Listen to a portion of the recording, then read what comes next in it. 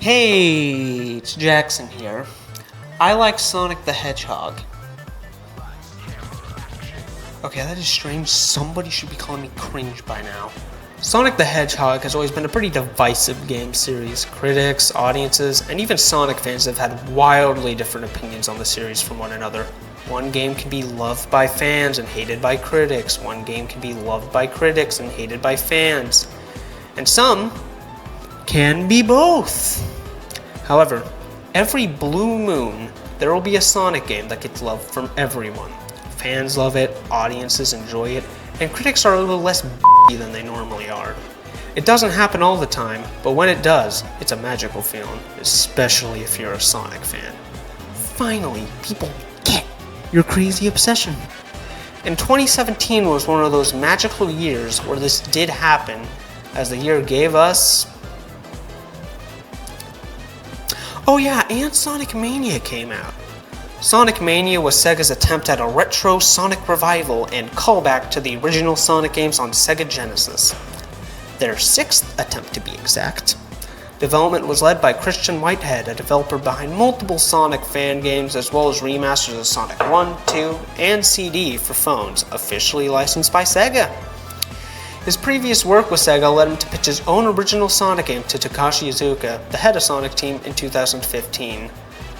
The game was, of course, Mania, but at this stage in development, it went under the name Sonic Discovery, and only had one stage completed at that point, which was Studiopolis.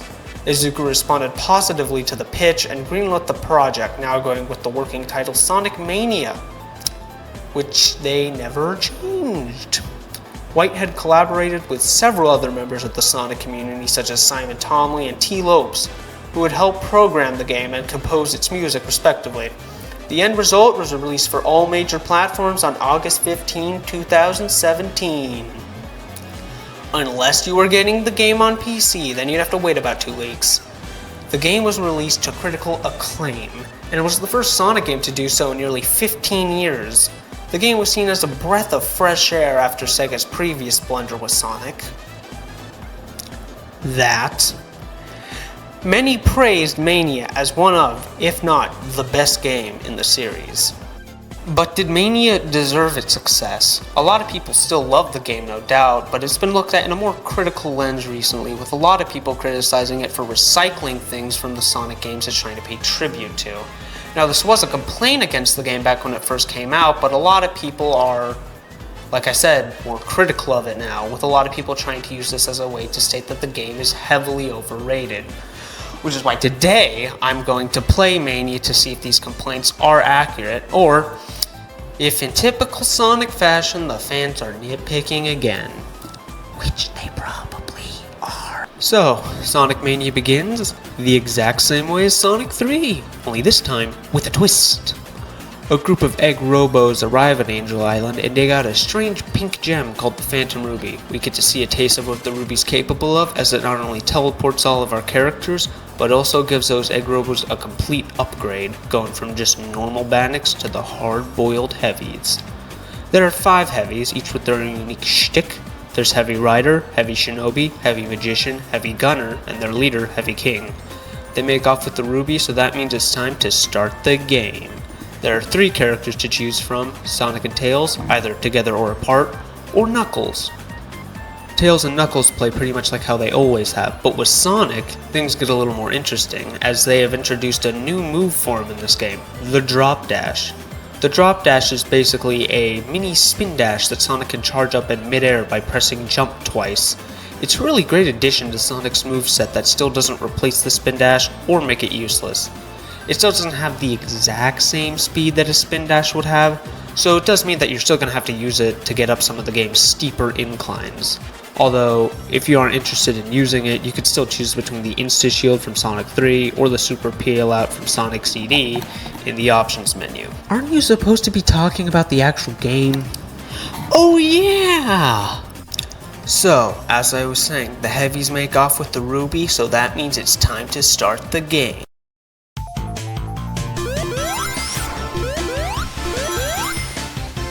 Hey, I think I've seen this place before.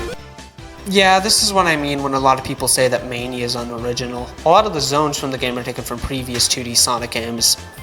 And while the devs still do new stuff with them, it could definitely come off as lazy and nostalgia pandering to some. But we haven't even played the game yet, so we need to see if that's true or not. Green Hill starts off Mania in a pretty solid way. Now that might be because its level design is like one-to-one with the original, but the moment we beat the level's boss and begin Act 2, Mania decides to show its true colors.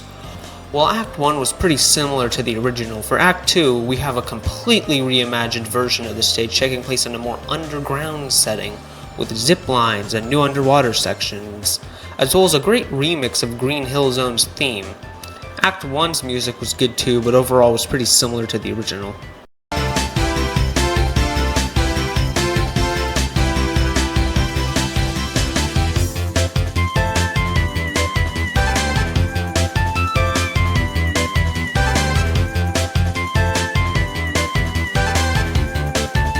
But with Act 2, they went with something completely different.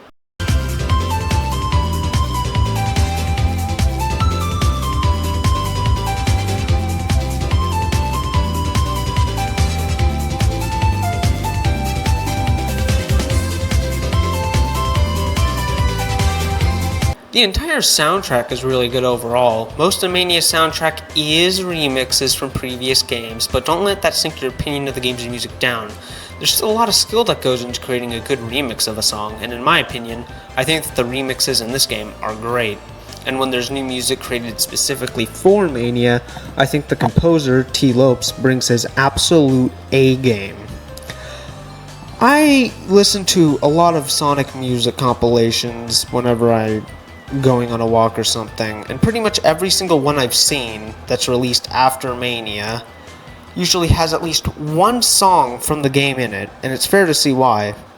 This is one of the best soundtracks in the series, hands down. You're going on a tangent again. Sorry.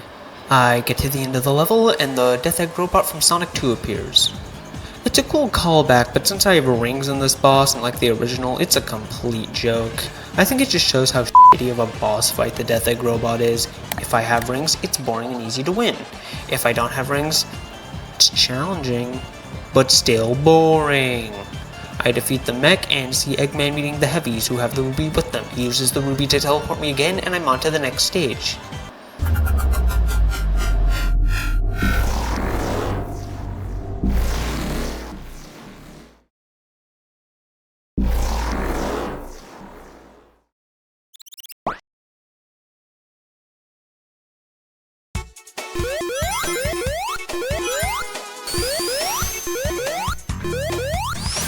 Hey, I think I've seen this place before. Zone 2 is Chemical Plant from Sonic 2. It's pretty much the same as Green Hill. Act 1 is how it was in the original game, while Act 2 reimagines the zone with new gimmicks. This time focusing on this goo you can change the properties of by injecting it with chemicals.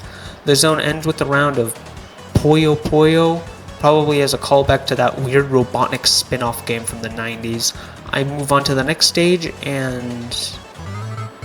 wait, I haven't seen this before. Zone 3 is our first new locale, Studiopolis. The stage that Whitehead first showed off when he pitched the game. As the name suggests, it's a movie studio, which I'm pretty sure is a first for a Sonic level. There are enemies resembling cameras and microphones, stage lights that fall after you stand on them, and these weird vans that teleport Sonic into TV somehow. What? It does a really good job to make the level stand out on its own, and shows that the team behind this game isn't just good at remixing old stages, but also creating new ones. Another thing that makes Studiopolis Zone noteworthy is that it has our first boss fight against one of the heavies. Act 1 has us fight Heavy Gunner in an auto-scroller. He launches a handful of orange missiles, hit the one blue one that he launches back at him, repeat the process a handful more times, and you're golden. Studiopolis is a pretty solid stage. You know, seeing what this team is capable of when they do something original makes me really curious what the next zone is going to be like.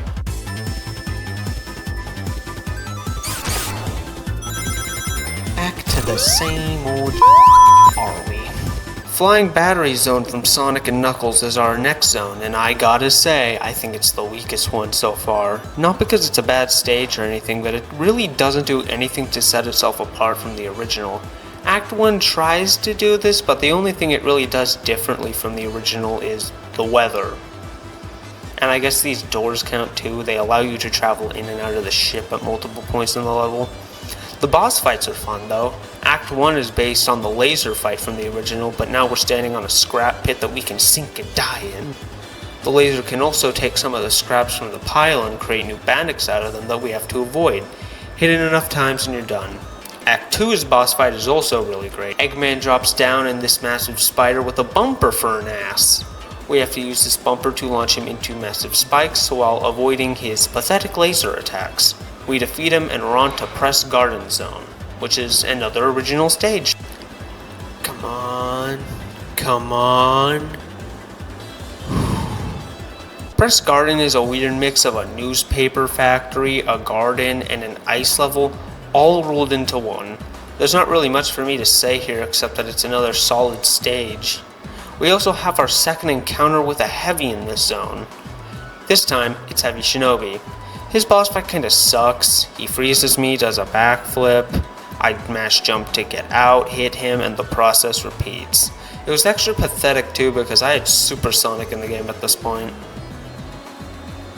Oh yeah, I forgot to talk about the special stages. You access the special stages the same way you do in Sonic 3 and Knuckles. There are giant rings hidden throughout the level that you have to jump into to access it, but this time they're actually 3D, both the ring itself and the special stage, which goes for a low poly look kinda reminiscent of the Sega Saturn.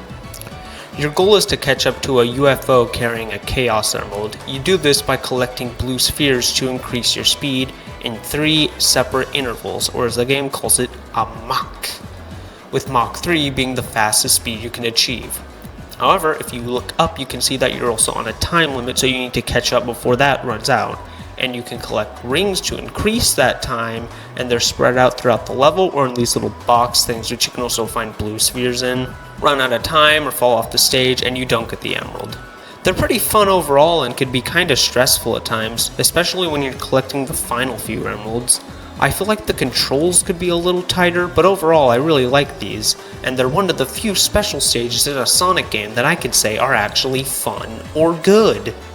Although I still prefer Blue Sphere from Sonic 3, which is also in this game. Like in Sonic 3 and Knuckles, if you pass a checkpoint with a certain amount of rings, you'll be able to participate in a bonus game. Although unlike the bonus stages in Sonic 3, which gave you rings and power-ups, these take you to a round of Blue Sphere. Complete the round and you'll be awarded with a gold or silver coin depending on if you went for the perfect bonus in the stage. Getting a certain amount of these coins unlocks bonus features. I personally didn't try to go for the tokens this time. I've played the game multiple times on multiple systems and I've already collected a bunch of them, so I didn't really feel like doing it for this playthrough. So, after I defeat Shinobi as Supersonic, I bet you forgot about that one. I move on to the next zone, Stardust Speedway from Sonic CD. Act 1 is based on the past version of the stage, while Act 2 is based on the present version. Sadly, this doesn't really allow them to do anything new with the stage. Not to say that there isn't anything different, like these giant plants in Act 1 or fireworks in Act 2, but it's overall very similar to the original.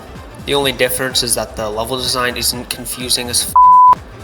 The boss fights are probably the highlight of this zone. Act 1 is a reimagining of a fight from Sonic CD, while Act 2 is a remake of the Metal Sonic race at the end of the original. Halfway through the fight, Metal Sonic gets in a machine and starts firing other Sonic robots at you, and there's even a phase 2 where he uses the Phantom Ruby to transform into Metal Sonic Kai from Knuckles Chaotix, which I think is pretty neat.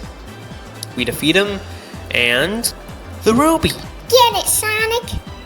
Darn it. Asshole. Sonic and Tails take the L on that fumble, and now we're on to Hydro City from Sonic 3, or if you're a weirdo, Hydrocity from Sonic 3. I like Hydro City in this game. They don't change things up nearly as much as some of the previous zones, but it's still an improvement over Stardust Speedway. For one, there's boats now.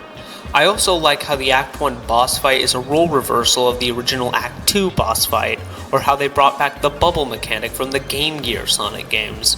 Not much to say here, just another solid stage, but I really do hope we see something original again. It's been 2 old stages in a row.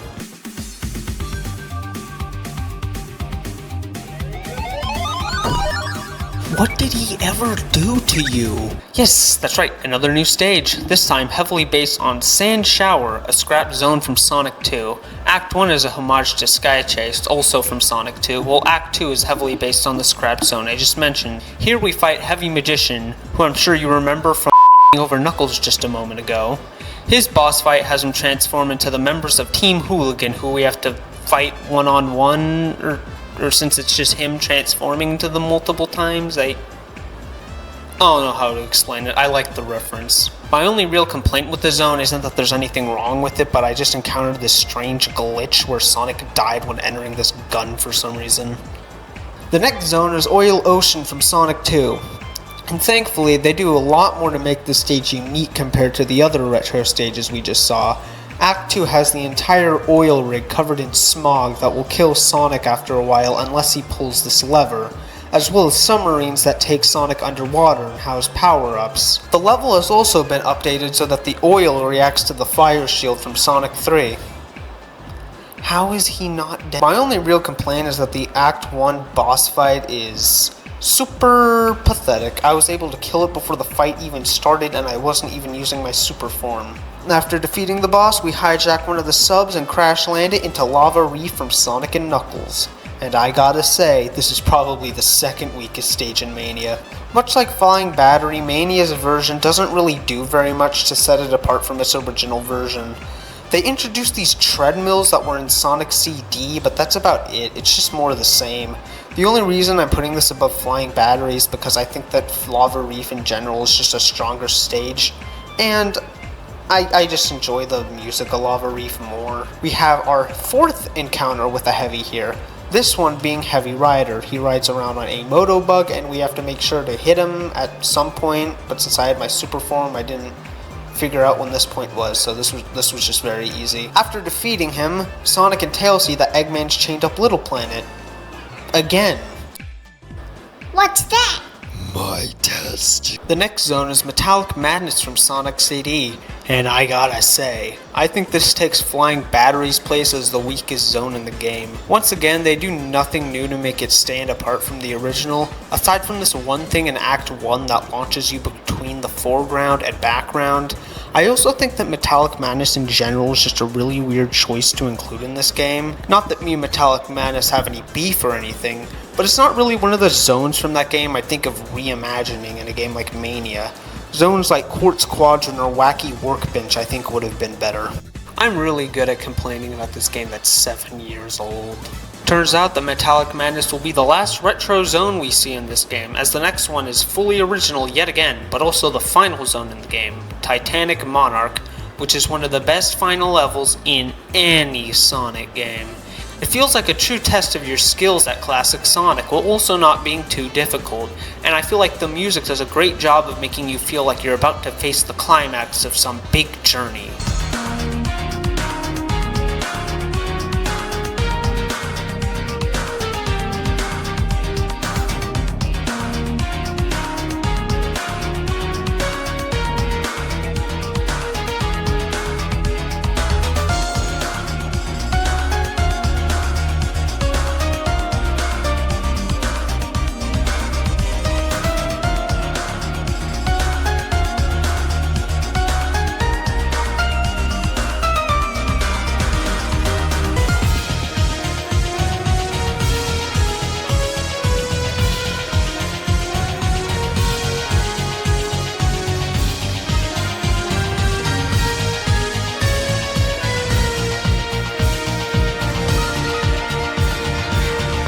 We face off against Eggman one more time in a boss fight that's kinda lame.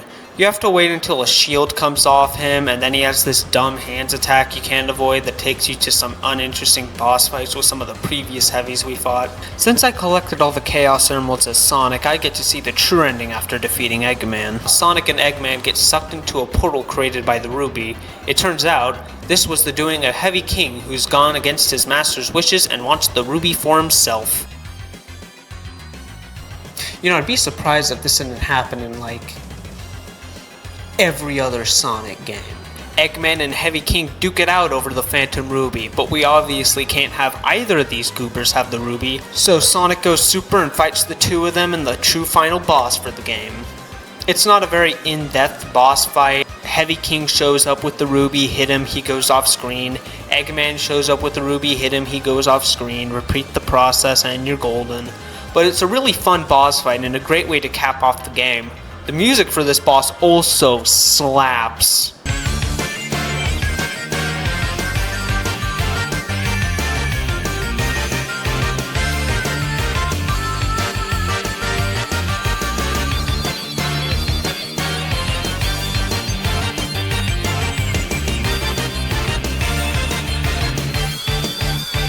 Supersonic is successfully able to destroy Heavy King and get the Phantom Ruby out of Eggman's hands, but not before the Ruby goes into another portal with Sonic in tow.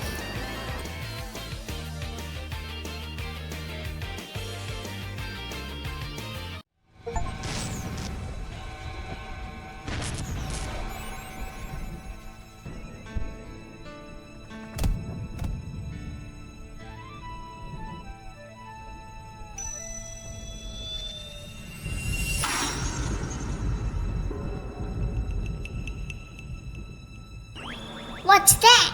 That's a ball, you idiot. And that ball is me.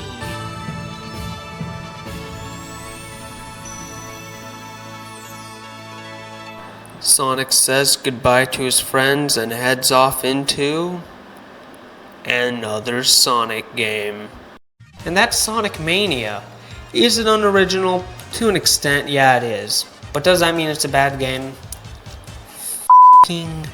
No. I could definitely see why some Sonic fans wouldn't like it because of this. How can a game that's been constantly praised as being one of the best in the series recycle so much from previous games? And I once had that thought process too. But the more and more I've played it over the years, the more and more I've come to like it. The game still does enough with these old stages to feel fresh, and when it does have the time to do something original, it's just as great as what it's paying tribute to. It was a genuine labor of love done by some very talented people. People who I'd love to do another Sonic game just like this that's totally original, as I think it has the potential to be the best Sonic game ever. Sadly, it doesn't look like that's ever going to happen anytime soon, which leaves us with our zest as the people in charge of 2D Sonic for right now. And I'd say it's in good hands. I know that's kind of a controversial thing to say. In fact, Sonic Superstars in general is a controversial game among Sonic fans. But I think if they'd taken the feedback that game had, I can see them becoming just as good, if not surpassing the devs behind Mania. That was a joke, by the way. A little while back, Christian Whitehead released his first major non-Sonic game with his new studio, Evening Star, and I hope that he, along with all the other devs who worked on Sonic Mania, have good careers ahead of them. They've got some serious talent. And there you have it, my first video. I know that Mania received 2 new playable characters and an encore mode as a part of DLC, but I only really felt like covering the base game today. If you are interested though, make sure to comment, scribble, hit a bell, and I might make a follow-up about it. But as for right now, I need to prepare for an incoming attack. What? I said that Sonic Superstars is a good game. Somebody's gonna try to kill me for that. There, go! I'm gonna tell you a story. When I was 12 going on 13, there was a brief period of time where I binged a genre of movies that I like to call schlomedy, which is short for schlock comedy. Most of these were Adam Sandler movies. In fact, I found a lot of these movies by just typing in Adam Sandler into the search bar of any streaming service I was on. Although this did lead me to accidentally watch some actual movies with Adam Sandler in them. They're not high art. I could definitely see why these movies have been so hated for years, but in the right headspace, these comedy movies could be decently enjoyable schlock, hence the name. I bring all this up because today we're going to be watching one of these movies, but not one with Adam Sandler. There's way too many videos talking about his movies. Instead, we're going to be looking at a lesser known schlommedy, this time starring Delta Farce is a 2007 comedy starring Larry the Cable Guy, best known for voicing Mater in the greatest movie of all time. The movie focuses on him and his two hillbilly friends getting sent to fight in Iraq. However, due to some wacky coinkydinks, they end up in Mexico instead and hijinks ensue. The movie was absolutely panned by critics like a lot of these movies are, but it also did poorly at the box office, making only $8.7 million. So it wasn't a very popular film when it came out. There's not even a lot of reviews for the movie on YouTube either, which is something you can't say about an Adam Sandler movie. So I guess I'll kind of be tackling new ground reviewing this film. So let's revisit Delta Farce to see if it deserved its scathing reception, or if we have a potential hidden gem on our hands. No. The movie begins with 3 separate scenes introducing us to our 3 main characters, Larry, and not Larry too. I should probably Google their actual names.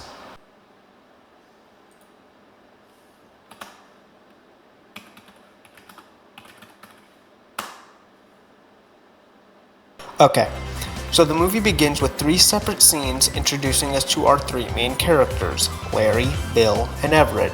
Larry is a waiter at a restaurant who loses his job after trying to propose to his girlfriend, who just showed up and says that she's pregnant. This blows up in his face when she says that the baby isn't his, which causes him to both be fired from his job and break up with his girlfriend. The scene sucks. I get that we need to introduce the audience to one of our main characters, but Larry's girlfriend doesn't come up again at all. In fact, he gets with another woman later on in the movie. I don't see why she needed to be in this scene. This movie at all. My best guess as to why they'd have this scene in the movies to establish that he, along with his friends, are redneck losers. You know, Larry's such a loser, his girl steamed ham with another man. But I don't know, cheating can happen to everybody. It doesn't matter how good of a partner you are, so I just feel bad for him. I don't feel too bad for the other 2 though. Bill lives in a trailer park with his 2 sons and nagging wife. He's miserable and is currently living off a lawsuit settlement. I would feel bad for him too, but as you can see later on in the movie, he's kind of a And then there's Everett, whose introduction is absolutely bonkers. Not because of anything that happens on screen, but because of what we're told about him through exposition. We learn that he was a cop for only 4 days before he crashed his car into a nail salon and is currently living in a storage unit where he's been spotted exposing himself naked in public, one time with a samurai sword. In case you couldn't tell, most of the jokes the movie does with Everett have him being a completely reckless nutcase, which can be funny sometimes. Emphasis on the sometimes. Our 3 protagonists are a part of the US Army Reserve, where they kinda just around the reserve center once a month. This is until the government sends an order to bring in more troops to fight in the War on Terror, where they send Sergeant Keith David to prepare them for war. Keith David's character is nothing special, he's just the stereotypical army leader going, You're all pussy cocksuckers and I'm gonna turn all of you sissies into real men. After some brief training, the boys are sent on a plane to Iraq, flown by Scully from Brooklyn Nine-Nine. Larry and his friends all know that they're pretty much gonna die the moment they get onto the battlefield, so they decide to spend their last night sleeping in a military Humvee in the loading area. I think you could see where this is going. Due to some turbulence, the plane is forced to drop some of its cargo, which includes our trio of rednecks and Keith David. They're able to land safely in Mexico, but they were asleep when the plane dropped them. So they think they're in Iraq, despite the fact that there's a sign they conveniently miss that tells them otherwise. They also bury Keith David because they thought he died. Spoiler alert, he doesn't. They barely even check to see if he's alive, they just kinda kick him and go, "Dad gum, Sarge is dead." They pack up their gear and head off to fight in the war, where they immediately get lost and come across some Mexicans from a nearby town. The Mexicans are able to deduce that they are very stupid right away and decide to trick them into helping them. You see, they live in a town called La Miranda, or Miranda, I'm not good at Spanish, which is constantly being terrorized by a gang of bandits led by Carlos Santana. Not the singer, which they bring up a lot, but a criminal played by Danny Trejo, and he is the best part of the movie. They trick Larry and the gang into thinking they're Iraqi citizens who don't know any English and that their town is being attacked by Al-Qaeda. Larry and his friends fall for this since, as you expect, they're redneck idiots. They head over to the town and liberate it from Santana's bandits in the stupidest way possible. They just head in on their Humvee and start blasting, which somehow doesn't kill anybody and causes the bandits to flee immediately, or at least most of them. One is caught and jailed. Larry, Bill, and Everett are celebrated as heroes by the town. A party is held in their honor, where they not only learn that pretty much everybody in town speaks English, since, we gotta keep that plot moving, but they also meet the town's mayor and, more importantly, her daughter, because she's the love interest. I see a lot of memes about Adam Sandler movies, and one of the most common ones is how the love interest is an absolute 10 that's completely out of his league, yet somehow falls for him. It's basically the same thing here, just replace Adam Sandler with Tow Mater. She's as flat as a piece of cardboard, is only in the movie for about 10 minutes, and I don't see why they become a couple at the end. The only thing they really do is walk and talk together. So romantic. I mean, hey, I'll hand it to Larry. At least he was able to get a girlfriend.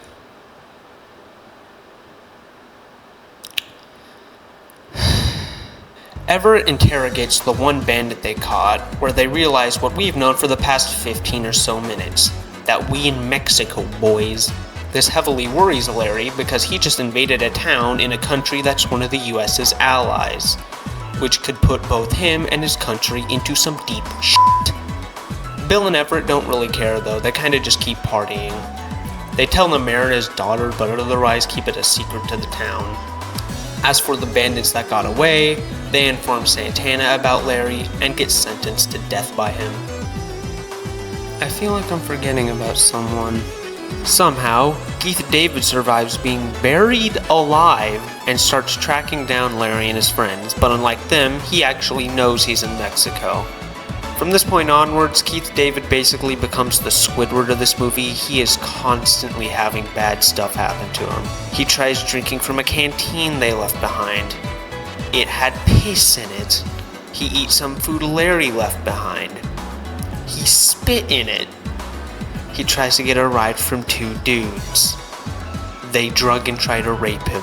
You just really feel bad for him after a while. Like, sure, he was kind of a to them, but not enough of a to deserve to have all this stuff happen to him.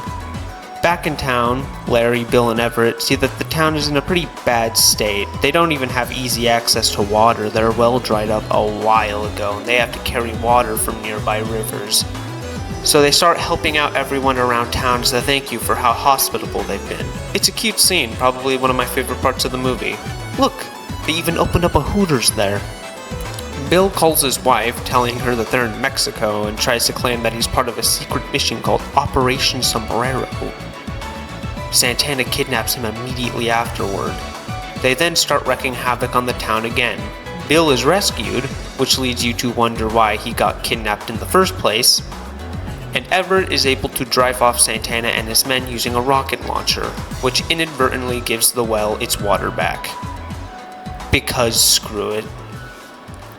But Keith David, who finally caught up with Larry and the others, gets kidnapped by Santana, because of course he is. Why does this movie hate Keith David so much? I just don't get it. So they have to stage a rescue mission. Meanwhile, more bad stuff is happening to Keith David. He gets forced to sing karaoke with Santana's gay nephew. Oh yeah, I forgot to talk about this character. He is introduced when Bill gets kidnapped, and his main character traits is that he's feminine and is horny for anyone with a dick. Now, I'm not gonna say that this dumb, stupid Larry the Cable Guy movie from 2007 is offensive to gay people or anything. I can't speak for a community that I am not a part of, but what I can say is that the scenes this character is in are not funny, they're uncomfortable, and are probably the worst part of the film. And I don't know about you, but I have a feeling, just a little hunch, that this character wasn't written in good taste. So Larry bops him on the head with a glass bottle, and they're able to successfully rescue Keith David and escape. Santana realizes at this point that fighting like this is a losing game, and decides to bring out the big guns to end this once and for all. An old ass tank. One of the operators looks like Doug Walker. Larry and his gang get this news, but everyone but Larry wants to leave for Iraq, knowing full well that these people that have been nothing but kind to them are screwed if they don't help. Larry, for whatever reason, has to convince them, and they all go, "We were being kinda stupid, lol, you're right, Larry," which leaves you wondering why they had this disagreement in the first place.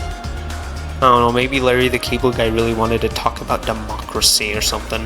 Santana arrives with his tank, but Larry is able to use an old cannon to kill Doug Walker, and everybody starts clowning on Santana's men, even the townsfolk. Santana, in a last-ditch resort, holds the love interest at gunpoint, because of course, but the US government, tipped off by Bill's wife, shows up and arrests him and all his men, and everyone is safe. Except Bill, he gets shot in the ass, which is kind of funny. Since they don't want to look completely incompetent, both governments cover this up as, ironically, Operation Sombrero, a secret mission to stop Mexican terrorists, which is the most believable part of the movie. Our main characters are given awards for their service, and they each go their own separate ways. Keith David opens a successful workout program, Everett finally finds an outlet for his craziness by becoming a professional wrestler, Bill sues the Mexican government for his injuries and becomes rich off an out-of-court settlement. His marriage also seems to be in a better place. Santana goes to rehab and becomes a comedian, and Larry, of course, gets hitched to the love interest, and they open up a restaurant with some really shitty green screen. And that's Delta Farce. It's a 10 out of 10 schlommedy, which probably makes it a 4 out of 10 movie. I could definitely see why it bombed so hard when it first came out. Schlommedy started to die out more and more as we got closer to the 2010s. And Larry the Cable Guy really isn't that much of a big name compared to Adam Sandler. Not saying that nobody's ever heard of him, but like him or not, Adam Sandler's gonna get more butts into the seats. However, I think that today, Delta Farce is a perfectly fine, if not slightly offensive way to kill 90 minutes. I can't be the only one who thinks this. We should probably check some of the audience reviews to see. Great movie. The historical accuracy is breathtaking. It has amazing attention to details. I almost forgot it was a movie.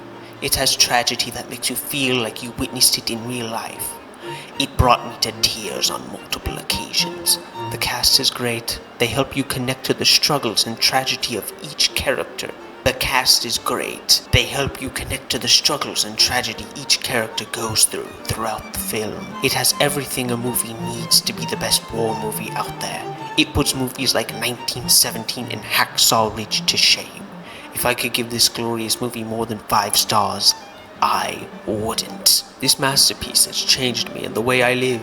The first thing I saw when I searched for the movie online was bad reviews, but that didn't stop me. I put this DVD in and I saw for myself what a masterpiece this was.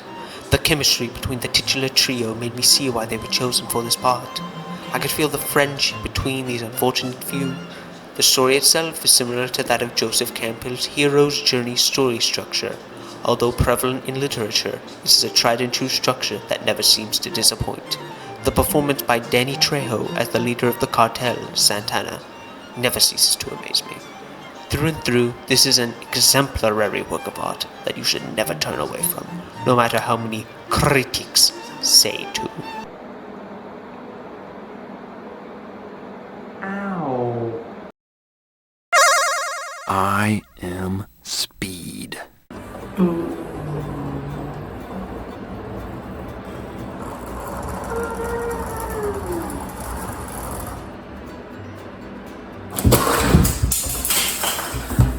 You saw nothing. Cars is like the Sonic of movies. It has always been a very divisive series of films. They've always gotten okay to negative reviews from critics, and audiences are divisive as hell on their opinions on these movies.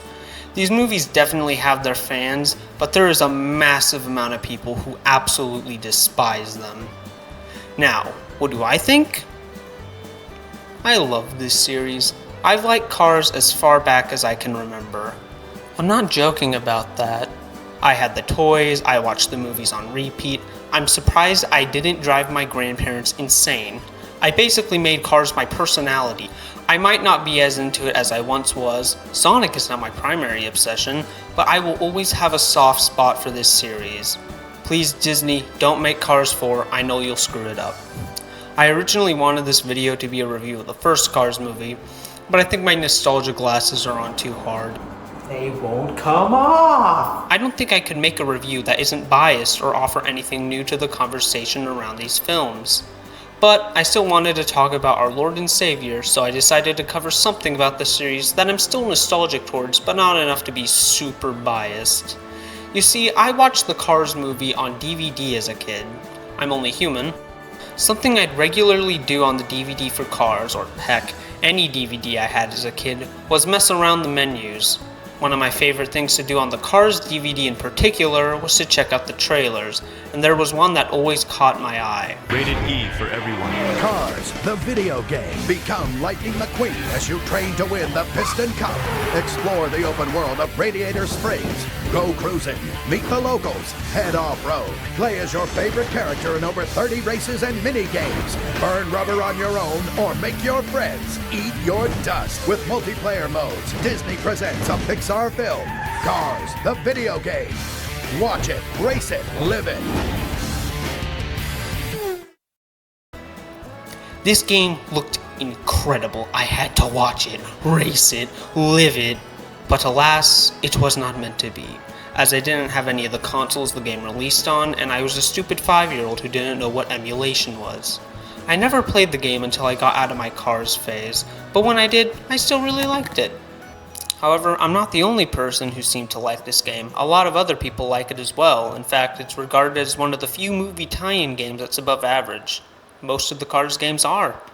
So today, let's play Cars the video game, because I have nothing better to do. Cars was developed by Rainbow Studios, a studio that focuses almost exclusively on racing games, mostly of the off-road variety. They were owned by THQ at the time, who had to deal with Pixar to release games based on their movies, one of which was Cars. This was probably why Rainbow Studios worked on the game. THQ saw that they had to make a game based on this movie with talking cars, saw that they had a studio that made only racing games, and went, "You make the funny car game."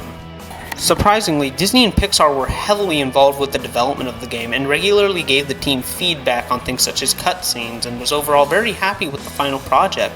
They even got the entire cast from the film to reprise their roles in the game, which is something you usually don't see with movie tie-ins. The game was released for all major platforms on June 6, 2006. 3 days before the movie came out. I've seen some people joke about this, saying that since this was the first piece of Cars media publicly released, it means that Lightning McQueen technically originated as a video game character, which makes him eligible to be in Smash. He better be in the next one, Nintendo. Cars the game takes place following the events of the first film, since it was the only one around at the time. It begins with Lightning McQueen having a dream about the Radiator Springs Grand Prix, for now, fictional race amongst the townsfolk of Radiator Springs, acting as our tutorial for the game. And I think it's a solid start. It's a pretty easy race, both because it's the tutorial and since it's a game made for kids. In fact, you'll be in first place pretty much all the time in this game, but that still doesn't stop it from being fun, except for when it isn't. The turning on the cars in this game isn't very great. It's way too wide and as a result very easy to crash into things you weren't trying to. You do get a power slide later on, which is this game's version of a drift, and it does help make turning easier, but either way, you're still going to be bumping into a lot of walls in this game. I get first place, and Sally wakes me up. Turns out, the next season of the Piston Cup is coming up soon, so that means it's time to stop slacking and start training. We train by accessing missions, which are found in an open world Radiator Springs, and I gotta say, screw Cars Land, this is awesome. It's a perfect recreation of the town, and it doesn't just cover Radiator Springs, there's also Tailfin Pass and Ornament Valley, and it looks just like how it did in the movie. Okay, maybe not exactly, it's still a PS2 game, but it's as close as it could have been for the time. It's not just a cool place to drive around though, there's some collectibles as well to get, such as these bonus points that give us unlockables. Look, they make a ka-chow sound when they're collected.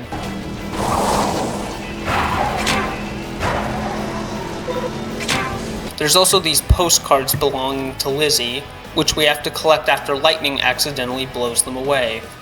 We compete in multiple races around town, and along the way we meet some brand new faces. Apparently these cars were from earlier drafts of the film, so Pixar just gave Rainbow permission to eat their table scraps. They're cute little characters, but they all boil down to one or two character traits. This British car talks funny and acts super proper. These Italian cars talk like they're part of the mafia. The monster trucks yell super loudly and act insane. You get the idea. There's not even an explanation for why all these cars are here. This game's sequel, Mater National, does something similar, having all these cars from different areas of the world coming to visit the town. But in that game, there's the excuse of a racing tournament happening in town and they want to compete. But in this game, all these cars show up because Lightning McQueen's cool and they want to race him. I do the same thing. I eventually complete enough races to meet Doc at Willie's Butte, and we have that power sliding tutorial I mentioned earlier, followed by a race against him. After that, we're ready for our first Piston Cup race. Chick Hicks, Lightning's rival from the first movie, shows up, and in typical Chick fashion, ruins the entire mood for everyone. Ah, hello, Chick. Check it out. E fai attenzione! So, big deal. Well, you know, I just figured you might want to get acquainted with the view. You know what I mean? You know, because you're going to be spending a lot of time behind me. In the race. We're going to be in the race and I'll be ahead of you and you'll be behind me. In the race! Is it me?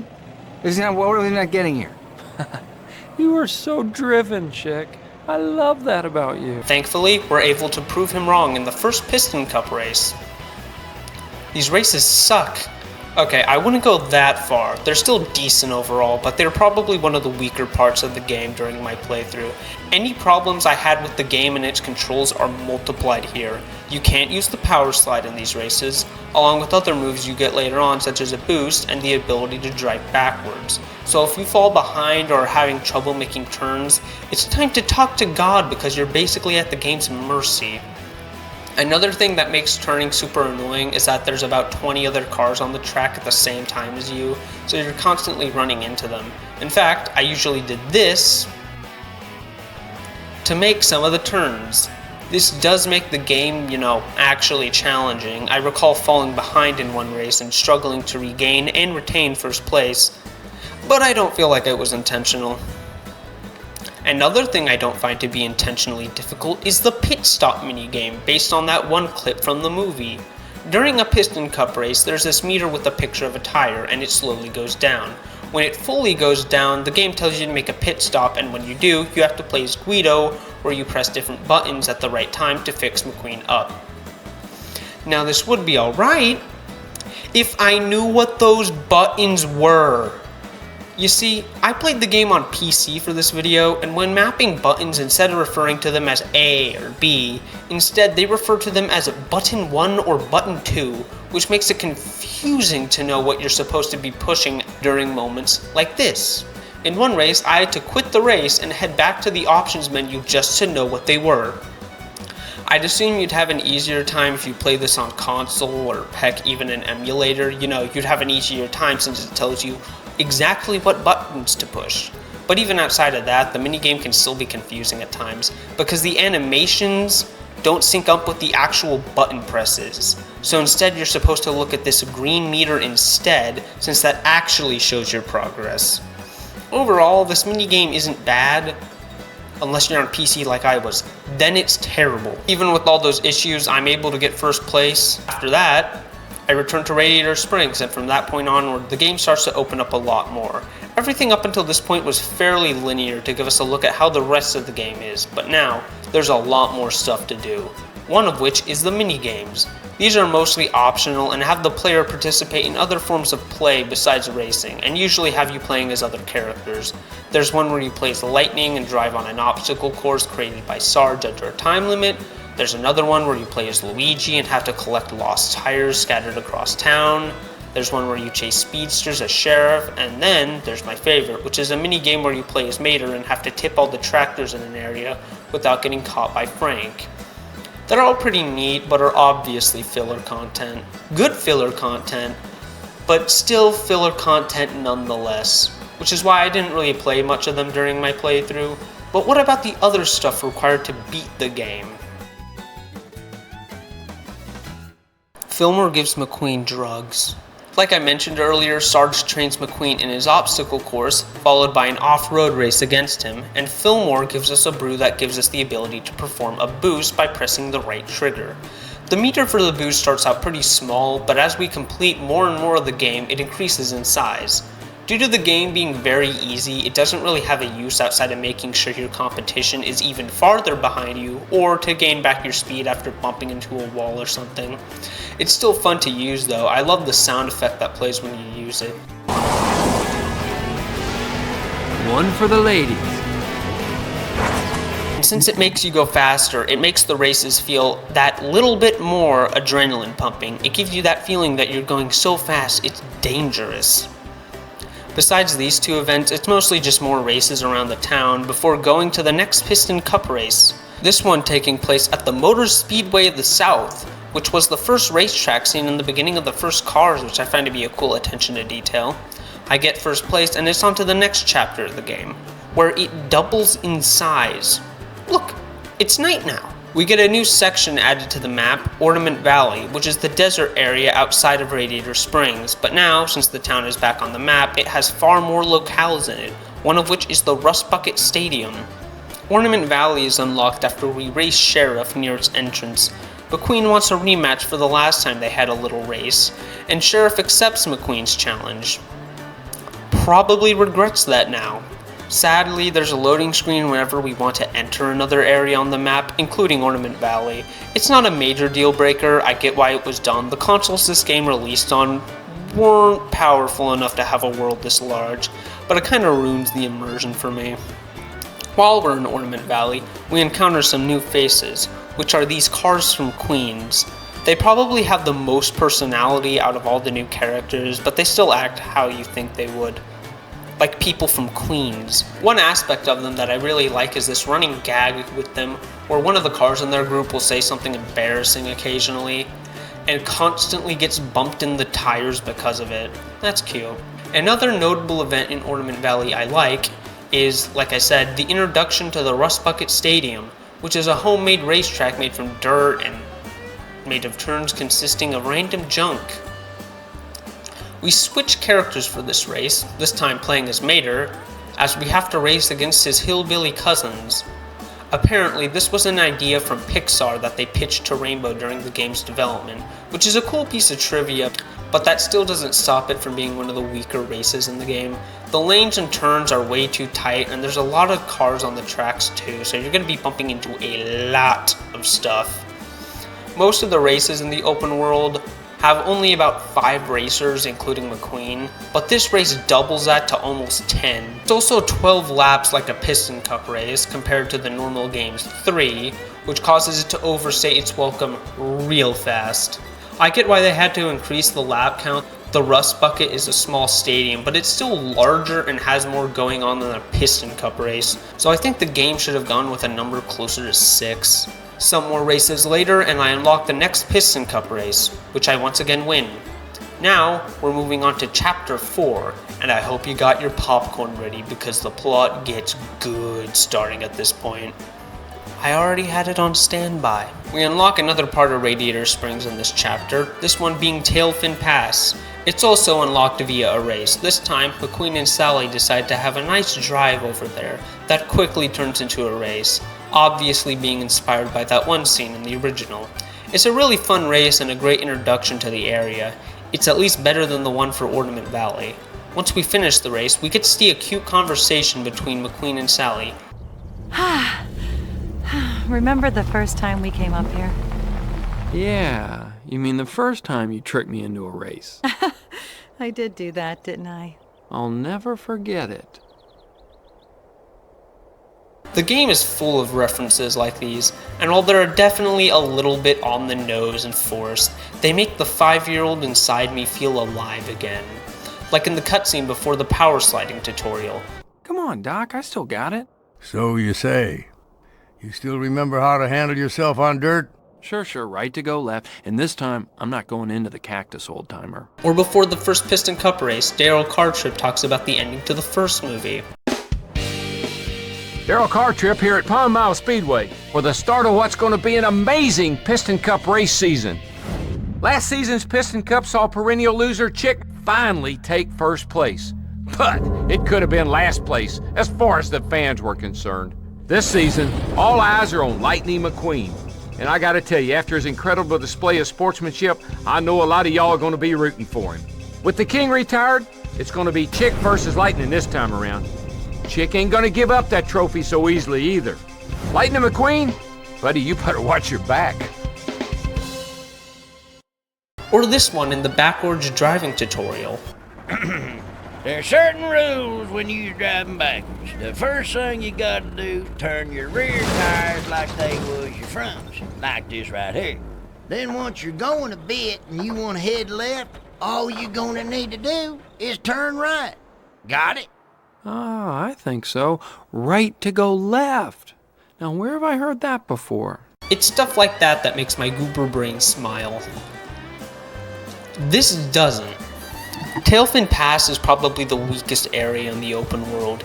It's a little forest area, and while that does sound neat at first, it's good to get a break from the desert theme the game has. But the trees and roads look all the same, and as a result, it's very easy to get lost in. I recall spending about 15 minutes in this area just driving around it, not because I wanted to free roam, but because I was going in circles trying to find the next objective, and I only missed one turn. All that trouble over one wrong turn. The races here are fun though. A notable one has us race against the Delinquent Road Hazards, the gang that teased Mac in the first movie, DJ, Wingo, Snotrod, and Boost. Don't ask me how I know their names, I'm a nerd. They start blocking the roads in Tailfin Pass, so Lightning races them to take the roads back. And since he's a professional race car, he obviously wins, and we now have some beef with the titular road hazards. We also become a monster truck during this chapter of the game. A gang of monster trucks shows up and challenges McQueen to a race in the Rust Bucket Stadium, and McQueen modifies himself into one in order to compete. This kinda has a similar problem with the Rust Bucket race with Mater, where it goes on for way too long, and the track is even more basic than the one in the Mater race. Monster Truck McQueen also feels way too light. I feel like I'm constantly about to fall over, but it kinda makes the race more fun in a way.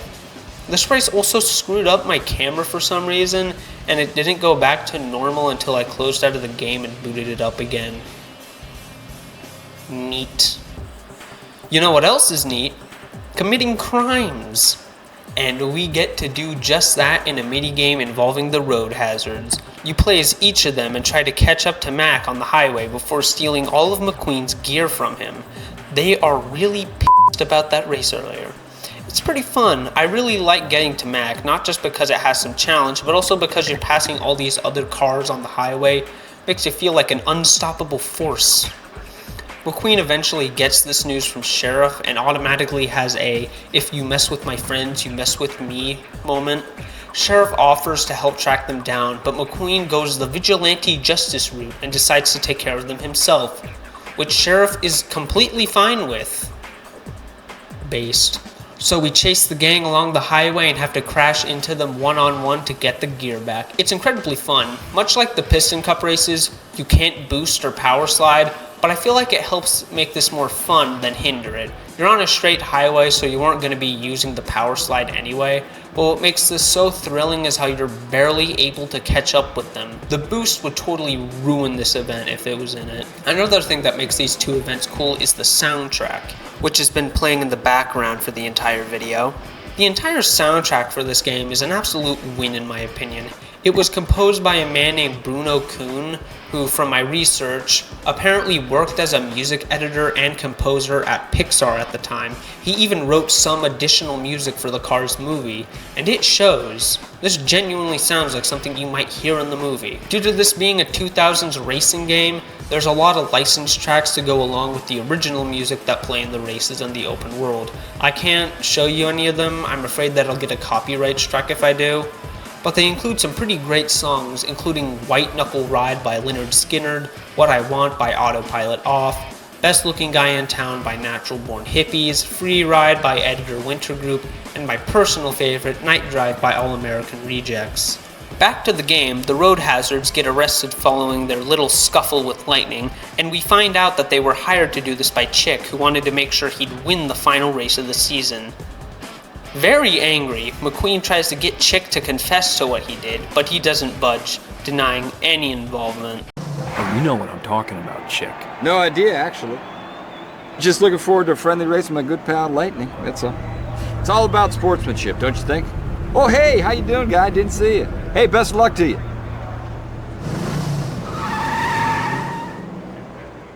So the only way to settle this is to beat him fair and square at the final race. Which we do. This causes Chick to get angry on national television as McQueen's about to take the dub, saying that Lightning was using foul play, which is really ironic. Instead of ignoring Chick, Lightning decides to be a little generous and suggests they settle this through an event called the Radiator Springs Grand Prix, a gauntlet of races in Radiator Springs, followed by one more Piston Cup race. Whoever wins gets the Piston Cup. Wow, McQueen's really making his dreams a reality. I'm sorry, I won't make a joke that bad again. The Grand Prix consists of 3 races, one for each area in the open world, and they're probably the best ones in the entire game. They're longer and a bit more challenging than the other races in the game. A great way to cap off the open world races. Another thing I like about the Grand Prix is that there's commentary from Mater and Daryl Cardtrip in some of the cutscenes, which makes me wish that they interacted in the movies. Hey, what's that red light flashing in there for?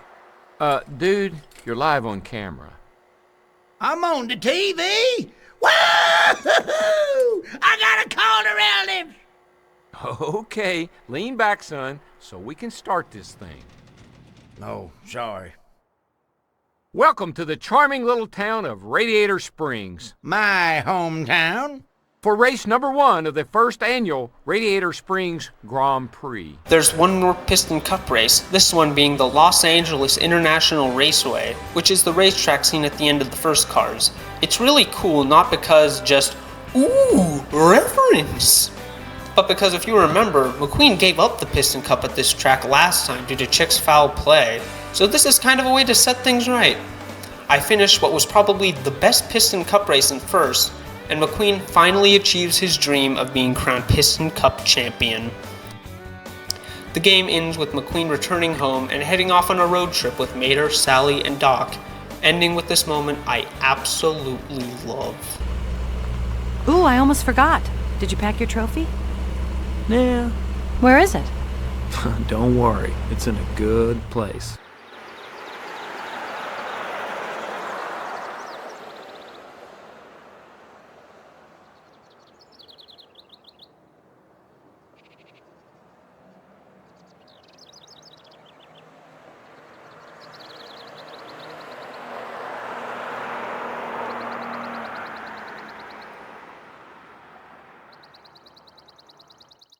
Cars the video game isn't perfect. It has flawed controls, uninteresting filler, and some poorly designed missions, but it makes up for it in being a game with a soul. You could tell that Rainbow Studios, with all the stuff I've told you about them, made this game out of passion rather than trying to release a cheap game for kids in time for the movie's release. It fills me with so much joy, not only as a fan of these movies, but also since this game was made in Phoenix, Arizona, which is pretty close to where I live. So knowing that this game, based on one of my favorite movies, was made in what's basically my backyard, gives me an extreme amount of pride to live in this oven I call a home. I don't think you'll get a lot of enjoyment out of this game if you aren't a Cars fan, but if you are, you're missing out on a great game, and I know that if I had the chance to have it all those years ago, I would have absolutely loved it. And that was my review of Cars the video game. Now, if you excuse me, I gotta get going. There's some important business I need to attend to.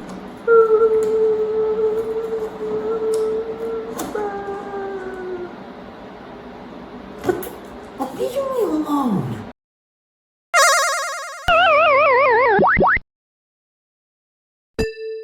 Arcade games, who doesn't love them?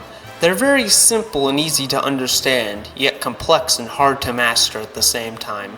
The most notable arcade games are probably from the 1980s. Not to say that there aren't any notable or influential arcade games after the 80s, Mortal Kombat and Crazy Taxi are two examples that come to mind, but there's a reason why the 80s are called the arcade era of video games. There's so many well-known games from this period: Pong, Galaga, Dig Dug, Donkey Kong, Asteroids, Frogger, Pac-Man. They're all classics. I know this because they're the only video games my grandparents remember. But of course, the arcade era came to an end, and these arcade games slowly became irrelevant as more unique experiences came to consoles, things you would have never seen in arcades. But what if I told you that these series just kept going? A lot of classic arcade games over the years have tried to reinvent themselves in order to stay relevant among the current generation. It usually doesn't go well, but among them only one has really succeeded. I'm of course talking about Donkey Kong. But we ain't talking about no monkey today, so let's talk about second place, Pac-Man. Despite being over 40 years old, Pac-Man is one of the few arcade games that's consistently been putting out new entries and staying relevant. Their main way of doing this is by putting Pac-Man in all sorts of different genres outside of the original Maze game. Kart racers, point-and-click adventures, party games, and the subject of today's video, platformers. There have been a lot of platformers with the Pac-Man IP over the years, both 2D and 3D, but the most well-known ones, even to those that aren't major Pac fans, is the Pac-Man World Trilogy. Starting with the series' first entry in 1999, Pac-Man World 20th Anniversary. The game was developed by Namco Home Tech in order to modernize Pac-Man into the era of 3D platformers going on at the time. The game was originally called Pac-Man Ghost Zone and followed a young boy being sucked into an old Pac-Man arcade machine by the ghost after insulting the game, calling it old and stupid. As you can see, Ghost Zone wasn't exactly good, so Namco's higher-ups ended up firing almost the entire team outside of 3 people. They eventually were able to rework the game into Pac-Man World, this time not only to modernize Pac-Man, but also to celebrate the original game's 20th anniversary. The game was an overall critical and commercial success, and has gained a cult following along with its sequel, Pac-Man World 2. Pac-Man World begins with an opening cutscene showing Pac-Man's family setting up his 20th birthday party. His wife Miss Pac-Man, children Pac-Man Jr. and Baby Pac-Man, his pet Pac-Pup and Puka, and his dad, father-in-law, it's never stated. Professor Pac-Man. Wait, Pac-Man's 20 and has a wife and kids. Either Pac people age differently than us, or these two were wild in high school. So, as I said, they're setting up his party, but some mysterious force keeps kidnapping each family member off one by one.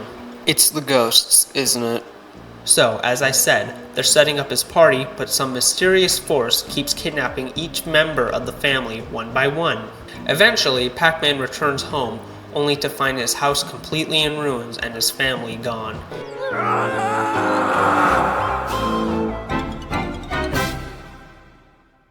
He eventually finds a flyer for a party at a place called Ghost Island, claiming that the attendees will have the opportunity to meet the real Pac-Man in person. Pac-Man heads off to Ghost Island, hoping that he'll find the answers to where his family is there. The ghosts did it. Turns out, he's right. Called it. Pac-Man's family was kidnapped by the ghosts from the original arcade game, Blinky, Inky, Pinky, and Clyde. Yes, they do have names. They were hired to do so by Talkman, a robot resembling Pac-Man claiming to be the original and is the host of this party. He is very angry at the ghosts when they bring him Pac's family. Turns out he just wanted the real Pac-Man just in case he tried to ruin the party. But it doesn't matter now, as Pac will have to go through an entire island filled with many traps and enemies in order to get to him. Well, we got so much from that opening. Let's hope the gameplay lives up to the story they're telling.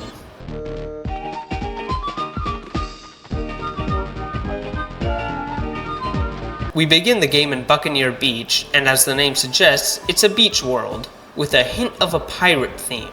There's a short little maze section right here to get used to the controls, and we're off to begin our adventure. Since this is a 3D platformer, Pac-Man has an entirely new moveset besides just chomping. He has a butt bounce that he can use to destroy crates and press buttons, as well as kill any enemies that aren't ghosts. Doing it 3 times in a row makes him do this goofy spin. He also has a rev roll, which is basically just a spin dash, and he can throw the little dots that he eats. He throws the dots way too downward though. If you want to hit anything with the dots, you need to jump and then throw it. Pac-Man has a health bar in the shape of his head, which as you can see is split into 3 separate slices. Get hit, you lose 1. Get hit with none, you lose a life. Although you can get back your health by finding some of these slices across the levels, some of which give you all your health back. Pretty solid moveset for Pac-Man, even if it is a little derivative of other platformers. The main thing that makes Pac-Man World different from other platformers is fruit. You collect fruit, just like in the original arcade game, which you can use to unlock these doors, which can give you all sorts of things, including extra life, these dots that make you metal and able to sink underwater, these letters that spell Pac-Man and unlock a bonus game, mazes inspired by the original Pac-Man, and most importantly, keys, which can be used to rescue Pac-Man's family members and is required to beat the game. In this world, we rescue Pac-Man's pet Puka. After completing Buccaneer Beach, I end up on Ghost Island, which serves as our world map. There are 3 stages and 1 boss fight in each world, except for World 2, which has only 2 stages and 1 boss fight. The rest of the beach world slowly eases us into how the rest of the game will be, with more collectibles and hazards. There's also some small sections in the game that play like a normal Pac-Man maze, with tons of dots to collect and a group of ghosts that you need to avoid. Each stage ends with Pac-Man emptying all the collectibles that you got in a stage into this machine in order to earn bonuses such as extra lives. You're also given the option to earn even more lives by playing this slot machine minigame, or you could just skip it and save your game. The boss fight for this area is the HMS Windbag, a sentient ship that fires cannonballs at you. You have to use your butt bounce to activate this thing that launches those balls back at them. Repeat that enough times and you're golden. Next up is World 2, which is an Ancient Ruins level, and it is a major downgrade from the first. It has so many obstacles that are easy to miss or just a pain to deal with. I know I said this world has only 2 stages, but it might as well be 3 because it goes on for far too long. It feels like they just mashed multiple levels together. Another annoying part of this world is the underwater sections, which I forgot to mention when talking about World 1. You press X to swim up and triangle to swim down, which wouldn't be a problem if it wasn't so slow. I swear, I could get married and have kids before Pac-Man finishes swimming. I rescue the family member in this world, this one being Pac-Man's dog, and then we're on to the boss fight, which is, no joke, one of the worst boss fights I've ever played. It begins alright, there's a mummy chasing us and we have to outrun it whilst avoiding some booby traps. Challenging, but doable. But then we outrun it and have to deal with the real boss, Anubis Rex. It starts out simple enough, revel on these guys to break down its defenses, then revel into its heart while avoiding some attacks. But as the fight goes on, they introduced way too many attacks. They're impossible to avoid. It took me so many tries and I was using an emulator. I used save states. I can't imagine the pain a kid must have felt playing this in the late 90s. Eventually, I'm able to defeat him and I move on to the next world. World 1 was a beach, World 2 was ancient ruins. I wonder what other island themes the Space. What? World 3 is space themed, and as you'd expect, it has all the cliches of one. Not to say it's bad, it's a major step up from World 2, but it has everything you'd expect from a space level: asteroids, lasers, teleportation, saving Professor Pac-Man, and aliens. I'm surprised they didn't get even more generic by adding anti-gravity. The highlight of this world would probably be the boss fight, not because of the fight itself, but because of the idea. The boss fight here is a tribute to Namco's Galaxian series, best known for the Galaga arcade game. It begins with a segment where Pac-Man goes on board a spaceship and starts firing at oncoming enemies, these enemies being the ones from the original arcade game, before eventually coming across their leader, King Galaxian. This boss fight sucks. I also use save states a lot in this fight. Finish him off and we're on to World 4. I hope it's a more interesting theme. I've enjoyed Pac-Man World so far, but they've been there, done their themes first levels. I hope World 4 is a bit more carnival. Son of a... World 4. Oh my god. I died so many times here, and a lot of the time, it wasn't even my fault.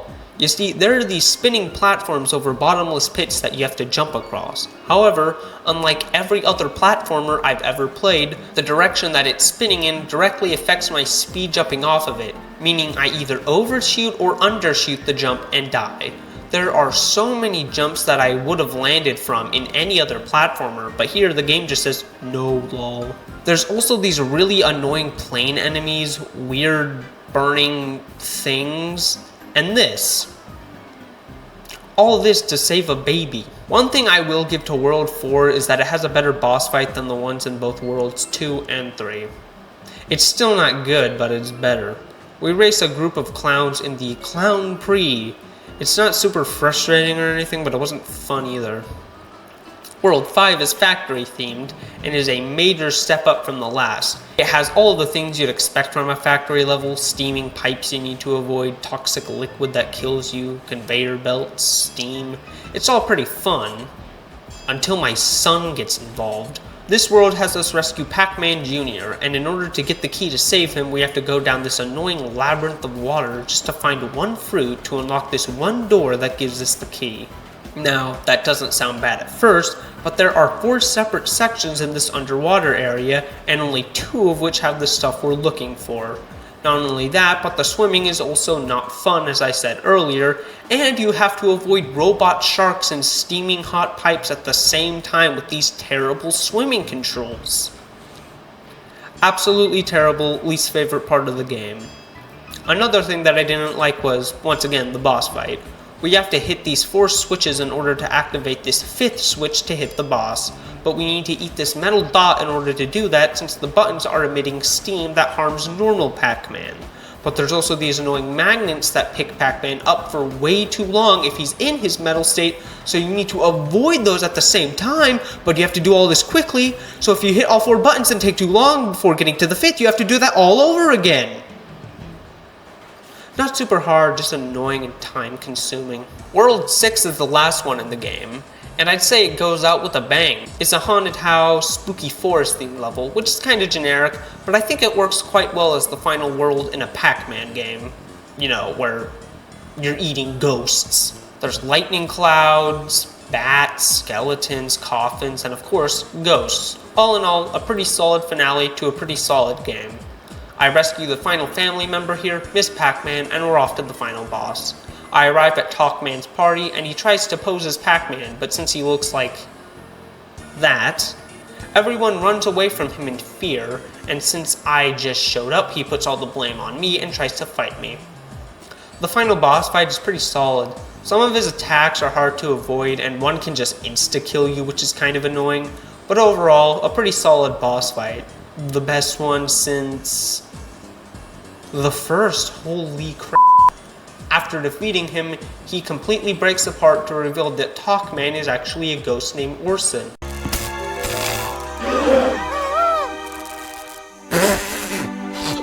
It's so unfair. You ruined everything. Nobody loves a ghost.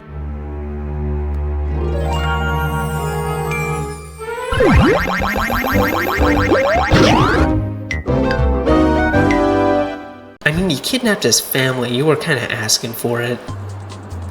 And that's Pac-Man World.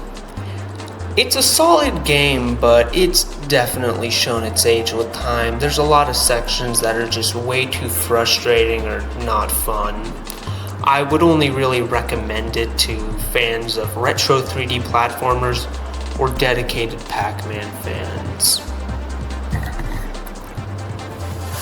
On the other hand, in 2022, out of nowhere, Namco announced and released a remake of Pac-Man World, Pac-Man World Repack.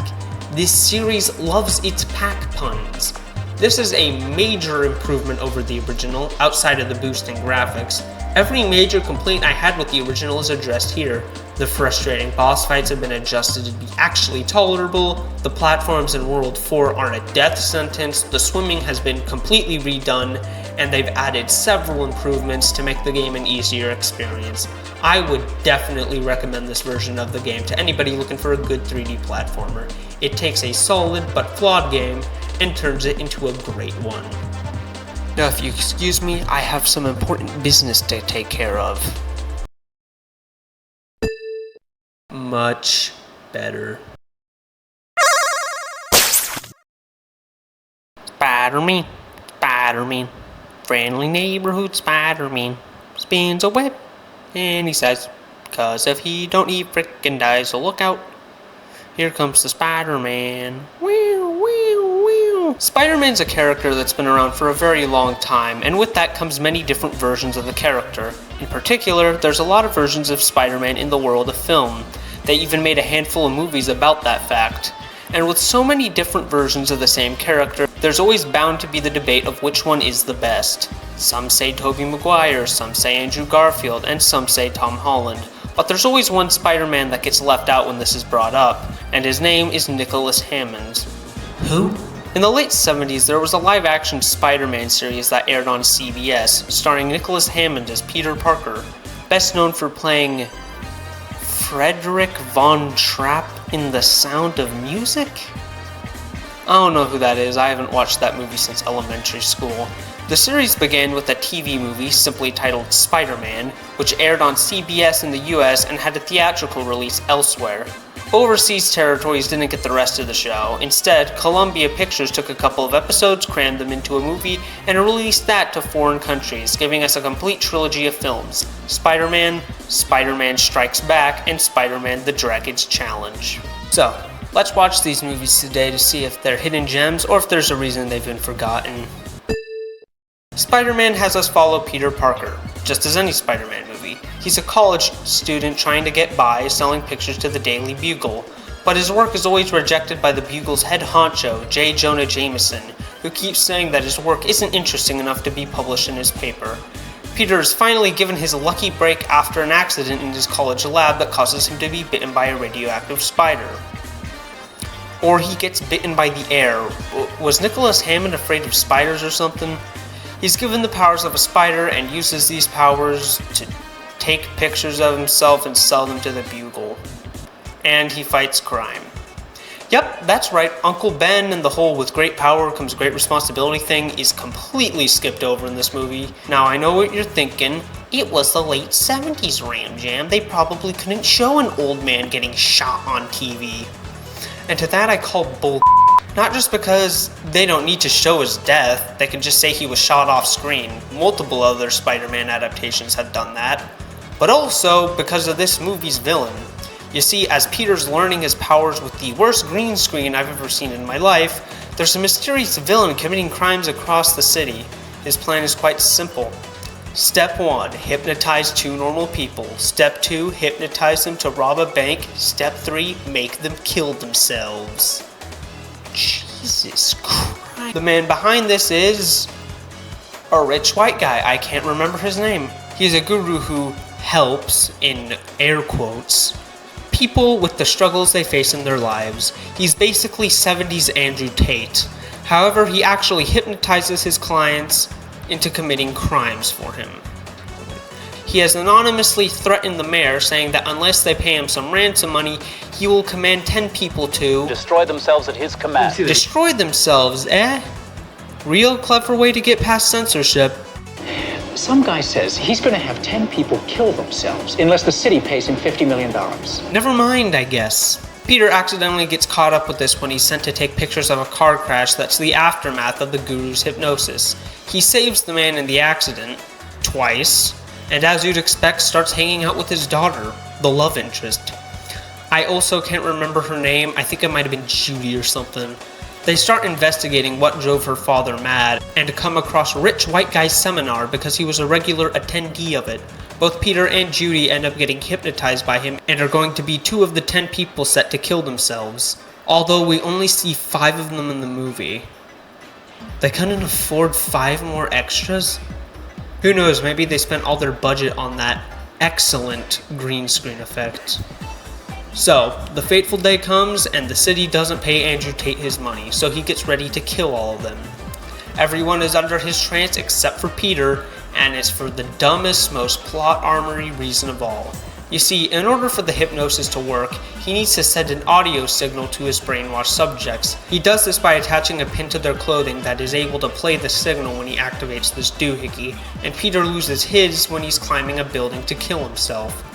Both free from his trance and knowing the identity of the perpetrator, he dons his suit and ends up reverse engineering the machine, not only saving the hypnotized citizens but also hypnotizing White Guy, to which Spider-Man commands him to turn himself into the cops and confess to his crimes.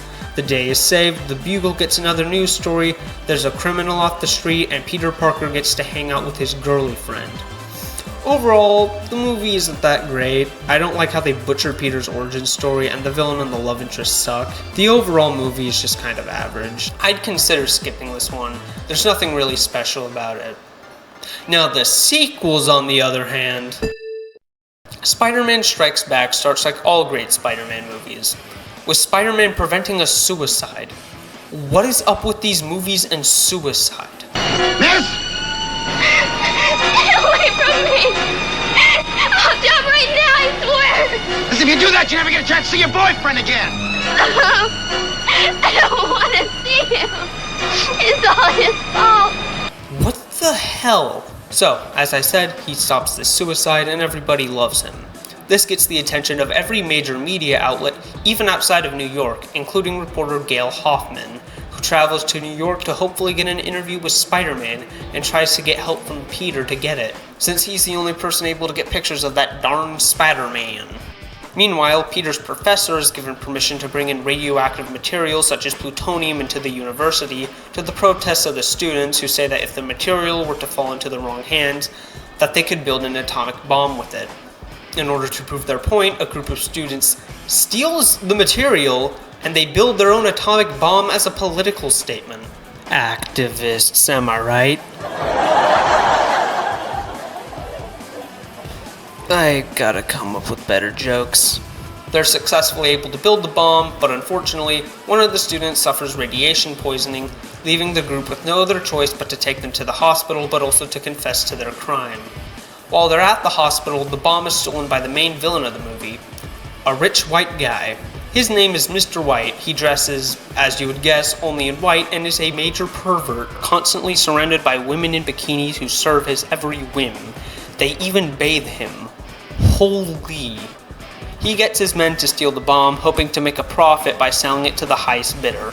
However, no one offers him enough money, so he heads to Plan B, which is to threaten to blow it up in New York for ransom money. But here's the twist. Mr. White is actually going to detonate the bomb at a building in LA, nearby where the president is giving a speech, killing everybody nearby. Quick reminder, this is a Spider-Man movie.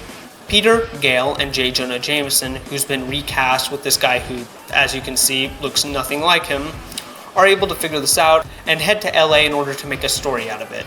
But Peter's Spider-Man, so he needs to figure out a way to head into action without exposing his secret identity. Peter and Gale decide to do some investigating into the whereabouts of Mr. White, where Gale is kidnapped in the process, and is forced to wear a bikini, because of course she is.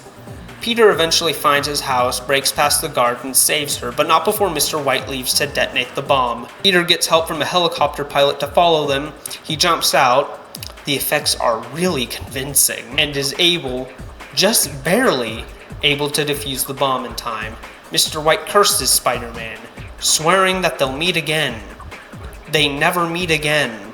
Our heroes triumph, not only because they just saved the president, but also because they have an exclusive story for their paper. Not an interview with Spider-Man though. Womp womp. Major improvement over the first film. Instead of being a cliche superhero movie like the first, they just make it a balls off the walls action flick, and I love it. I hope they're able to keep up the momentum with the third and final film. Okay, we're at the third and final movie, and it has the wackiest plot of all. You thought Spider-Man Strikes Back was bonkers? Well, let me read to you the plot of this movie. Minlo Chan, the Chinese Minister of Industrial Development, who happens to be an old college friend of J. Jonah Jameson, flees China and comes to the United States to locate 3 men who during the war approached him and offered him money for secrets about Mao Zedong, which he refused at the time. He stays with his niece Emily Chan, who lives in New York City. However, it appears the incident is now being investigated, and he needs to find one of them quickly in order to verify his innocence.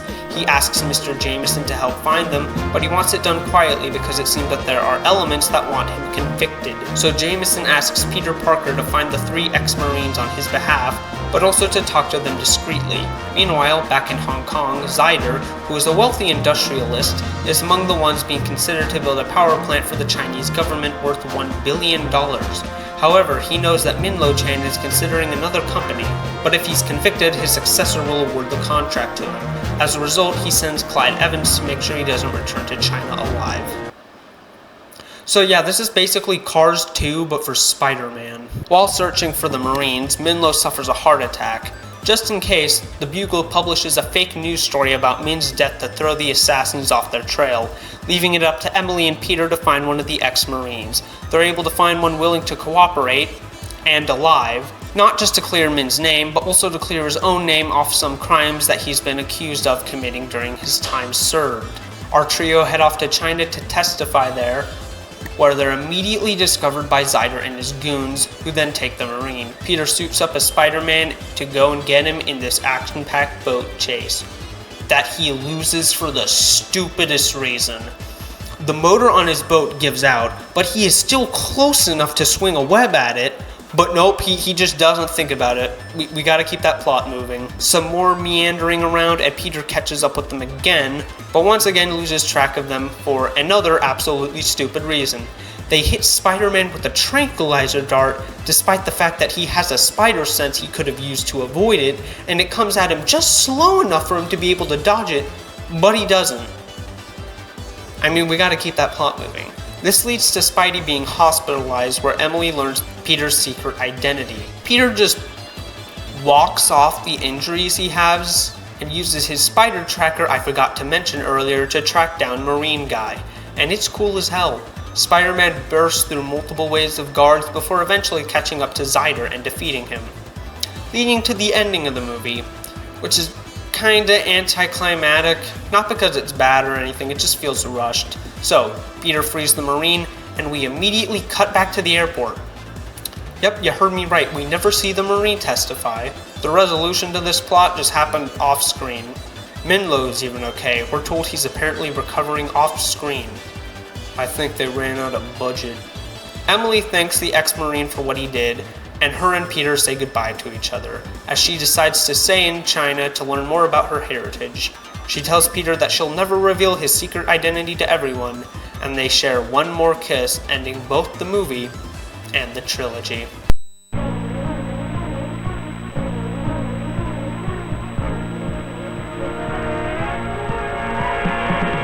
These movies were a lot better than I expected them to be.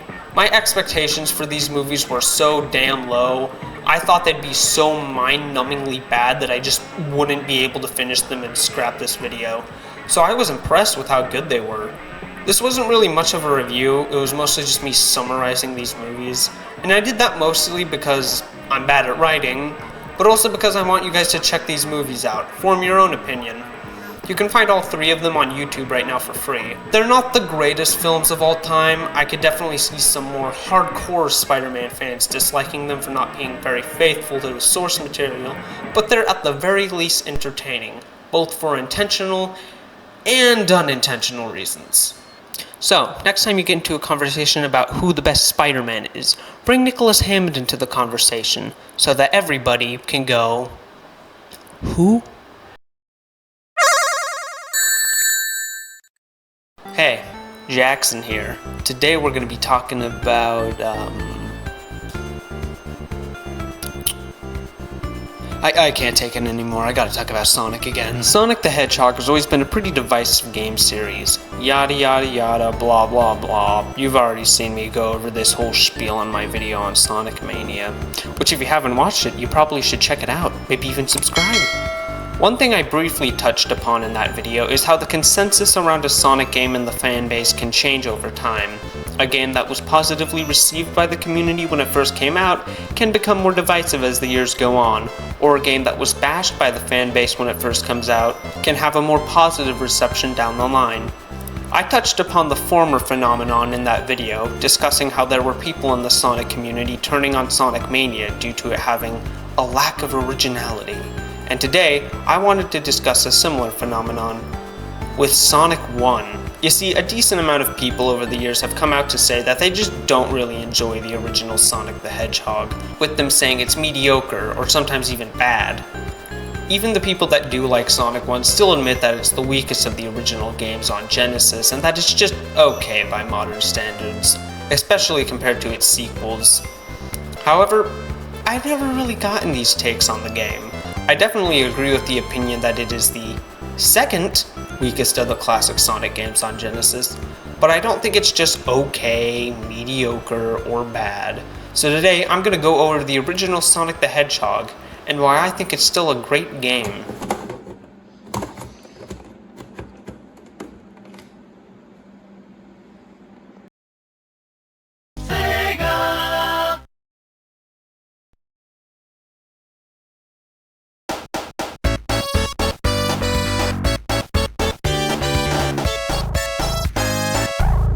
Sonic 1 has a very simple story, at least compared to later entries in the series. We follow 2 characters, Sonic the Hedgehog and Dr. Robotnik. Robotnik wants world domination and heads to South Island to start his conquest, looking for the 6 Chaos Emeralds, magical gems with unlimited power. In order to find them quickly, he takes the local wildlife and puts them into his machines as a power source. Sonic, a resident of South Island, finds out what Robotnik is doing and decides to put a stop to it, meaning it's time to start the game with Green Hill Zone. A lot of people call this zone the peak of Sonic 1. Yeah, I agree.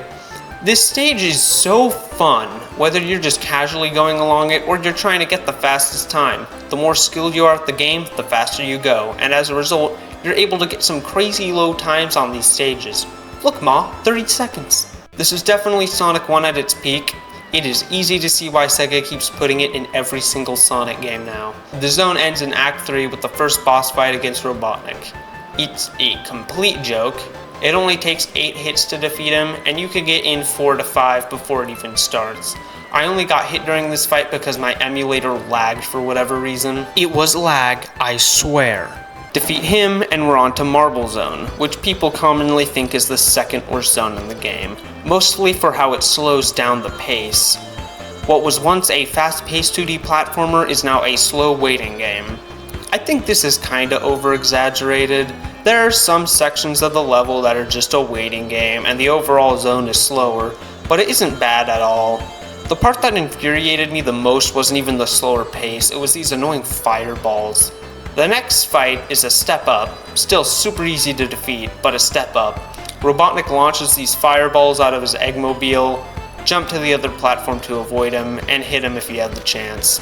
Next is Spring Yard Zone, which you don't see people talk about nearly as much as the other zones in the game, and it's a shame too. I thought this was much better than Marble Zone. There are these annoying platforms here and these spike balls there, but it's overall much faster paced than Marble Zone. Not as fast as Green Hill, but still fast enough to where it's enjoyable. This was also the zone where I got all 6 Chaos Emeralds.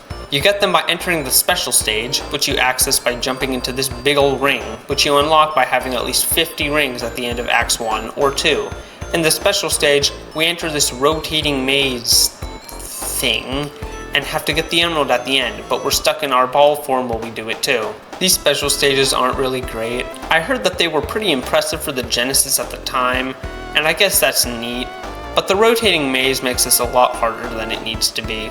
Since there's only 6 emeralds in this game instead of the usual 7, you don't get supersonic for collecting all of them, just the good ending. The boss fight in this zone is actually somewhat challenging.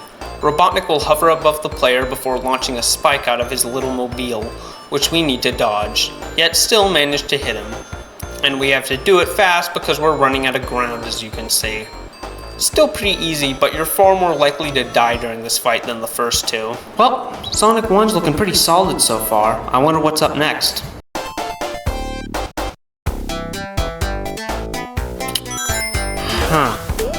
Next up is a Labyrinth Zone, what many people consider to be the worst stage in the game and one of the worst in Sonic history.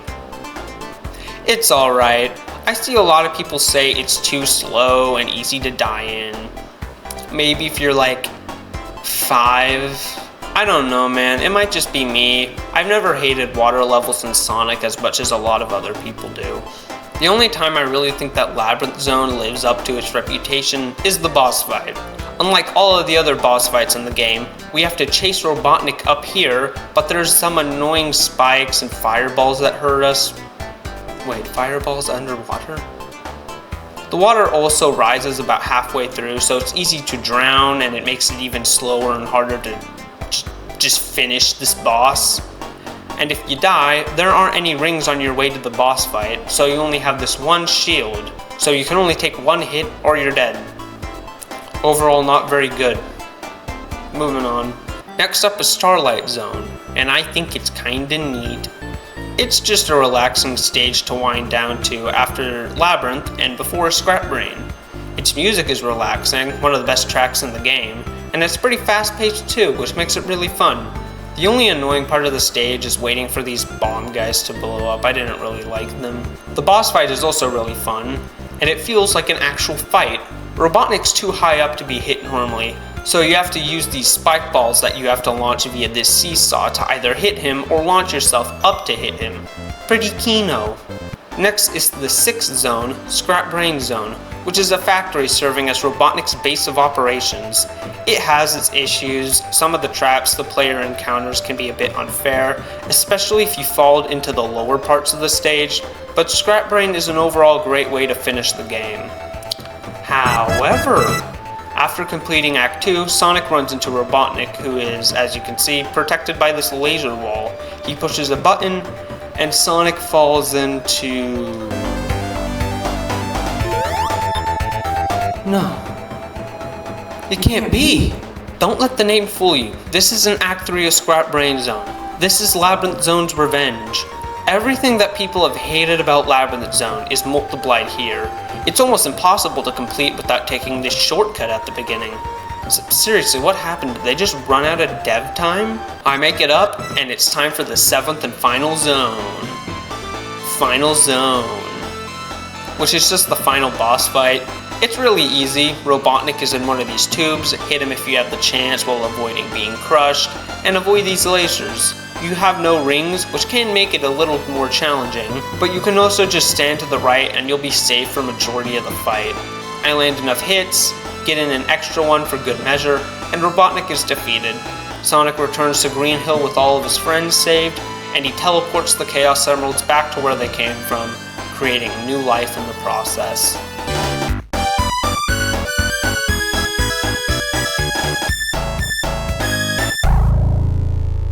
And that's Sonic 1. I can confirm it is a game.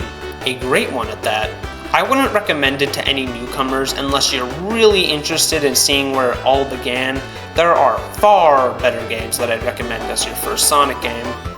I'm not going to claim that it's better than its sequels or anything crazy, but I still think it's a lot better than some give it credit for. There's a reason why this game was so acclaimed back when it first came out. There had never been anything like it before, and it helped start one of the biggest video game franchises of all time. And while its sequels may have done a better job,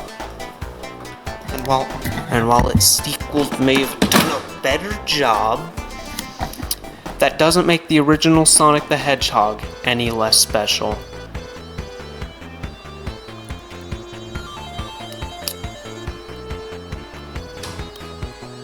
You know, I think this is the first review I've made that doesn't end with me saying a joke.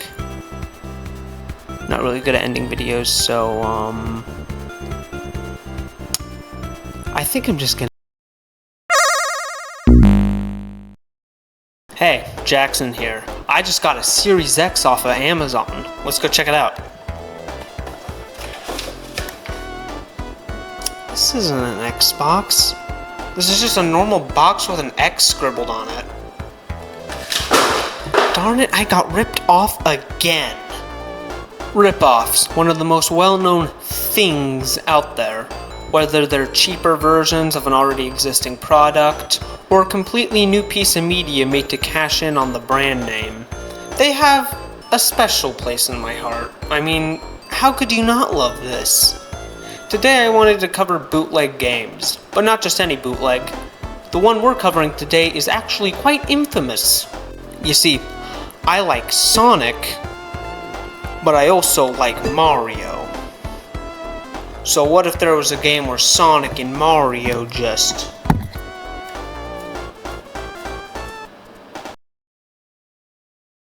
I take back what I said. Somari is a video game created by Hummer Team, an NES homebrew developer in the early 90s, and was popular in Asian markets. The game is a demake of the original Sonic the Hedgehog on the NES, but with a twist. Instead of playing with Sonic, you play as Somari, which is just Mario with Tails' shoes. The game is one of the more well-known bootleg games, and has become infamous for just how weird it is, which is why I'm gonna play it. The game starts in Green Hill Zone, just as in the original, although the layout has been completely redone. It's unique to this game. So, how's my first impressions of Somari? Not good. It's too easy to die. There are way too many enemies. It feels like you're going to be attacked at any moment. Remember these bee guys from Sonic 1? Well, they're your worst enemy in this game. They give you absolutely no time to breathe. There's also these spike pits that you can't get out of unless you restart the game. Come on. Level hazards aside though, how does Somari feel to play? Terribly. He is way too slow or way too fast. There's no in between. His jump also causes you to lose any speed you had. Not like you were gonna go that fast anyway, since this game has too many enemies. Somari also has the spin dash in this game, which is interesting because the spin dash wasn't in Sonic 1. But just like the game so far, it isn't good. It doesn't speed you up at all. In fact, I'd say that it's slower than walking normally. You also can't move after releasing a spin dash, so if you go straight towards an enemy with no rings, prepare to die. And there is so much other weird stuff I can say about this game's physics that I just can't say, because this video would be 10 hours long if I did.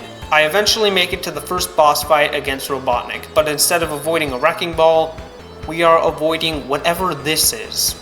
Like I said earlier, jumping kills almost any speed you have, so that makes this boss, which was piss easy in the original, way too hard in this game. I'm able to push through though and make it to Marble Zone, and holy hell, this is worse than Green Hill. Everything that was wrong with that zone is multiplied here.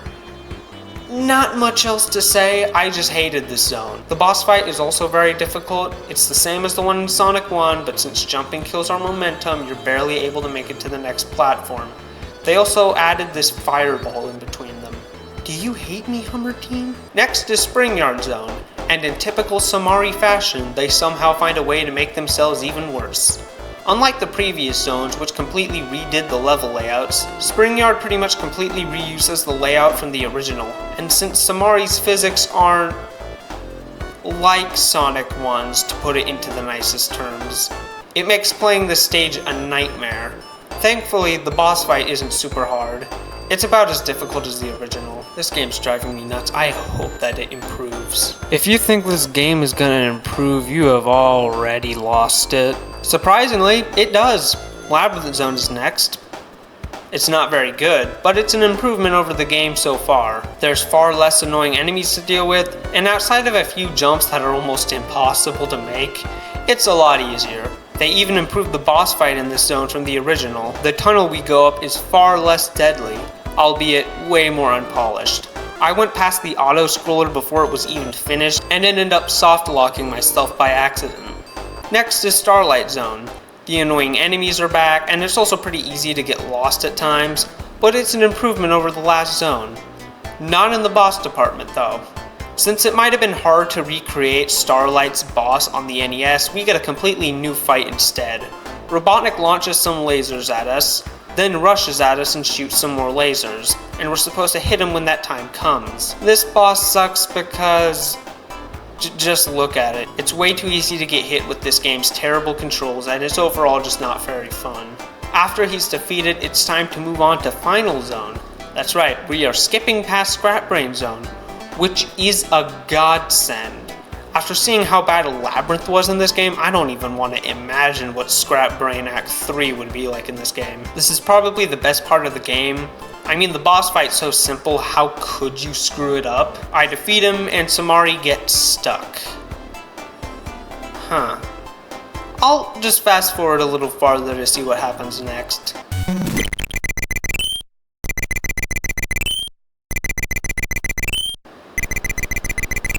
Yeah, screw this game. And that's Somari. It is absolutely terrible, but I gotta give some praise to the team behind it. A lot of bootleg games like this are super low effort. They usually just take an existing game, change some of the assets, and call it a day. But Hummer Team went through the effort of remaking almost an entire game on weaker hardware. The result might have been absolutely terrible, but I can respect the effort that must have gone into this, which is something I can't say for a lot of other bootleg games. Now, I know what you're thinking. Why did I play this game if it's so... terrible? Well, first of all, just pure curiosity, I did not expect it to be this bad. But also, I thought it'd be a nice segue into the next video. From talking about Sonic to talking about...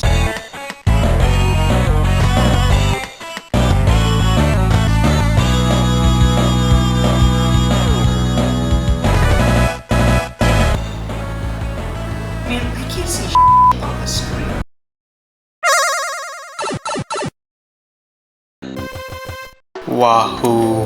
Mario Kart, one of the most well-known and beloved racing games out there, starting in 1992 with Super Mario Kart and still going strong with Mario Kart 8, which, fun fact, is actually the highest selling Mario game ever, which is kind of crazy to think about. The series has had so many entries over the years, and as a result, tons of nostalgia is associated with each one. There are people who are still playing Mario Kart 64, Double Dash, Wii, DS, and 7, despite the fact that 8 is better than all of them, don't at me. However, not all Mario Karts are born equal. Some are more popular than others. Does anybody remember the Mario Kart arcade game? Not this one. This one. Yeah, I didn't think so. And one of the less popular Mario Kart games, despite having a nostalgic audience for it, seems to be Mario Kart Super Circuit.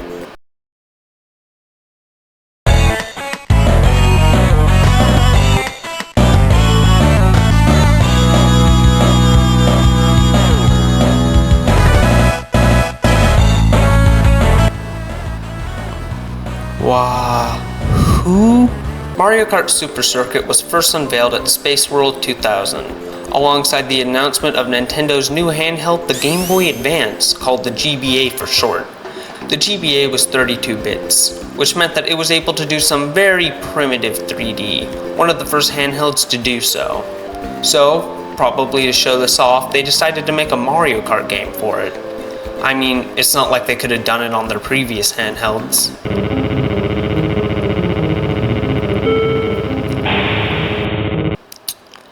I stand corrected. They wouldn't have been able to do it well. Super Circuit was released shortly after the GBA's launch in mid-2001 and was the first portable Mario Kart game. It's also the only Mario Kart to be developed by Intelligent Systems, who you might know best for the Paper Mario series. The game, as you'd expect from a Nintendo game, was released to critical acclaim when it first came out, but reception has become more critical over the years, with it being considered one of the series' weaker entries. But, like I said, there are still many people nostalgic for this game. Some consider it to be one of the best Mario Karts. So that's why today we're going to play Super Circuit to see if it's aged well, or if it's best if it belongs in the past. Did you know that 97.1% of you aren't subscribed? Maybe you should. I'd really like it if you did. And without further ado, back into the video.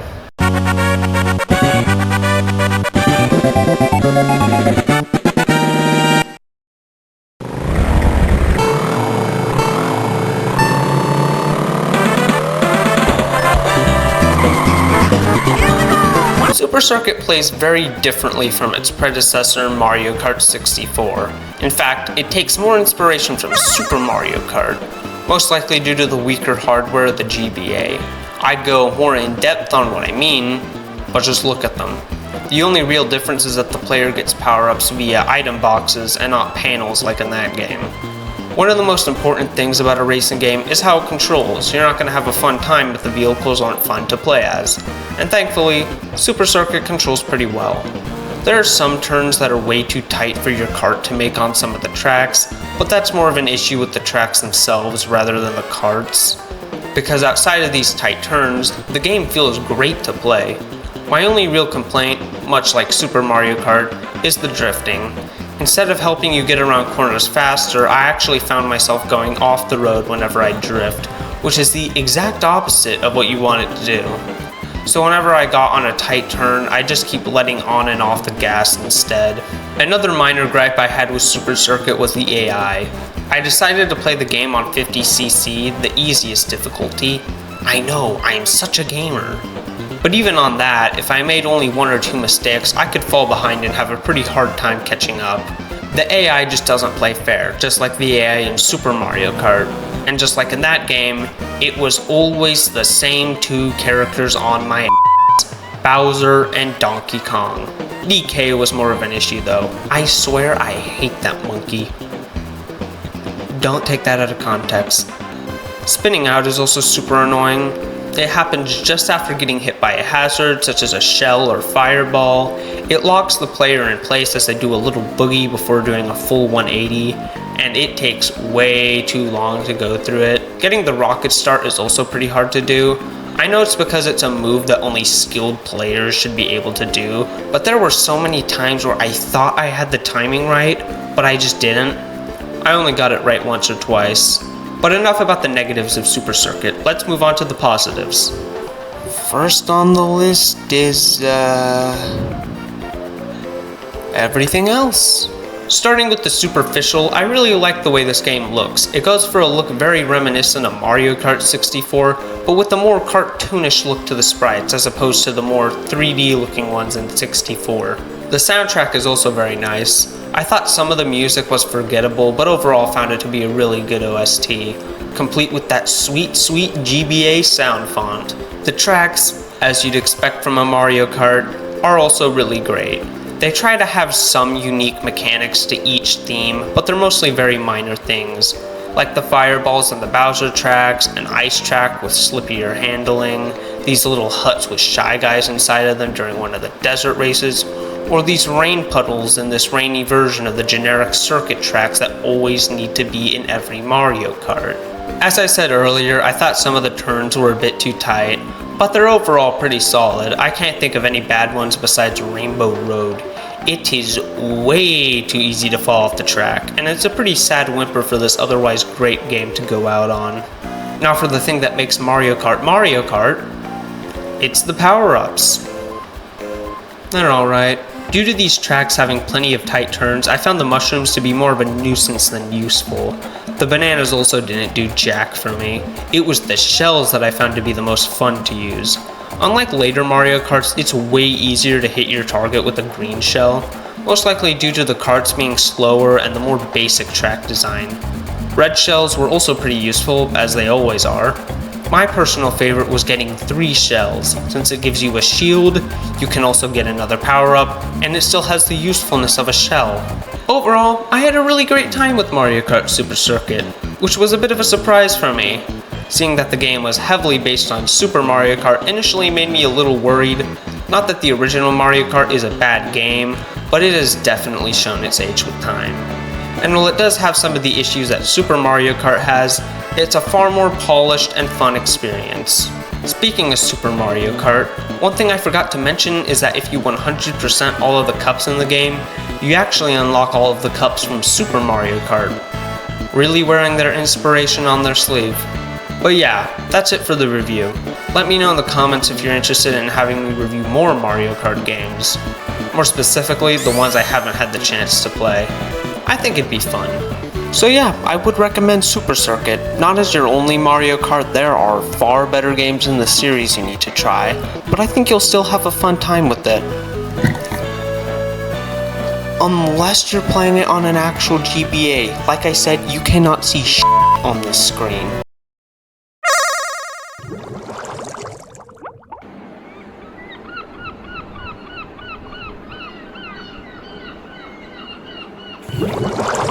SpongeBob SquarePants is a series that needs no introduction, but I'm gonna do it anyway, starting in 1999 and still going strong in 2024.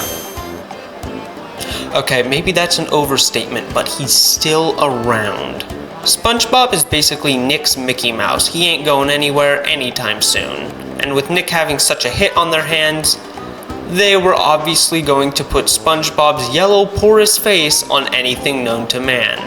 One of those things being the subject of today's video games. SpongeBob's first video game appearance was in Nicktoons Racing in 1999, where he and Patrick were 2 of the racers in that game. SpongeBob's first solo outing wouldn't be until 2001 with the release of SpongeBob SquarePants Legend of the Lost Spatula, exclusively for the Game Boy Color, a system I'm sure you're only hearing about thanks to this video. As you'd expect for a licensed game, it was released to pretty ho-hum reviews, and has slowly been forgotten as the years go on, with people having way more nostalgia for the actually good SpongeBob games. However, I was feeling a little quirky and decided to give the game another try. I had already tried it a few times and given up, so let's check out Legend of the Lost Spatula in 2024 to see if... No. Legend of the Lost Spatula begins with SpongeBob riding his little bike before stumbling upon an oven with sponge gar on it. He tells Mr. Krabs about what he saw, which amazes him. Apparently, the oven is an entrance to the Dutchman's underworld, which contains the golden spatula, once owned by the world's greatest fry cook. He tells SpongeBob to go looking for it, saying that it'll make him the greatest fry cook in the world, while in actuality he just wants it for, as you'd expect, money. Jesus, Mr. Krabs, you're gonna send one of your employees to the underworld and not even let them keep the treasure? A**hole. Now, we begin the game, where we already run into some problems. SpongeBob himself controls just fine, but due to screen crunch, you can't see what's around you when jumping, and thus, it's very easy to miss jumps or go into obstacles or enemies you weren't trying to. And I know that it doesn't sound like a major issue at first, but as you play the game more and more, you get to see that it's actually one of the biggest. Especially since SpongeBob's health is so low. Your health is represented by your pants. If you get hit once, you're in your undies now. Get hit another time, you're fully in the nude and you have lost a life. This would be fine in any other platformer. It heavily reminds me of the mushrooms in the Super Mario games, but as I said, there are way too many hazards, which means unless you're super careful, you will be dying a lot in this game, which is super annoying because this game isn't exactly generous with checkpoints. You can get SpongeBob's hall monitor uniform from that one episode as a power-up, which allows you to take an extra hit point, but it's only available at one point early in the game, and I sadly missed my shot. Now, I know what you're thinking. Why not just fight back against the enemies? You can, but your methods of doing so aren't very good. You fight via weapons. There are about 8, but I only got the necessary ones, which were about 4. There's a bubble wand, a spatula, a net launcher, and a jellyfish net. The net's only useful for getting smaller enemies, and it doesn't even really do a good job at that, so it was the one I used the least often. Then there's the net launcher, which is ridiculously overpowered, which even the devs knew since it has an ammo count. The spatula is also just an inferior version of it. It goes straight for a little bit before dipping downwards. And finally, there's the bubble wand, which was the worst one. The wand travels upward immediately, so if you're attacking an enemy, you usually have to get very close to them, and when you do hit them, instead of just getting rid of the enemy right there, it causes them to run away, sometimes right into your direction. Now, with some of the enemies, there's no issues, but with others, you can get hit and lose health, which is the exact opposite of what you want to happen. Not only that, but another really annoying thing is that certain sections of the map, aka progress, is locked until you get certain weapons, and the game gives you absolutely no clues on how to find them. The jellyfishing net is found in this cave in a large chest, but the spatula and net launcher were found in completely random areas of the world. So, the main character doesn't feel fun to play, but what about the game itself? It's a game made for very young children, so even if the game's not fun to control, I bet this game has a low difficulty that makes it tolerable. No.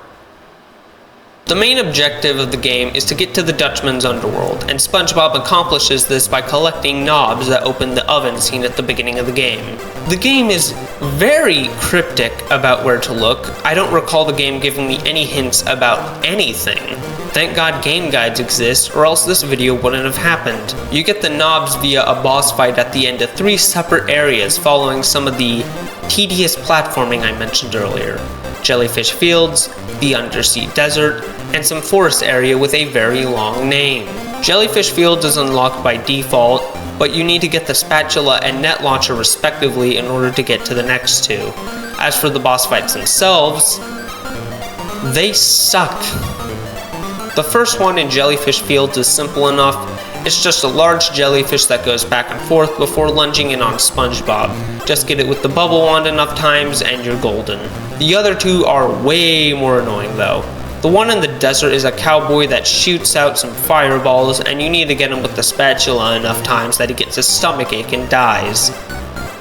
The game doesn't really give you an indication to use the spatula, but then again, you need it to unlock this area, so I guess you could just call me stupid. But I am not with the forest boss. It's a muscular fish that jumps into the trees before launching some nuts at you. At least I think they're nuts. And the way to defeat him is so ridiculous, I don't see any kid figuring this out. So, when he's in the tree, you're supposed to use the bubble wand to hit him. Then, when he's down, switch to the net launcher and you get him that way. Seriously, who would have guessed that? So, now that I have the knobs, SpongeBob is able to head into the oven where he goes to rock bottom. What? Which conveniently has a portal to the underworld attached to it. Oh. So, we enter the underworld, and it's probably one of the easiest parts of the game. You'd think with the BS in the game so far, this would probably be a nightmare to get through, but no, pretty easy. The final boss is also pretty underwhelming and easy to defeat, which, hey, I'm not complaining about. It's the Flying Dutchman, as you'd expect. Just use the spatula to stuff his mouth, and SpongeBob gets the golden spatula, becoming the greatest fry cook, and also getting Mr. Krabs rich at the same time. Somehow. That was absolutely terrible. The game is a very weak start to SpongeBob's overall decent video game lineage. I would not recommend this game to anyone, even the most die-hard SpongeBob fans. It has solid visuals and a nice soundtrack, but that is the game's only positives. It's not bad, it's not even tear your hair out and start cursing out a storm bad. It's just not fun. That was bad. I gotta be more positive next time. What, do you think there's gonna be some sort of joke at the end? I've already had a bad enough day as is. Just get out. When you think of the most influential movies of all time, what comes to mind? Maybe it's the original Godzilla and King Kong, Star Wars, Avengers, or the subject of today's video, Toy Story. The movie was a major game changer when it first came out, being the first feature-length CG animated movie. It made Pixar one of the biggest animation studios on their first try, and more importantly, popularized the idea of CGI films. Look at pretty much any animated movie these days, and you'll see that they're all CG, and Toy Story is the reason for that. I mean, when was the last time you saw a 2D animated film in the theater? The Bob's Burgers movie? No, of course you didn't. You're a human being. As with any Disney movie during this time, Toy Story had a video game tie-in to promote the film, and it was released during a very interesting time in gaming. The 5th generation was just beginning, and with it, 3D gaming. So you'd expect a movie that boasts its groundbreaking 3D visuals to have a 3D video game on PlayStation, maybe even the Saturn. No! The Sega Genesis and Super Nintendo still had a very large install base, and the PS1 and Saturn were just brand new, as well as more expensive to develop for. So instead, we got a 2D platformer on old-ass hardware, going for a 3D look reminiscent of Donkey Kong Country. The game was developed by Traveler's Tales, who you might know best for making the LEGO games, but back in the day they had a far more diverse catalog. So with that in mind, I think we have a chance of this game being good. But then again, the terrible SpongeBob game I just played was developed by the same studio behind the goddamn insane Trilogy, so I ain't gonna hold my breath.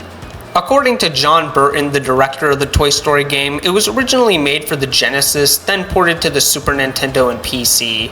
These versions are also missing some content from the Genesis version, so today I'm just gonna play that version of the game. The game begins just like the movie. It's the day of Andy's birthday party, and Woody wants to get Sarge and his army men to spy on them to see what gifts he gets. The first level has us play as Woody as we find and open the army men container, and then some walkie-talkies, and the stage is over. One issue with the game right away is the enemies. Woody, as you can tell by his size, has a very large hitbox, and as a result is super open to attacks. The camera is also very zoomed in, so it's very easy to be attacked by things you just can't see coming. You can't even kill enemies in this game. Woody can use his pull string to attack them, but that only stuns them temporarily. Gee, I sure hope this doesn't become a problem later on.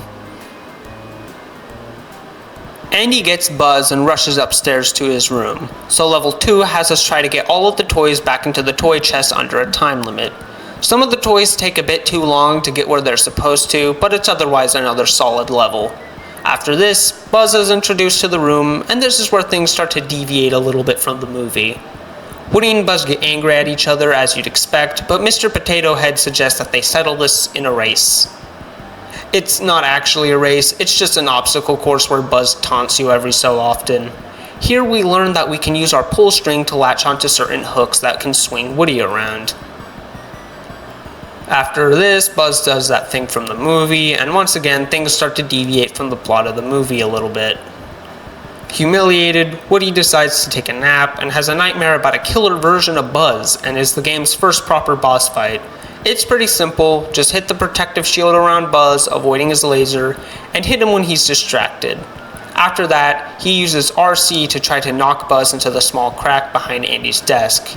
This level has us control RC through a maze to hit Buzz a few times before the level ends. We're running low on batteries as we do this though, so we have to do it quickly as Buzz drops a small battery every time he gets hit. That fills our power back up. The handling isn't exactly great. Steering not only causes you to lose a bunch of speed, but it's also very hard to take a turn without bumping into a wall, which is really annoying to recover from. Woody accidentally knocks Buzz out the window, and all the other toys are pissed at him, except for Rex, who decides to help him escape the other toys. The next level is a Rex escort mission. Yay! The difficulty is cranked up here. The issues I said about the enemies get even worse here since there's far more of them. I'm eventually able to get Rex out safely, and Rex starts, helping me. Like he said he would. The next stage has us riding Rex while avoiding obstacles, and I now withdraw all my criticisms of the RC level. This is trash. It starts out decent enough, it's pretty easy to avoid enemy attacks at first, but then they start to add more and more attacks to avoid at the same time, and it just gets super annoying to deal with. There's gotta be something that could help me. Maybe an invincibility cheat? Make your way to the second stage, then put all the toys away and get 7 stars. Finally, jump into the toy box and press down for 7 seconds. Wow, even cheating's hard in this game. Woody escapes, and since we need to follow the plot of the movie again, leaves Rex for dead. He gets in the van to Pizza Planet, and when they aren't looking, is attacked by Buzz. This fight blows. Buzz's attacks are super annoying to avoid, and so is your way of defeating him. You see, I guess the van's spare tire fell out or something, so Woody needs to use his pull string to launch it at Buzz and trap him, which somehow lowers his health. It's easier said than done.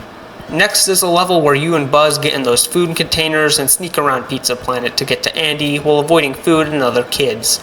It does have the issue I had with the earlier levels, with some obstacles being super easy to get hit by, but it's not really as bad here. Buzz sneaks into the crane, and in order to find him, Woody needs to go through the claw machine, where we have our first normal level in a while. And hoo boy, this isn't great. There are so many tricky sections and annoying obstacles that you can't see coming until it's too late. I really do like the theme for this level though, as well as its music. It's nice to get a break from the Andy's bedroom theme. After entering the claw machine, we meet the little green men who promise to help Woody out if he finds some of their lost friends. We go back inside the claw machine to help them in a completely 3D arena, which is super impressive for the Genesis. Due to how much this probably pushed the hardware of the console, there isn't a lot to do outside of finding the little green men, which I guess can be seen as this level being style over substance, but it makes up for it by being a slightly confusing and tricky to get through maze, so it isn't super easy to finish. Following this is a boss fight against the claw. Sid is using it to pick up Buzz, and we have to use our pull string in order to hit the claw with the little green men. This boss fight isn't very good, not just because the claw takes Buzz away super fast, but also because there's this annoying cable hanging loose that hurts us at the same time. Either way, the boss fight was for absolute jack, as Sid gets us from the machine anyway, and we're taken to his house, where the next 2 levels are platforming levels on his workbench, and these are absolutely terrible. When I was complaining about the difficulty earlier, I thought that while the game was kinda BS at times, it was an overall fair challenge. Here, it is not. What's even worse is that after these 2 stages, we get another stage where we ride on the back of one of Sid's toys in the same style as the Rex level, and it's even worse here. Imagine all the things I complained about to the 11th degree. It sucks. Woody and Buzz scare Sid and then try to get onto the moving van shortly afterwards, but Buzz ends up getting in a scuffle with Sid's dog Scud, so Woody takes RC out of the van and chases after them. It, once again, is super impressive for the Genesis, but doesn't really have a lot going on. It's just a nice breather after how difficult the past few levels were. You just drive from point A to point B, and make sure to pick up batteries on the road to make sure you don't run out of power. Woody picks up Buzz, and it's time for another RC level, but instead of being 3D like the previous one, it returns to the isometric angle seen earlier in the game. It's a little hard to see where you're going, and the turning still isn't very great, but it's much better than that stage. Anyway, it's time for level finito. Buzz uses the rocket to launch Woody into the air, and we have to make it to Andy's van while avoiding some nearby plants and cars. It's a solid challenge and a great way to end the game. After that, Woody and Buzz make it home and are buddy-buddy now. The game ends with a cute roll call featuring all of the game's non-playable characters, followed by the game's credits.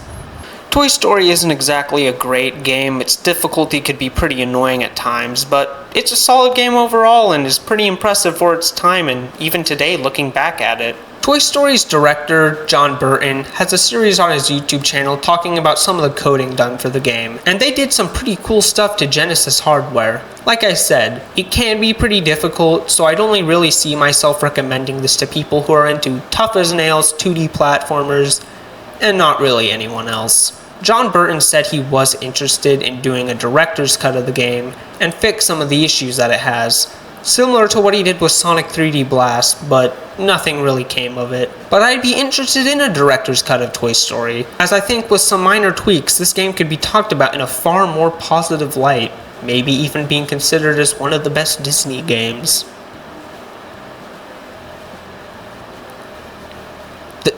That's it, the video's over. Why are you still here?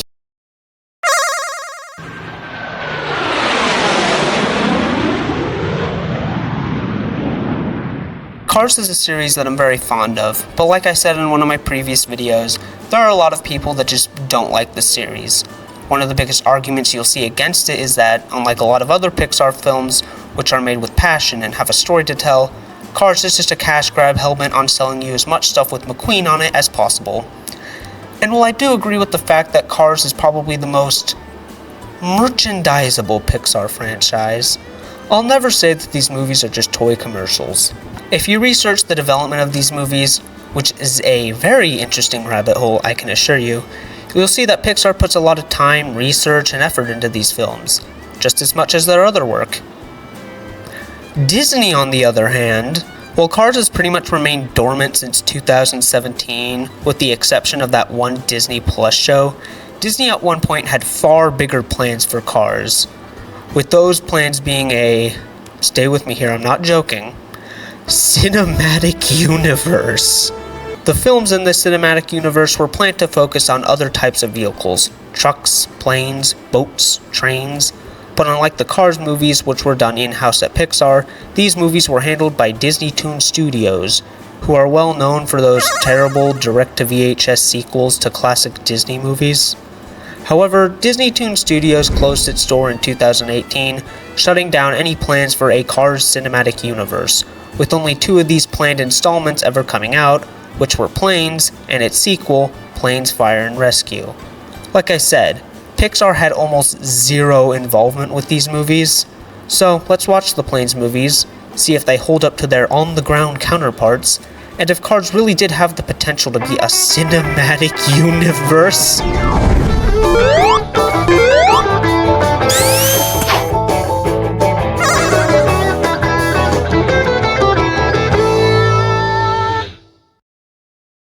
Okay, I swear, this is the last time I'll be talking about Cars in this video. For now. But I feel like it's important to talk about this short. Air Mater is one of the last episodes of Mater's Tall Tales. In case you've never watched it, here's how an episode of it usually goes. This reminds me of the time I almost got shot. That did not happen. Remember, you were there too. What? This episode has Mater head to Propwash Junction, a small town known for having a lot of planes in it. And since Mater is Mater, he wants to learn to fly and heads to Skipper's Flight School, since his sign they could teach anyone to fly. There's some more nonsense that happens. Mater almost dies. It's your typical Mater's Tall Tales fare. The only reason I'm talking about it is because Propwash Junction, as well as Skipper and his assistant Sparky, would later appear in the Planes movies as major locations and characters. It's almost like this was an ad for the movie.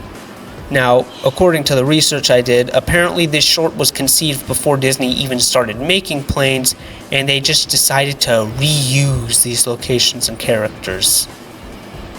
Yeah, right. I don't make movies, I make stupid YouTube videos. But I think that if it took nearly 10 years for the first Cars to come out, it probably took more than 2 for Planes to be made.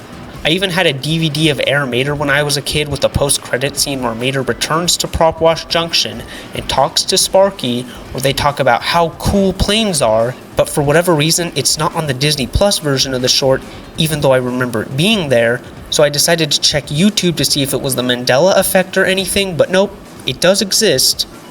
Disney just took it out. I'm onto you, Michael. I'm onto you. Kinda went on a bit of a tangent there. What was I talking about? Oh yeah, planes. I should probably start talking about that now.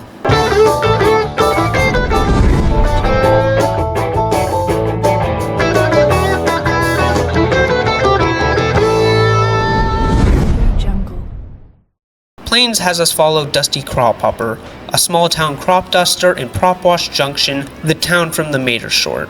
But he dreams of doing greater things, who would have guessed?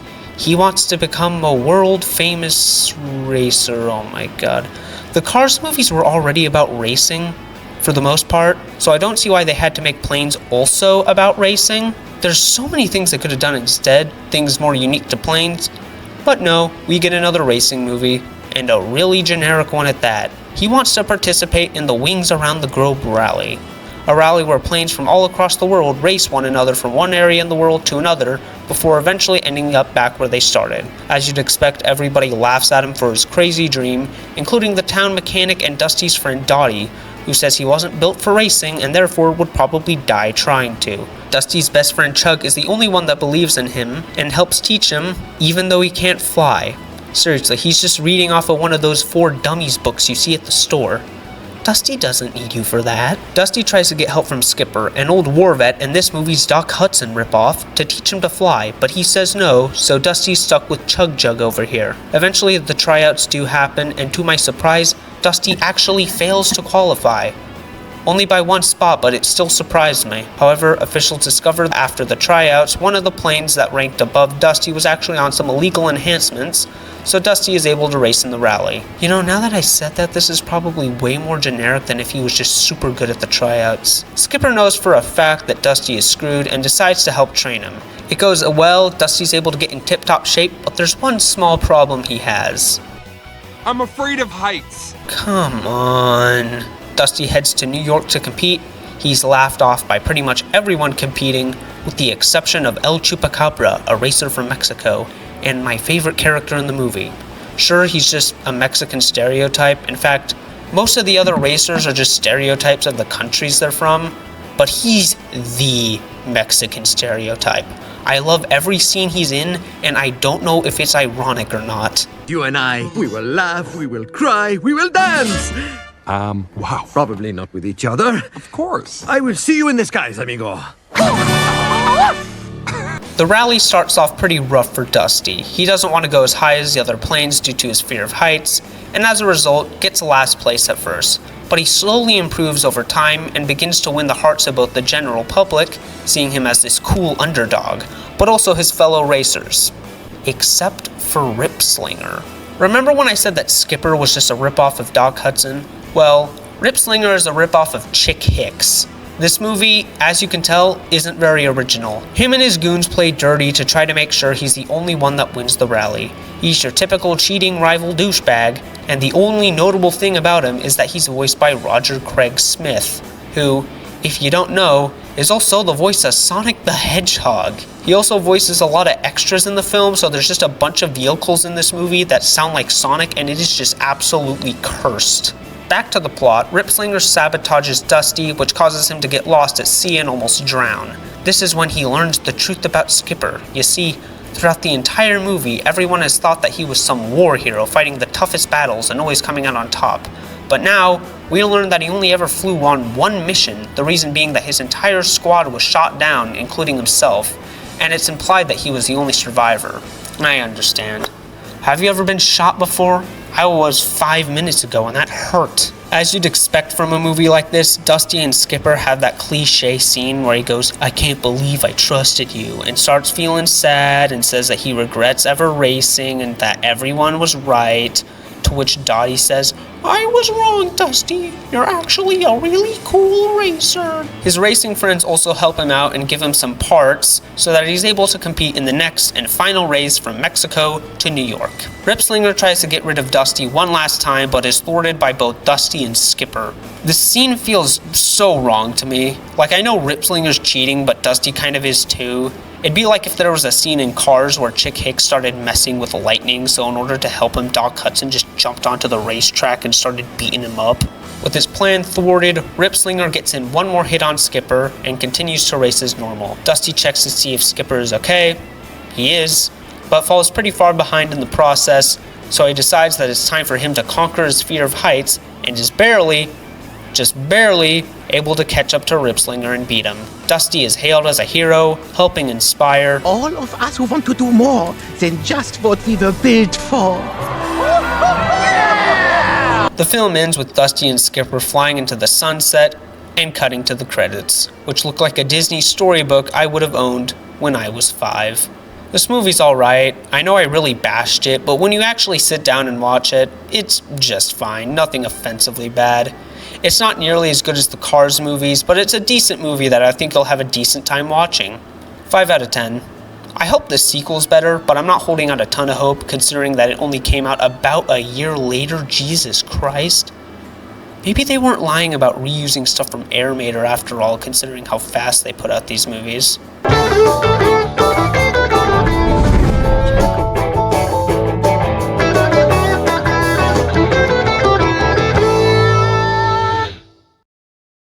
Planes Fire and Rescue picks up right where the first left off. Dusty's a world-famous racing plane at the top of his game. He's got thousands of adoring fans and he just can't stop winning. So, as you'd expect, something needs to go wrong.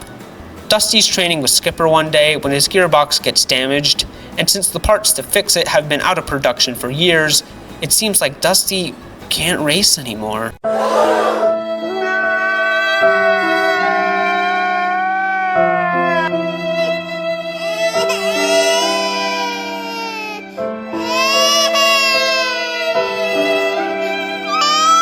Dottie says if he tries to push himself too much, his engine will go kablooey and he will crash and die.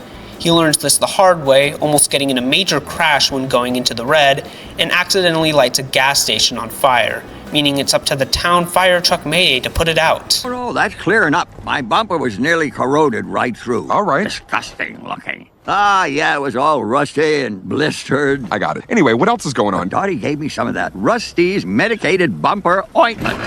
Ciao! Hi! How's it look now? Looks great, fine. Take a closer look. That's close enough. Oh! If that clip of Mayday is anything to go by, he is very old and isn't well equipped to handle fires.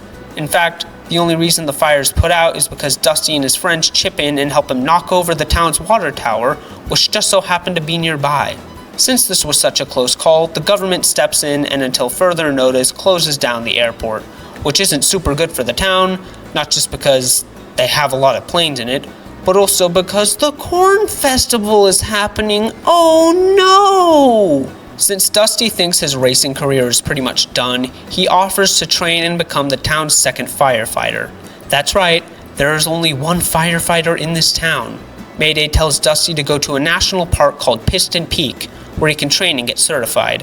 When he gets there, he meets the entire firefighting crew there. And they're kinda mid. None of them are really great characters, they all just boil down to a couple of personality traits. These ones are loud, this one is horny for Dusty, etc, etc. The only two I liked were the team's mechanic Maru. They're better than new. And their leader, Blade Ranger. Seriously, it's Dusty Crophopper. Hi. The champion air racer. Champion. Don't be shy, come on, tell him. No big deal. He raced all the way around the world. I did do that.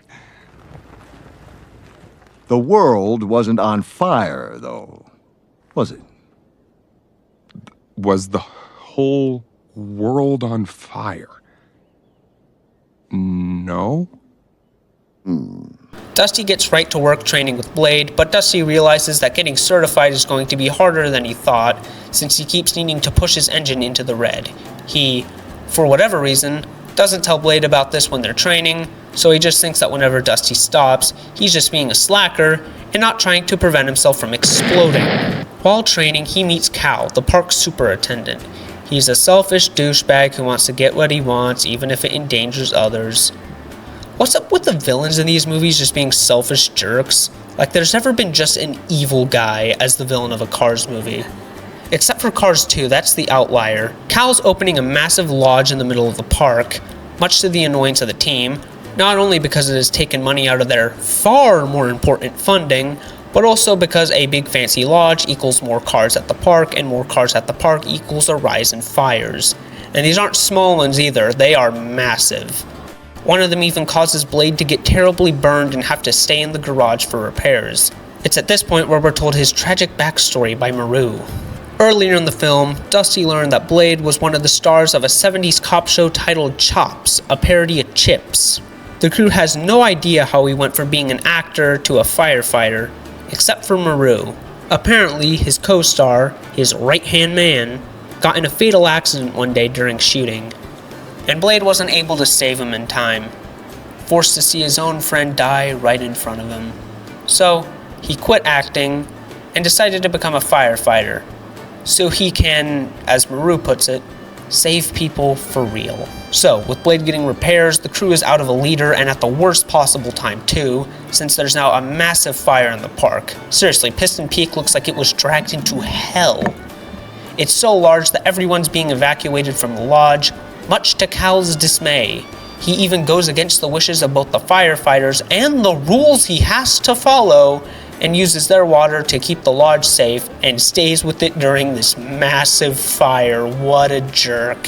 When flying through the fire, the team gets a report about 2 old RVs trapped near the park's waterfall, which turn out to be 2 RVs that Dusty hung out with earlier in the movie. So, oh no, we gotta save them! Dusty, with the help of a recovered Blade, is able to save them, but Dusty pushes himself too far and as a result, crashes. But he doesn't die, just in case we need to make more sequels. He's fixed up by Maru, who is conveniently able to fix Dusty's gearbox by making his own custom one, and Dusty becomes Propwash Junction's second firefighter, alongside a revamped Mayday. The airport's open again, and everything returns to the way it was. Wait, how is Dusty going to be a racer and a firefighter at the same time? The film ends with Dusty and the Piston Pete crew participating in an air show before cutting to some credits that, once again, look like a book I would have owned when I was 5. Oh yeah, and Cal's actions earlier got him fired and demoted to a far worse national park. Welcome to Death Valley National Park. Is it hot? Yes, it is.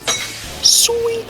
So, I don't think it's perfect, but Fire and Rescue I think is a massive step up from the first. Not that it's saying much, the first film is the pure definition of mid. 7 out of 10. I wonder what else this... Oh yeah, I forgot about that. So, those were the Planes movies. They're not the greatest movies in the world, and they aren't nearly as good as the movies they're spinning off from, but they're decently enjoyable films in their own right, especially the second. So, it's time to answer the question I said at the beginning of the video. Did Cars have the potential to be a cinematic universe? Yes and no. I think it's a good idea on paper, having a different movie franchise for each different type of vehicle, all in different genres, focusing on things unique to each vehicle. But in execution, they just did another racing movie, just this time in the sky, and by the time they tried to course correct, it was pretty much too late. I think it's for the best either way. We have so many cinematic universes right now, all of which have either fallen off or were never good to begin with. We don't need another one to keep track of. I said in my video on the Cars video game that I don't want a Cars 4. Disney, Pixar, hell, any studio owned by Disney has been pretty hit or miss for me lately. There's been some stuff I liked, but there's also been a lot of stuff I either thought was mid or bad. Just really bad. And not only that, but I feel like Cars 3 was a great way to end the series, and I don't see a way they can make a 4th film without it feeling unnecessary. But I am open for a Planes 3. I think it has way more potential than a Cars 4. And hey, if it isn't good, at least they didn't fumble the main series. Now if you excuse me, I gotta go to the hospital now, the blood loss is getting... That did not happen. I've never been shot, and I've never made a video on planes. Suit yourself.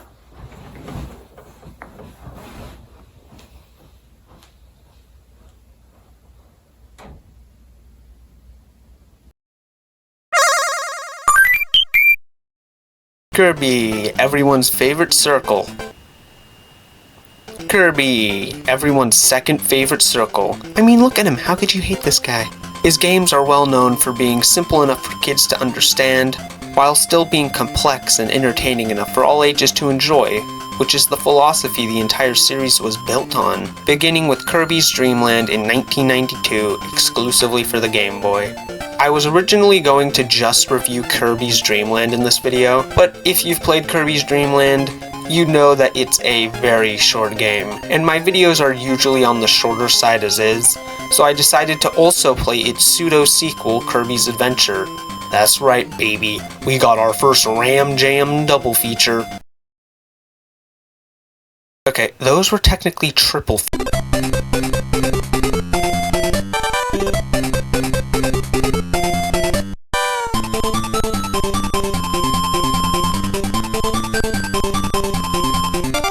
Just like Sonic 1, Kirby's Dream Land has a very simple story compared to later entries in its franchise. The game, as the name suggests, takes place in Dreamland, your typical peaceful sunshine and rainbows kingdom, but this happy place is about to land itself into a big crisis. King DDD leads a band of thieves to steal all of Dreamland's food, and since they kinda need that to live, Kirby offers to help get the food back from him, but he'll have to go through a troublesome journey of 5 levels. Yeah, when I said this game is short, I meant short. There's only 5 levels, and one of those 5 is a boss rush, so does it really count? Kirby feels a lot more basic to play as compared to later games. He can't run, just walk, and he doesn't have any of the copy abilities from later games. There's an invincibility power-up, a mic power-up, and this flying power-up, but that's about it, and they only ever come up 1 or 2 times each in the entire game due to how short it is. Besides that, he plays exactly how you'd expect. He can fly into the air, suck up and spit out enemies, and do this weird thing where he lets out some of his breath and it can destroy certain hazards. Is it really that bad? I mean, he eats all the time, I shouldn't be surprised. Besides that, it's just a solid platformer. I really don't have much to say. The worst thing I could find in my brain is that there's some annoying sections. Not anything like, oh my god, this game's so hard. Just something like, I hit the B button, why didn't I swallow him? Like I said earlier, the game ends with a boss fight where you fight all of your previous opponents, followed by a fight against King DDD. His boss fight is probably the weakest one. Not because it's bad, but because the only way to defeat DDD is to hit him with these stars, and I feel like sometimes they aren't on screen long enough. I am really grasping at straws right now. Imagine how short this video would have been if I only covered this game.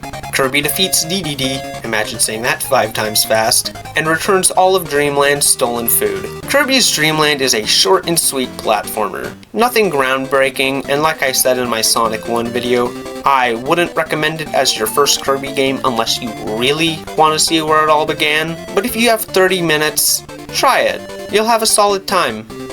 Now the next game, I think, is a perfect introduction to Kirby.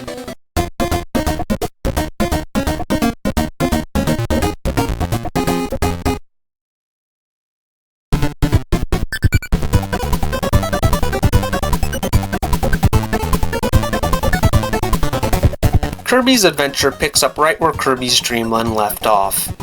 These two hate each other. The story of the game involves the Dream Spring, a spring responsible for giving the citizens of Dreamland their dreams. The spring is powered by the Star Rod, which DDD steals, of course, and splits into 7 different pieces which he gives to his goons, giving everyone in Dreamland constant nightmares, including Kirby, who decides to go after DDD and restore the well. Now it's time to begin the game, and we have to go through 7 worlds. This can't be right. This is like an actual video game. Each world has about 5 levels, a boss fight, and completely new to this game are these rooms that give the player access to a couple of different side games. There's a museum that allows Kirby to swallow 2 different types of copy abilities, these arenas against a boss that, after being defeated, allow you to swallow them to get their copy ability, as well as mini games that can get Kirby a bunch of points and extra lives. Back to the game's main levels, they're basically more of what Kirby's Dream Land was, but a lot better. The first major difference being the copy abilities, which I briefly mentioned earlier. Kirby can suck up enemies just like in the last game, but in addition to spitting them out as a projectile, he can also swallow them by pushing down, which gives Kirby an ability from that enemy, kinda like the Mega Man games. Swallowing an enemy with a sword gives Kirby a sword, swallowing a rock enemy allows Kirby to transform into a rock. Fire enemies cause Kirby to do this fire attack that launches him forward, and bomb enemies allow him to perform a screen nuke, etc, etc. They're not all winners. I found the backdrop and throw abilities to be kinda worthless. But overall, I found the copy ability to be a really great addition to Kirby's gameplay. There's a reason it's been in nearly every Kirby game since. A few other small improvements to the game include the fact that it's in color. He's pink. You guys messed up. It's not perfect. I found some characters like DDD to be half-assed, like they just took the old Game Boy sprites, slapped a little color on it, and called it a day, but I'm fine with it. It was probably just the limitations of the NES. I know that it couldn't display a lot of colors. Another improvement is that double tapping either left or right makes Kirby start booking it in that direction, which makes Kirby feel more fun to play as. Due to the NES, the system this game released for, having a larger aspect ratio, there's also more screen real estate, which also makes playing the game more fun. There really aren't a whole lot of negative things to say about this game. The only two that come to mind would be the input lag and slowdown. There's a small amount of input lag between the different moves that Kirby does, which makes it pretty easy to get hit at times, which is kinda annoying. But you can get adjusted to it with time. The extended aspect ratio of the NES also makes it easier for slowdown to happen when too much stuff is on screen, which is kind of annoying, but once again, you can get used to it. Ooh, and some of the boss fights I found to kinda suck. Mostly the ones where if Kirby got a little too close to them, they'd body him. I guess some people can hate this guy after all. One of the boss fights that I found to be a miss sadly was the final boss fight. First phase. So, Kirby defeats DDD, and with the repaired Star Rod places it on the Dream Spring, unleashing Nightmare. A really evil guy. He looks like Drax's dad from Hotel Transylvania. Apparently this is why DDD stole the Star Rod, not to screw everyone over, but to prevent Nightmare from corrupting the spring and getting out. Good job! You did something good for once! With this, it's final boss time. Like I said, phase 1 is pretty bad. It's just a shooter section where you have to shoot him while avoiding his attacks, which wouldn't be a problem, but they put you under a strict time limit to finish it, and if you fail...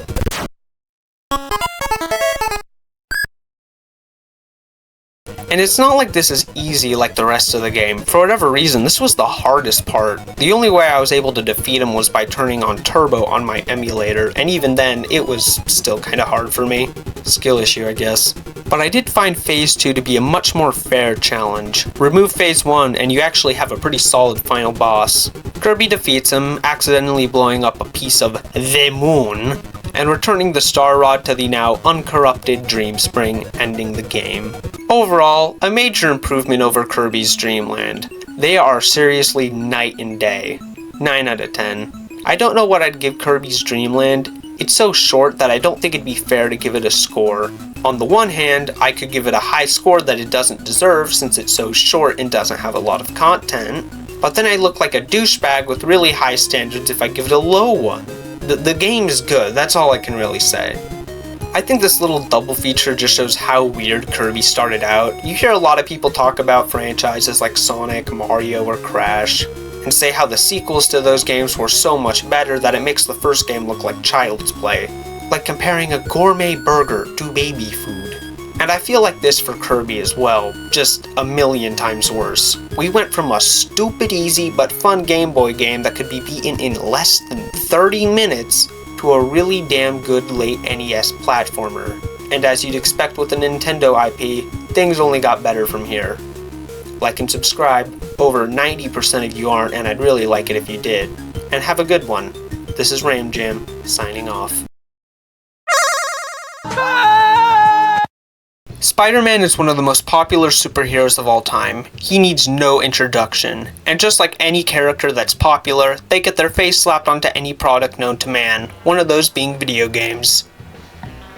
The first Spider-Man video game released in 1982 for the Atari 2600 and was actually the first video game based on a Marvel character and the second superhero game, right behind Superman, who also had a game on Atari. From there, Spider-Man would continue to release multiple games throughout the 80s and 90s, all made by different developers, and as a result, all over the place in terms of quality. It wasn't really until the 2000s, after Activision picked up the license, when Spider-Man games started to pick up in quality, starting with a game simply titled Spider-Man, which released for all major platforms in 2000, and was the first 3D Spider-Man game.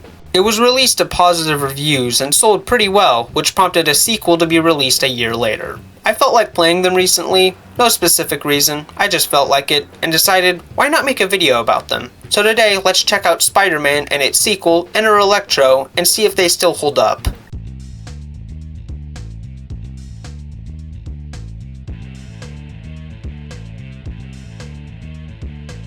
Spider-Man begins at the Science Expo 2000, where a reformed Otto Octavius is giving a speech demonstrating his new invention, and in the crowd are two photographers, Peter Parker and Eddie Brock, the secret identities for both Spider-Man and Venom respectively, for those who aren't in the know. However, somebody impersonates Spider-Man and goes onto the stage, getting past all of the security guards and stealing Otto's newest machine. Peter tries to change into his costume to get Otto's stuff back and clear his name, but is unable to change in such a large crowd, and as a result is framed for the robbery. Eddie tries to get pictures of the crime, but the Spider-Man imposter destroys his camera, putting him in a state of rage and bringing out the Venom symbiote, declaring they'll get revenge on Spider-Man and get rid of him once and for all. Finally, the mastermind behind this plan covers the city in fog in order to get anyone off their tracks. With all that backstory out of the way, it's finally time for the game to begin, with the first question being, how does the game feel to play? Spider-Man can run and jump, which behaves just like how you'd expect them to, and in terms of combat, he can alternate between either kicking or punching enemies for combat, as well as press the Y button to shoot webbing at them. He can also pull off different moves with his webbing by pressing different directions on the analog stick, which are required to finish certain parts of the game. These moves I found to be pretty hard to pull off. A lot of the time my inputs wouldn't register properly, and I just end up doing something I didn't want to. There's also the wall crawling, which also isn't great. For whatever reason, I'm guessing the camera, Spider-Man will sometimes go in the complete opposite direction of where I'm trying to get him to go, to the point where I have to stop moving for a moment so the controls can reorient themselves. Like I said, it doesn't happen all the time, but when it does, it's really annoying. This game's web swinging also isn't the greatest. It isn't physics-based like the Spider-Man games afterwards, so he just floats over to where he's supposed to go. The web swinging will also just not work sometimes. Sometimes there will be no buildings for Spidey to latch onto, but he'll still be able to swing, but there's also times where the inverse happens and there's buildings nearby, but when I try to swing, nothing happens and I just die. Thankfully, pressing L1 on your controller shows this target that tells you what areas you can and can't swing to, as well as help you swing to a specific area. I found it to be very useful and even required to finish certain sections of the game. Despite these hiccups, I otherwise found Spider-Man to be just fine to play as. Not as fun as later Spider-Man games, but still solid. Now as for the game itself, the first level has Black Cat inform us that the Jade Syndicate is robbing a bank and has taken hostages. So we have to get to the bank, defeat some goons, and head inside. Once we're there, it's a stealth mission. Take out all the enemies while keeping the hostages safe. The level ends with us having to get rid of a massive bomb that the robbers placed before it blows up. We do this by throwing it inside of a safe and closing the door, but for whatever reason, there was a glitch that caused the bomb to slowly slide out of the safe. I had to throw it back in because it got out, and even then, it was still hanging through the door when I got rid of it. After that, we get a call from J. Jonah Jameson, who says he's being attacked by the Scorpion, who wants revenge on Jonah for getting him stuck in his suit all those years ago. The next level has the player rush to the Bugle's offices before Scorpion gets to him, before we have a boss fight against him, the first one in the game. It's pretty simple, just make sure to hit him at the right times while making sure Jonah is safe from him. Following the fight, JJ calls the cops on Spider-Man, of course, and he flees. While fleeing, he comes across Daredevil, who is able to use his powers to determine that Spider-Man's innocent and says he'll make sure to spread the word about his innocence. But not fast enough, as the cops catch up to us and it's time to book it. This level isn't really good, it goes on for way too long, and there's multiple loading screens in between some sections that really break the pace. Remember how I said Spider-Man's swinging just doesn't work sometimes? Yep, that's a problem here. The only real part of this level I liked was the music. This game was developed by Neversoft, the developers behind the original Tony Hawk games, and you could definitely tell by the soundtrack, which is heavily inspired by the rock music of the time, and it slaps. Spidey evades the cops, and then we meet up with Black Cat again, who informs us that Venom's taken over the New York City Jumbotron, and Rhino is at a rampage at Biotech. What is this, the Bad Guy Olympics? The two view Venom's message, stating that he's kidnapped Spider-Man's wife, Mary Jane. Yeah, remember when these two were married? He says that she only has 24 hours left to live, to which Spider-Man goes to fight the Rhino. He says that as Spider-Man, it's his responsibility to help others and not himself. Dude, he didn't steal your keys. He's gonna kill someone. It just so happens that someone's your wife. They head to Biotech, and Black Cat gets clapped, leaving us on our own to defeat the Rhino. It's pretty simple. Just make Rhino run into stuff that hurts him, and you're golden. Although one thing that really annoyed me is that there were a couple times where I defeated Rhino, but also killed myself at the same time, so I had to restart, and that really bothered me. After that, Black Cat is taken to the hospital. Perfect.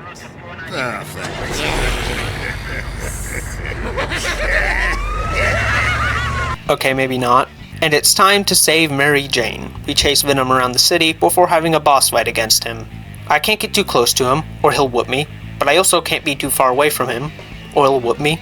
The only way to defeat him without getting hurt is by launching web balls at him, but like I said earlier, these moves are kinda hard to pull off, which makes the fight a bit annoying. The fight also goes on too long since I can only get a few hits on Venom before he teleports away from me and I have to wait for him to reappear.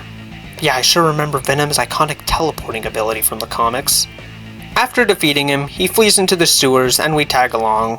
The next level has us chasing after him, but we're not alone, as we meet up with some enemies in the sewers that are actually experiments of the lizards. We don't actually see them in the game though, we'll have to wait for the sequel to see that. There's also these sections of the level taking place over bottomless pits, and the target system I mentioned earlier comes in really handy here. I don't think you'd be able to finish this level without it. The next level has us catch up to Venom on a subway train, where he sends waves of enemies to attack us, and our goal is to not die before we get to the end. I found myself having to retry it a few times, either because the game would spam 2 enemies for me to handle at once, or I'd be attacking an enemy at the edge of the train, and since punching and kicking causes Spider-Man to move forward a little bit, I'd accidentally fall off. The next couple of levels are just more of the same, just going around the sewers beating up enemies, although water is introduced as a hazard here. We eventually get to Venom, who has Mary Jane tied up in a water bank that's slowly filling up. The goal of the boss fight is pretty much the same. Use web balls on Venom to get his health down, but now we have to turn off these switches so that MJ doesn't drown. It's a really cool boss fight that I actually found to be creepy. Venom can teleport just like the last fight, so you're always on edge anticipating where he'll strike next, only for him to jump out right in front of you, and since he looks like this in the game, it's actually a little scary when he shows up. Peter defeats Venom and tries to tell him that he's innocent, bringing up how Peter and Eddie bumped into each other when the fake Spider-Man was robbing the Science Expo. Okay, so Venom's not only murderous, but he's also stupid. Venom apologizes, frees Mary Jane, and the two make a truce to help stop whoever's behind the robbery, and decide to check the Daily Bugle's files to see if there's any clues they can find. While searching, Venom claims that he can sense Carnage nearby, another symbiote like him, and ditches Peter to try and find him. Turns out, Eddie was onto something, as multiple symbiotes start swarming the offices. Peter learns the symbiotes are being generated by these machines, and the next couple of levels are just him heading farther and farther down the Bugle's offices and destroying symbiote generators. I found the symbiotes to be really annoying to fight. You're gonna get hit way more times than they are when you attack them, and they were frequently a cause of death for me. Thankfully, you do get a power-up that allows you to shoot fire webs that basically insta-kills them, but I still decided to avoid the symbiotes unless it was absolutely required to fight them. While destroying the generators, he ends up coming across the fake Spider-Man that framed him earlier. He catches up to him, where we learn that it was Mysterio pretending to be Spider-Man, meaning it is now boss fight time. The fight is pretty bad. You have to defeat him by slinging web balls at specific areas at him, which requires you to stand still, but almost all of his attacks require you to move quickly, and there isn't a lot of time between those attacks to hit him. Also, there were some times where I aimed perfectly at Mysterio, but sometimes it wouldn't register as a hit. After defeating Mysterio, Spider-Man interrogates him, where he learns that he's working under another criminal and that his master plan is to launch a symbiote invasion where he'll rule them all. Spider-Man, knowing that nobody can control the symbiotes, asks Mysterio where his boss is, to which he tells him to go to an old abandoned warehouse, which even Stan Lee thinks is cliché. Ah, the cliché seedy waterfront warehouse. We go deeper and deeper through the warehouse, eventually going into an underwater lab, where we find the machine that's been generating all this fog the entire time, as well as Black Cat, who is drugged and imprisoned by some of the main villain's goons. Peter frees her and destroys the fog machine, leaving it up to him to defeat this plan's evil mastermind, which turns out to be Doc Ock. What a shock! He faked his reform and has been working with Carnage to create a world of human symbiote hybrids. What follows is 2 boss fights, one against Doc Ock and another against Carnage, because Venom just couldn't finish the job. They're pretty fun, and in the case of Carnage, pretty challenging, and the closest thing this game has to a traditional final boss fight. You'll see what I mean in a moment. So, with Doc Ock, Carnage, and all the other villains defeated, along with all the symbiote and fog generators destroyed, it seems like all is well and Spider-Man can return home. But the Carnage symbiote has one more trick up its sleeve. What's up? Is that Hawk?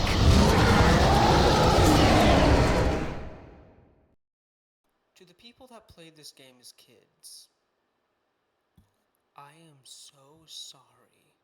The final level has a very simple objective. Run away from whatever that is. It's a really intense chase, not only because you're being chased by this, but also because it's actually pretty hard to keep off the Doc's trail. A great way to end the game. Spider-Man evades Doc and an explosion, which somehow he barely survives. Venom and Black Cat call over Captain America to help give Spider-Man a ride, and they all get out of there. With the day saved, Spider-Man and Black Cat attend a small get-together with some other superheroes, the villains rot in jail, and since the Bugle can't let Spider-Man take a dub, they falsely report that Spider-Man and Doc Ock were in cahoots and that it was Captain America that stopped their evil plan. And that Spider-Man, it's pretty solid overall, despite some PS1 jank and frustrating moments. 8 out of 10. Like I said earlier, this game got a sequel a year later, Spider-Man 2 Inner Electro.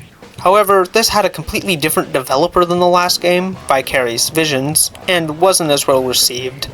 I've also never really seen it be talked about nearly as much as the first game, so I'm a little worried we might have a stinker on our hands, but hey, don't knock it till you try it, right? So let's move on to Spider-Man 2.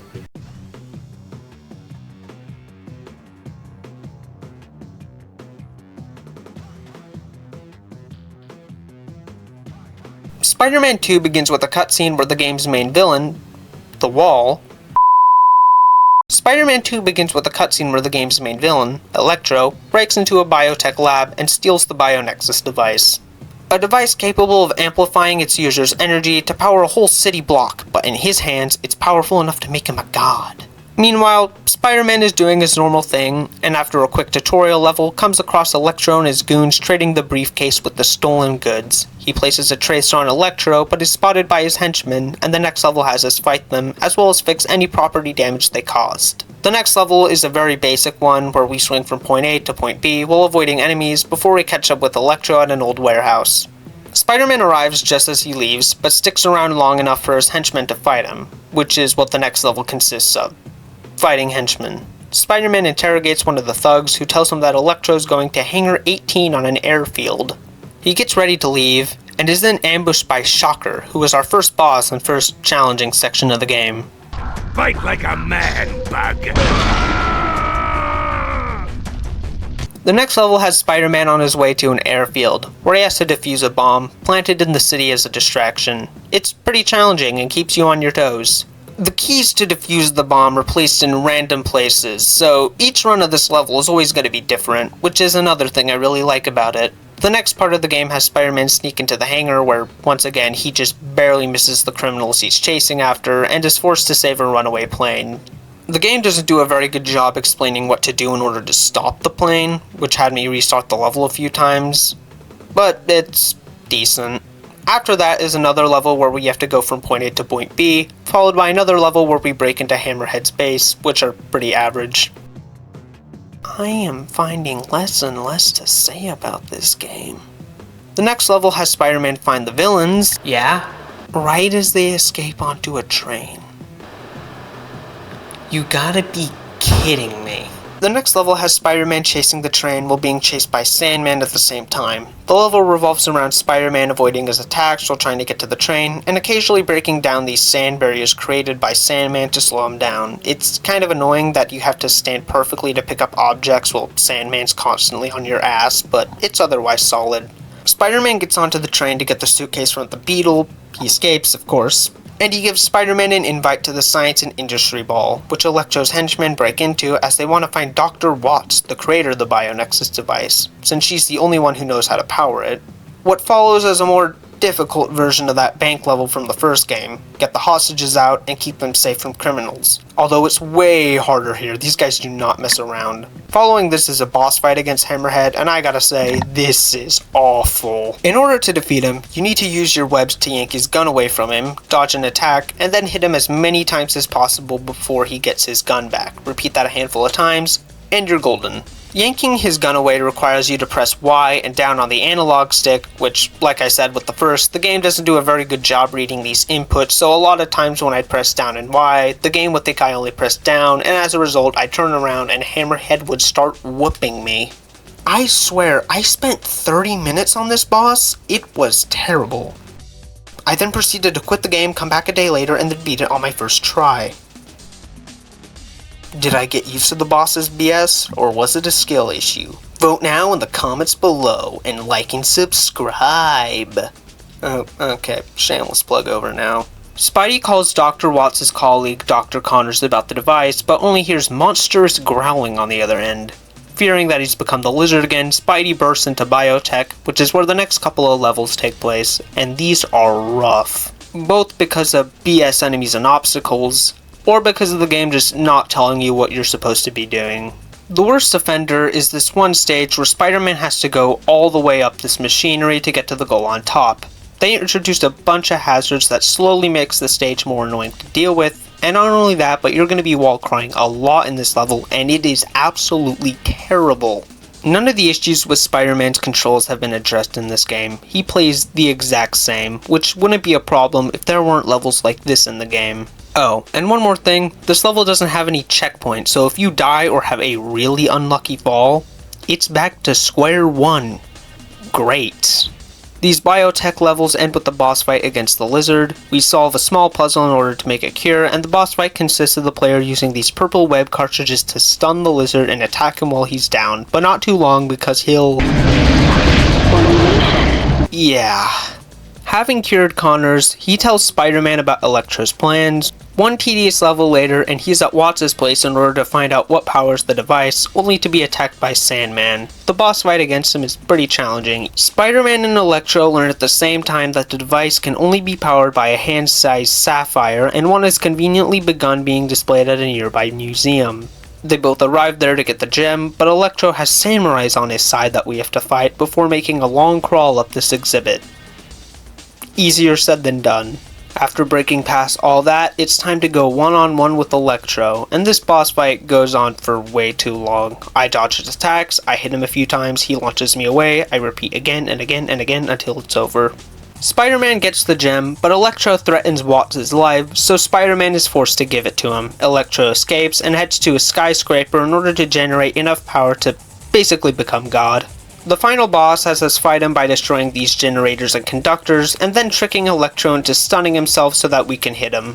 It's not perfect, I think Electro's attack stunned the player for too long, but it's a really solid ending to the game. I also really like that they gave Spider-Man suit damage for the final boss. No reason, I just thought it looked neat. Spider-Man saves the day, but since the Bugle won't ever let him take a dub, they falsely report that Thor took down Electro. Meanwhile, the villains rot in jail in a similar manner to the villains from the first game. Hey look, it's the villains from the first game. And that's Spider-Man 2. It's a decent game, but I didn't really enjoy it as much as the first. There are no major improvements to the controls or general gameplay, it's just more levels like the first games. But they're not nearly as good as the levels in the first game, all tied together by a story that, once again, isn't nearly as good as the first's. You can definitely tell this had a different developer than the first. 7 out of 10, it's still a good game, just not nearly as good as Spider-Man 1. Rather than making a third game in the series, Activision chose instead to make a game based on the first Spider-Man movie by Sam Raimi. And while I've never played it myself, from what I've heard, it plays very similarly to these two games, being level-to-level beat-em-ups. The following game, Spider-Man 2, would take this formula and make the game open world. And the rest is history, as pretty much every major Spider-Man game afterwards uses this formula. So while these games aren't the greatest, they've definitely shown their age with time. They're at the very least respectable for helping inspire some truly great games. Like and subscribe, a lot of you aren't, and I'll see you later. This is RAMJAM, signing off.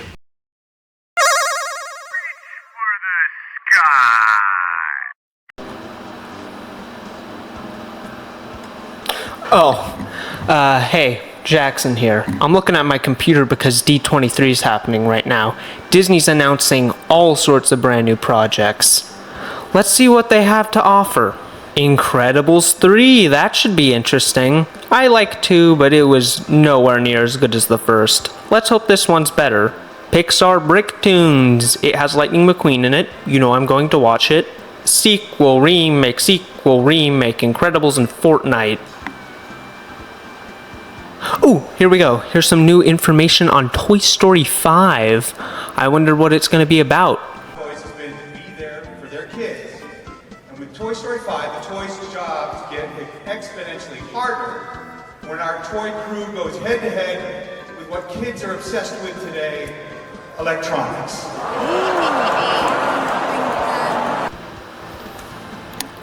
They should have ended it with 3. Toy Story, everybody's favorite movie franchise. They love it so much that they just won't let it die. Seriously, you guys had 5 years to think of a plot for Toy Story 5, and the best thing you could think of was iPad kids and 50 evil Buzz Lightyears. I talked about the franchise a couple of videos back, talking about the tie-in video game made for the first film, which was released on Sega Genesis and SNES. But did you know that there's more versions of the game besides those 2? There's a port on the PC, which is missing some content, much like the SNES version, but it's overall the same game. But there's another version that people don't really talk about. You see, Toy Story was a very impressive game for its time. It squeezed as much out of the Genesis and SNES as it could. But what if we took this game that was already pushing the hardware of those systems and crammed it into a gray brick?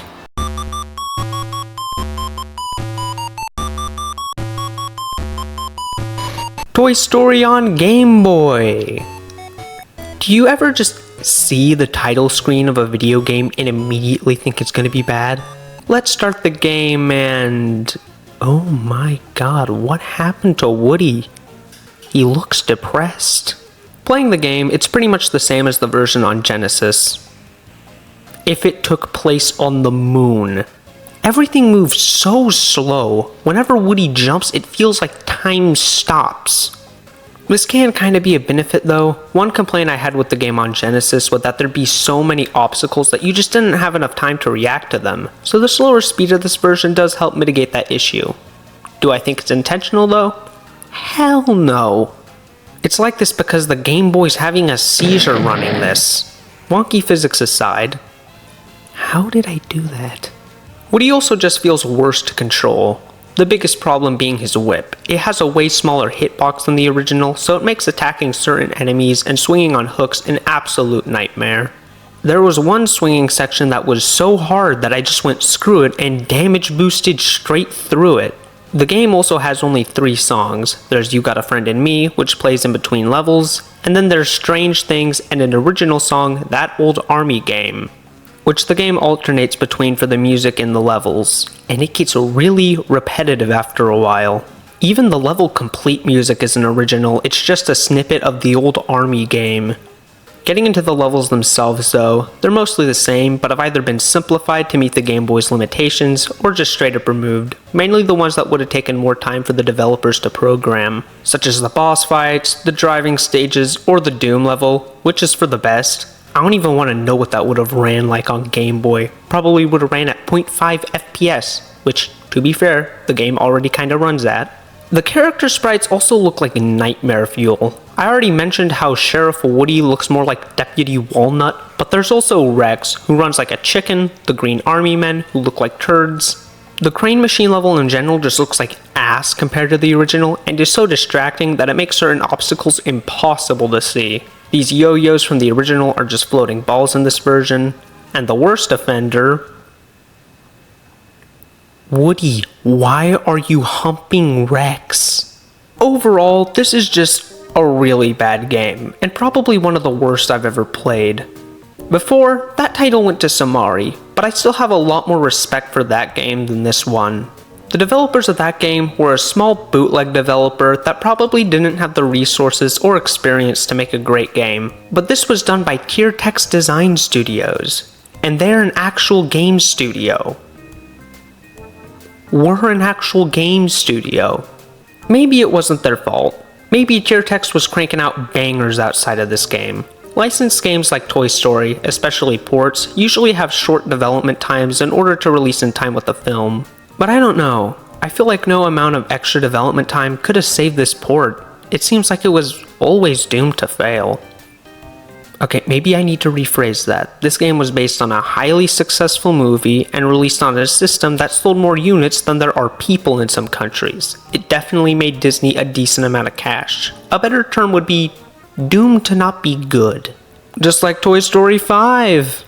And that's what I thought for the longest time, that this game just couldn't be done on 8-bit hardware without it either being reworked into a completely different game, or just straight up terrible.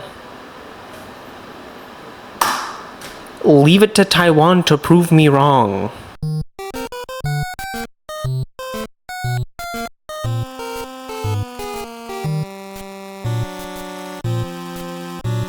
Toy Story on NES. That's right, somebody looked at this and said, yeah, I can make this work on my beer holder. Now, this game wasn't actually made with permission by Disney. This is an unlicensed bootleg game. So, with that in mind, there's a 99% chance that it's terrible, but hey, I already played a terrible game today. Why not another? Wait, this is actually good? I'm not joking, this game is actually fun to play. There's a couple of complaints I have, like how Woody's jump kills his speed, or the knockback when he takes damage, but I'll take that a million times over Woody's moon simulator. Much like the Game Boy port, elements have been reworked or removed. The second level is completely different from both the console and Game Boy versions. The RC level has you hit Buzz once instead of several times. Hooks required you to jump directly onto them to swing off them compared to latching onto them with your pull string, and both boss fights against Buzz have been simplified. The game in general also has less levels, even compared to the Game Boy version. It only has 5 and can be beaten in less than 10 minutes, compared to the version on Game Boy, which had double that and was closer to 30 minutes in length. But in this case, less is more, because like I said, this is actually a good game. They didn't just take the Game Boy game, sloppily port it to NES, slap some color onto it, and call it a day. Most of the levels were actually ones that were taken out of the Game Boy port, such as the boss fights against Buzz Lightyear, or one of the RC driving levels. This is a really solid game. If you're a big Toy Story nut and have 15 minutes to kill, I'd recommend checking it out. So I guess it just goes to show that Toy Story could have worked on Game Boy. Which just makes Tiertex look that more incompetent. Like I said, they probably didn't have a large budget or a lot of development time, but I think it's funny that this professional game studio made a worse game than a small group of like 5 Taiwanese people who probably made this for a quick buck. And that was Toy Story on Game Boy and NES.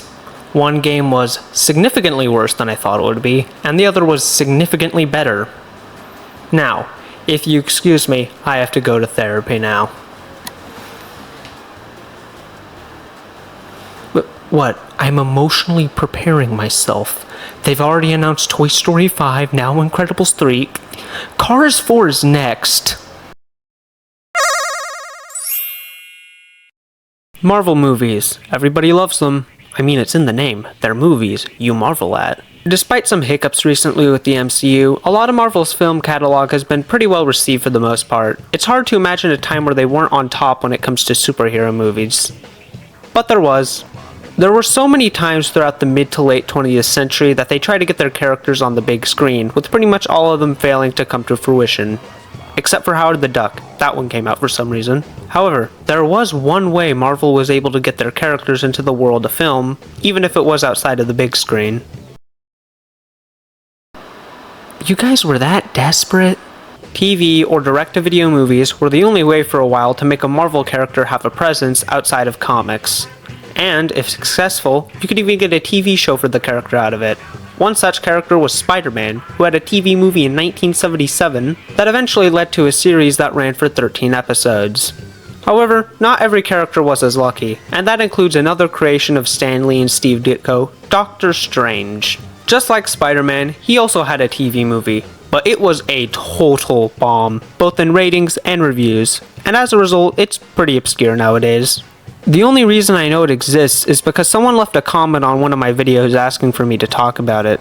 So, Monkey97, this one's for you.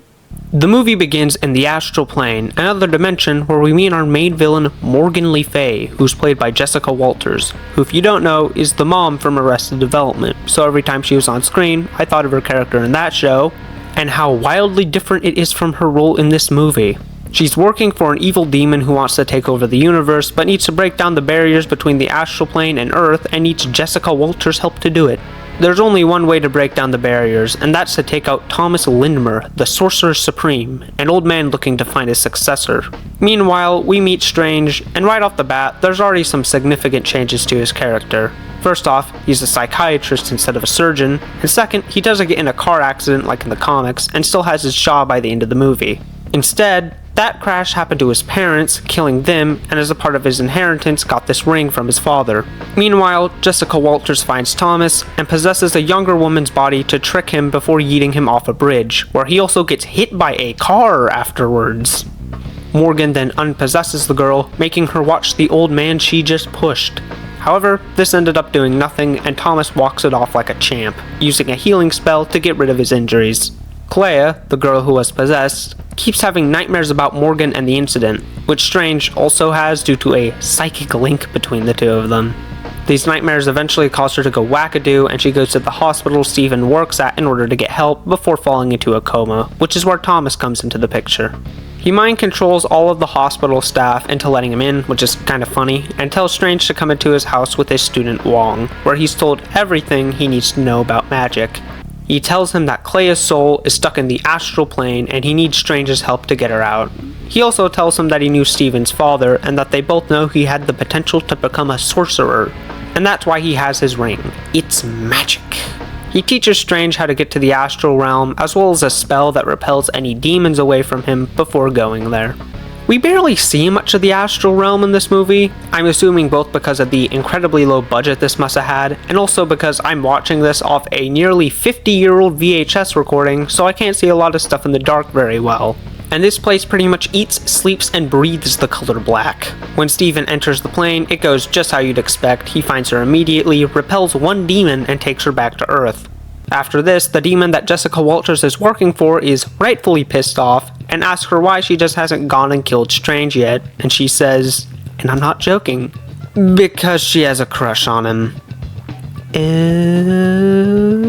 The demon tells her that he doesn't care about her crushes, and tells her to just finish the job, or else she'll pay the price for it. With Clea saved, Strange goes to Lindmer and tells him he doesn't want anything to do with magic anymore, and proceeds to ask Clea out on a date. Meanwhile, Morgan is finally able to get past the barriers guarding Thomas's home and absolutely bodies both him and Wong in a fight with some absolutely amazing visual effects, before taking Thomas to the astral plane. Not Wong, he's just dead now I guess. She then starts messing with Clea's mind again as her and Strange are about to go out, and tells him to go with her to the astral realm if he wants her to be safe. When they get there, she immediately tries smooching him of course, and tries to get him to take off his magic ring. He refuses, and then ends up defeating her and returns with Thomas to the real world, as well as reviving Wong. With the demon's plans foiled, he gets angry at Jessica Walters and does the worst thing he can to her. He makes her old. With the day saved, Steven becomes Thomas's successor, having all of his magical powers transferred to him, and he sets up a date with Clea, who due to all the magic stuff going on, doesn't remember anything after she got out of the hospital. The movie ends with a straight magician, played by an actor that was coincidentally an actor on Spider-Man, who Strange plays a little trick on before going to the credits. And that's the 70s Doctor Strange movie, and I could definitely see why nobody really cares about it, both at the time of its release and today.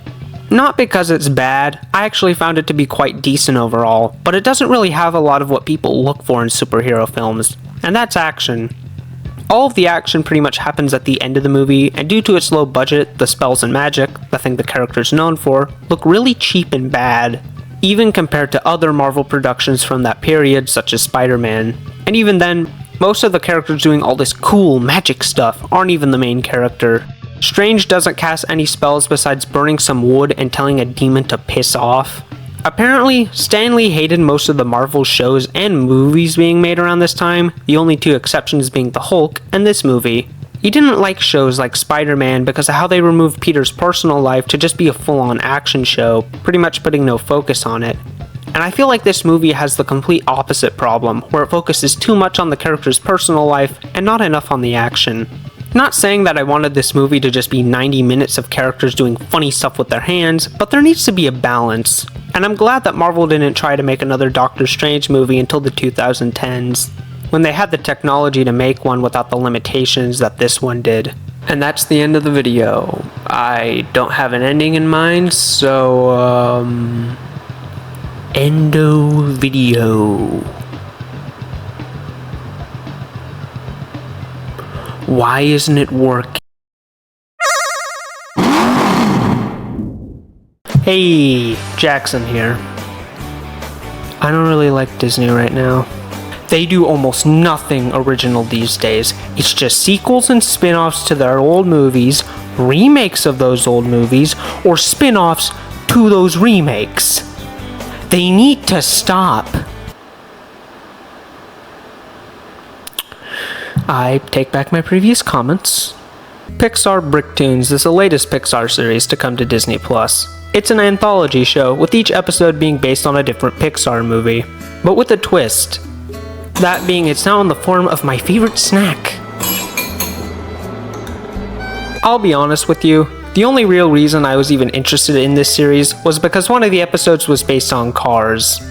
And you all know about my obsession with the funny Owen Wilson car. I was also interested in the Incredibles episode, both because of the recent announcement of Incredibles 3 being in the works, but also because if you've seen the trailer, you'll know that somehow, Syndrome returned. So, let's look at every episode of Pixar Bricktoons one by one, and rank them in this little tier list I have set up. Ready? Alright, let's go. Cars is the first episode in this series. It begins with Lightning McQueen training for the last Piston Cup race of the season, and everything is going well until Mater accidentally causes Lightning to wreck. Lightning considers quitting, thinking he won't be repaired in time for the race, or able to compete with hotshot race car H.G. Hollis, but Mater is able to get some spare parts, and fixes Lightning up into something that I would have made in a character creator when I was 5. We also meet Hollis here. He is nothing special, he's just an arrogant asshole who plays dirty to win. Judging by the way he acts, it feels like the writers wanted to have Jackson Storm here, but since his voice actor got into some controversy, they just wrote a new character that acts exactly like him. Lightning is comically slow in his new build, but due to some luck, is barely able to win the Piston Cup. Lightning gives a speech about not quitting, even when you think you'll fail, and thanks Mater for helping him before the episode ends. I really enjoyed this. There were some questions I have, mainly about how Lightning is still racing when it was pretty obvious that he became Cruise's crew chief at the end of Cars 3. In fact, she isn't even mentioned here.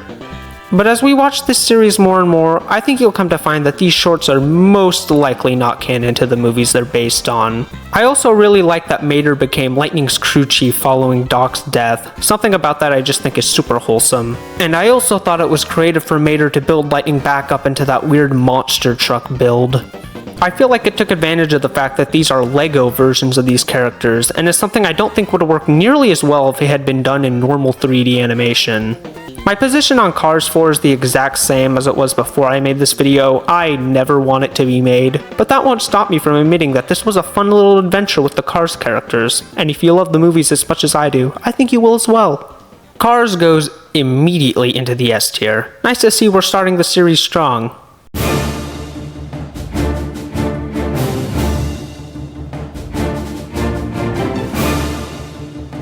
Brave is next, and it's solid, although I didn't enjoy it nearly as much as the Cars episode, probably because it's been like 10 years since I've watched Brave and barely remember anything about it. This short has Merida trying to cure one of her brothers after they get transformed into stone, but some wacky shenanigans cause a few dents in that plan.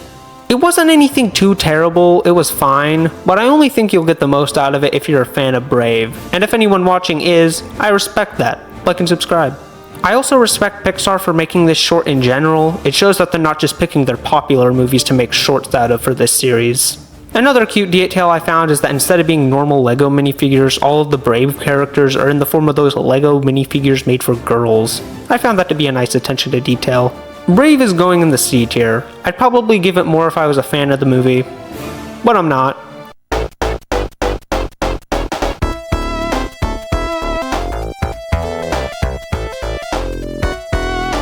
The Pars are having a pizza night, and Violet and Dash are left in charge of Jack while Bob cooks. They immediately lose sight of him, but don't worry, he just starts messing with Bob by transforming into pizza dough. It's not very funny, and I wasn't really interested in it. What I was interested in was the A-plot. While searching for Jack, they come across Syndrome, and I bet what you're wondering now, how did they bring him back? Well, here's the answer. I don't know. Yep, there's no explanation given as to why Syndrome is alive. Now, there was a LEGO Incredibles video game that was released about 6 years before this show, and in the ending to that, Syndrome does live, so I guess this short is canon to that timeline, or just not canon at all, which would make all these other shorts non-canon as well. Here I am, 15 years old, and complaining about the canon of Pixar movies on the internet. What has become of my life? Syndrome's latest scheme has him take out the city's power with a new device he has, and charge money for it to be given back. But with a little help from Elastigirl, the kids are able to put a stop to his plan and order pizza to celebrate, since Bob destroyed the kitchen trying to make it. Once again, I enjoyed this short, but I think it's a little weaker than the Cars one, since I found the Bob and Jack stuff uninteresting, and I'm still confused on what the hell Syndrome is doing here, and as a result, it's going into the S tier, but right below Cars.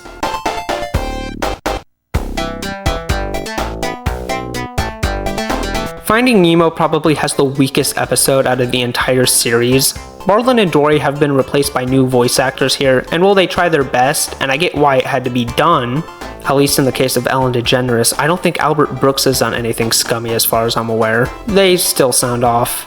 Not only that, but Marlin just acts out of character in this short as well. He's constantly babying Nemo and being overprotective of him, and it just feels wrong.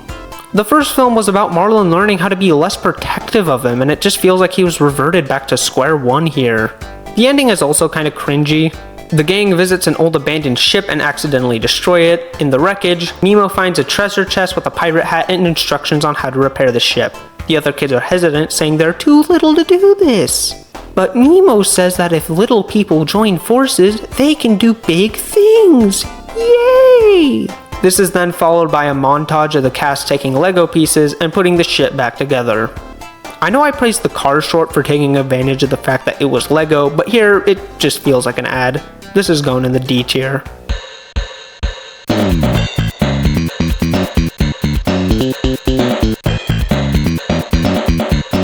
Coco is the fifth and final episode in the series. It has Miguel return to the land of the dead on, I am going to butcher this, El Dia de los Muertos to compete with his family in a Battle of the Bands competition. Miguel is super excited at first, only to doubt himself when seeing the competition he's against. However, he's reassured by his family that everything will be fine, and gets onto the stage, where he performs this song from the end of the movie. It's not even a cover or anything, they just dragged and dropped the audio files.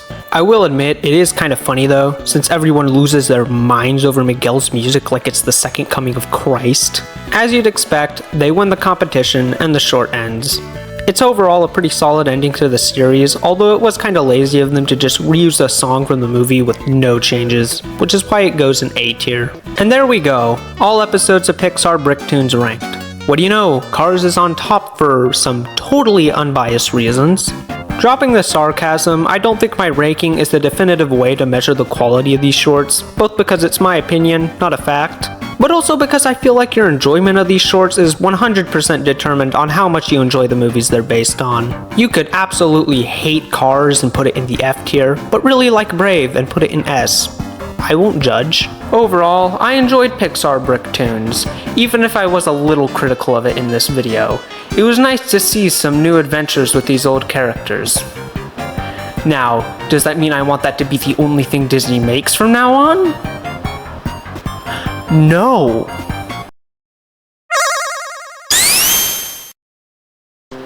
Hey, Jackson here. Quick question, have we invented time travel yet? I want to know because I need to go back in time to meet this guy. Don't worry, I'm not going to hurt him, I just have some things I want to tell him. Childhood. Everyone has one. I'm not joking, it's literally impossible not to.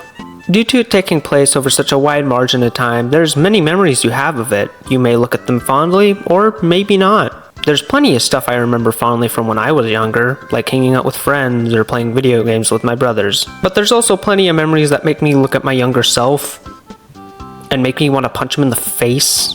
I bring this up because me and my family were cleaning up the house recently when one of my brothers found something of mine and gave it to me, and it brought me back. Sonic Comic Collection was one of the many Sonic comic books I drew when I was younger. Some of them were serious stories, but most were just bits involving Sonic characters. Basically, imagine Sonic Shorts or Sonic Odd Show, only if it was a comic drawn by a cringy 9-year-old. I was gonna flip through the pages when I realized, wait, I can make a video on this. And that's exactly what I'm going to do. If I'm going to cringe at myself, then you need to share the pain with me. So, let's go back in time to 2018. That wasn't that long ago, right? 6 years ago, what the f? So, starting off with the first page, and there's already a few things to point out. It's obviously supposed to be a parody screen of the title screen to Sonic 1, but instead of pointing to God, he's pointing to us. This is a reference to Uncle Sam. To my non-American viewers, Uncle Sam is an old man from old military ads who points at us because he wants us to enlist in the army. I guess Sonic does as well. First page, and we have Sonic, and Sanic all chilling with a bunch of other Sonic characters in Green Party Zone Act 1. There's going to be a lot of Sonics in this book, and that's because they're all based on Sonic's appearance in other games. We have the usual modern and classic, but we also have Sonic from Sonic Jam, Boom Sonic, Sonic with soap shoes, etc. I thought I'd get that out of the way real quick because it would make explaining this book way harder down the line. The next page has something similar, now being a pool party at Chemical Pool Zone. Amy's having a bad time, and Sonic looks like he's about to drown. The next page picks up right where the last left off. The drowning countdown pops up and Sonic gets ready to embrace death, only for some text reading Marty Square Adventure Field to show up. And then the M gets crossed out and replaced with a P, making it Party Square. And then there's a bunch of squiggly lines at the bottom.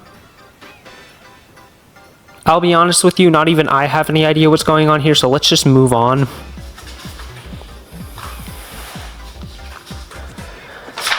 Now, this one's a pretty unoriginal joke you've heard before. It's the final boss fight of Sonic 2, but Sonic gets to the Death Egg robot first, and now Eggman has to fight a giant Sonic robot. Oh no! I probably stole this from a Dorkly animation or something, so not only is 9-year-old me cringe, but he's also a plagiarist. Next up is a reference to a secret screen from Sonic's CD, but it has a bunch of different Sonics in it, and Mario's also there hanging on for dear life. The next one has Sonic activating debug mode and using it to play a prank on Robotnik before creating a message that reads debug mode rules. There's one based on Sonic R, where Tails doll wins the race and then yells yeah at Sonic very loudly. And then there's one where he's in a car and I'm sorry, this is just so bad. I thought reading this book would be a fun trip down memory lane, even if it did have some cringy jokes in it. And while it does definitely have those, for the most part, I can't even tell what the joke is, if there even is any. I just can't keep reading this.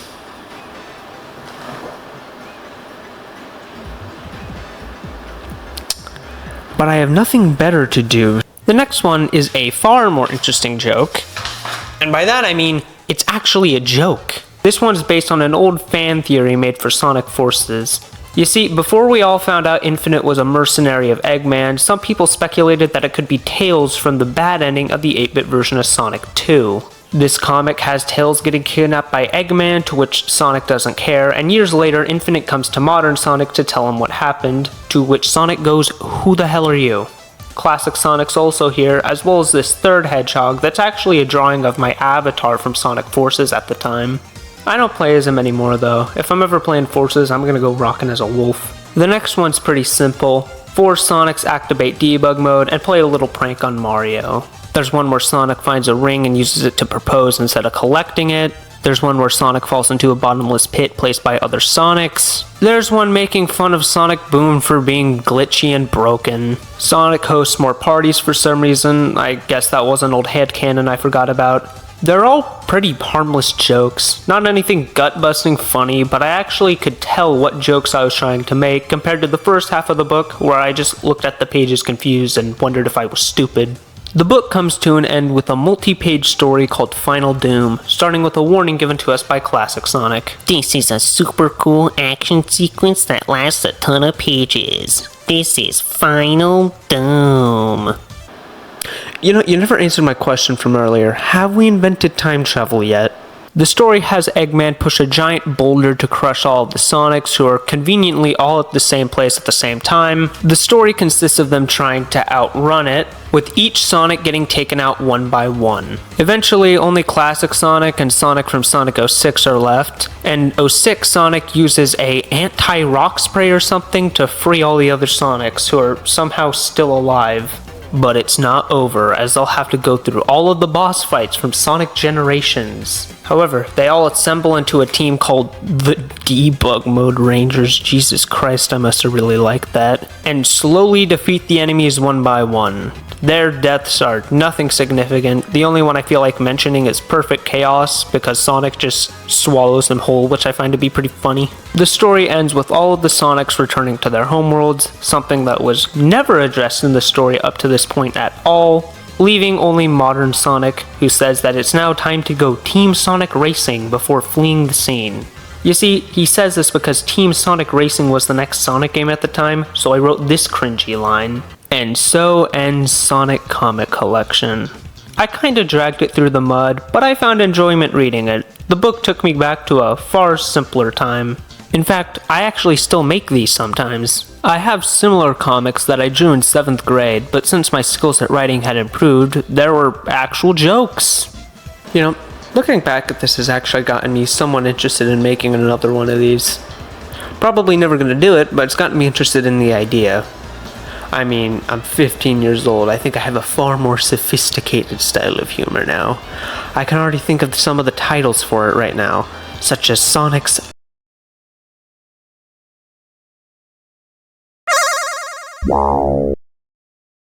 Hey, Jackson here, celebrating the 3.5-month anniversary on the channel.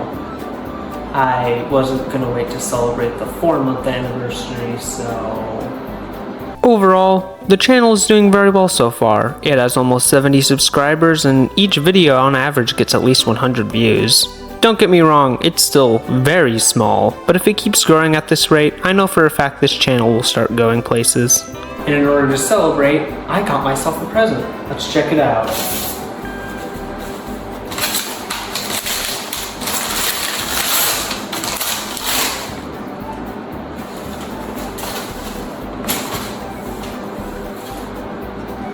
Thanks, me.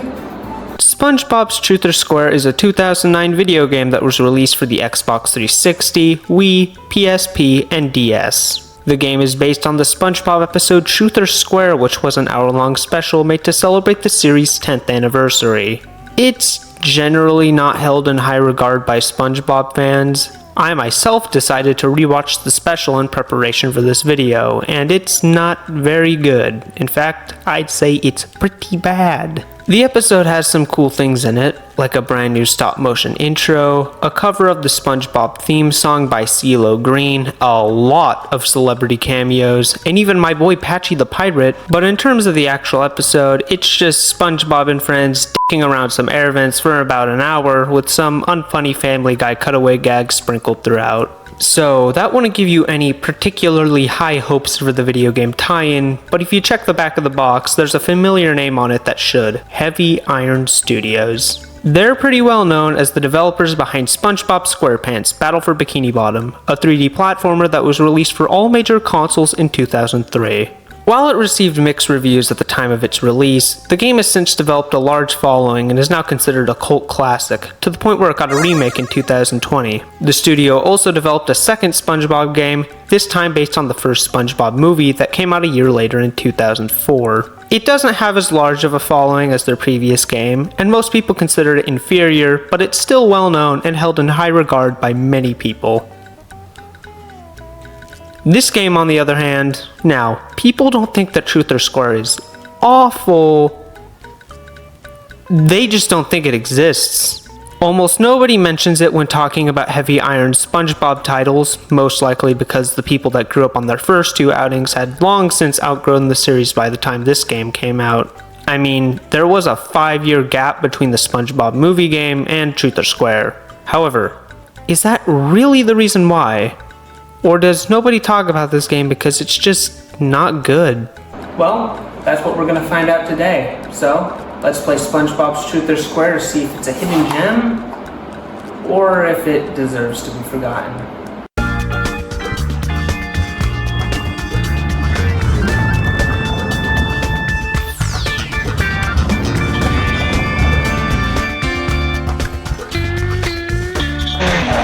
My global domination begin!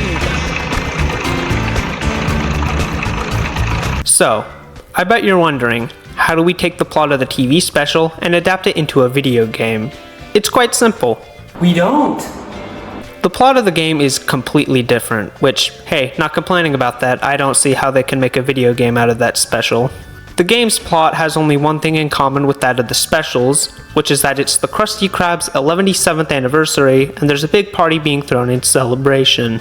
Here though, the party is held at SpongeBob's house, and as a result, Mr. Krabs entrusts SpongeBob with the Krabby Patty secret formula. Since SpongeBob is SpongeBob, he immediately loses it and can't remember where he put it. He's just like me for real, for real.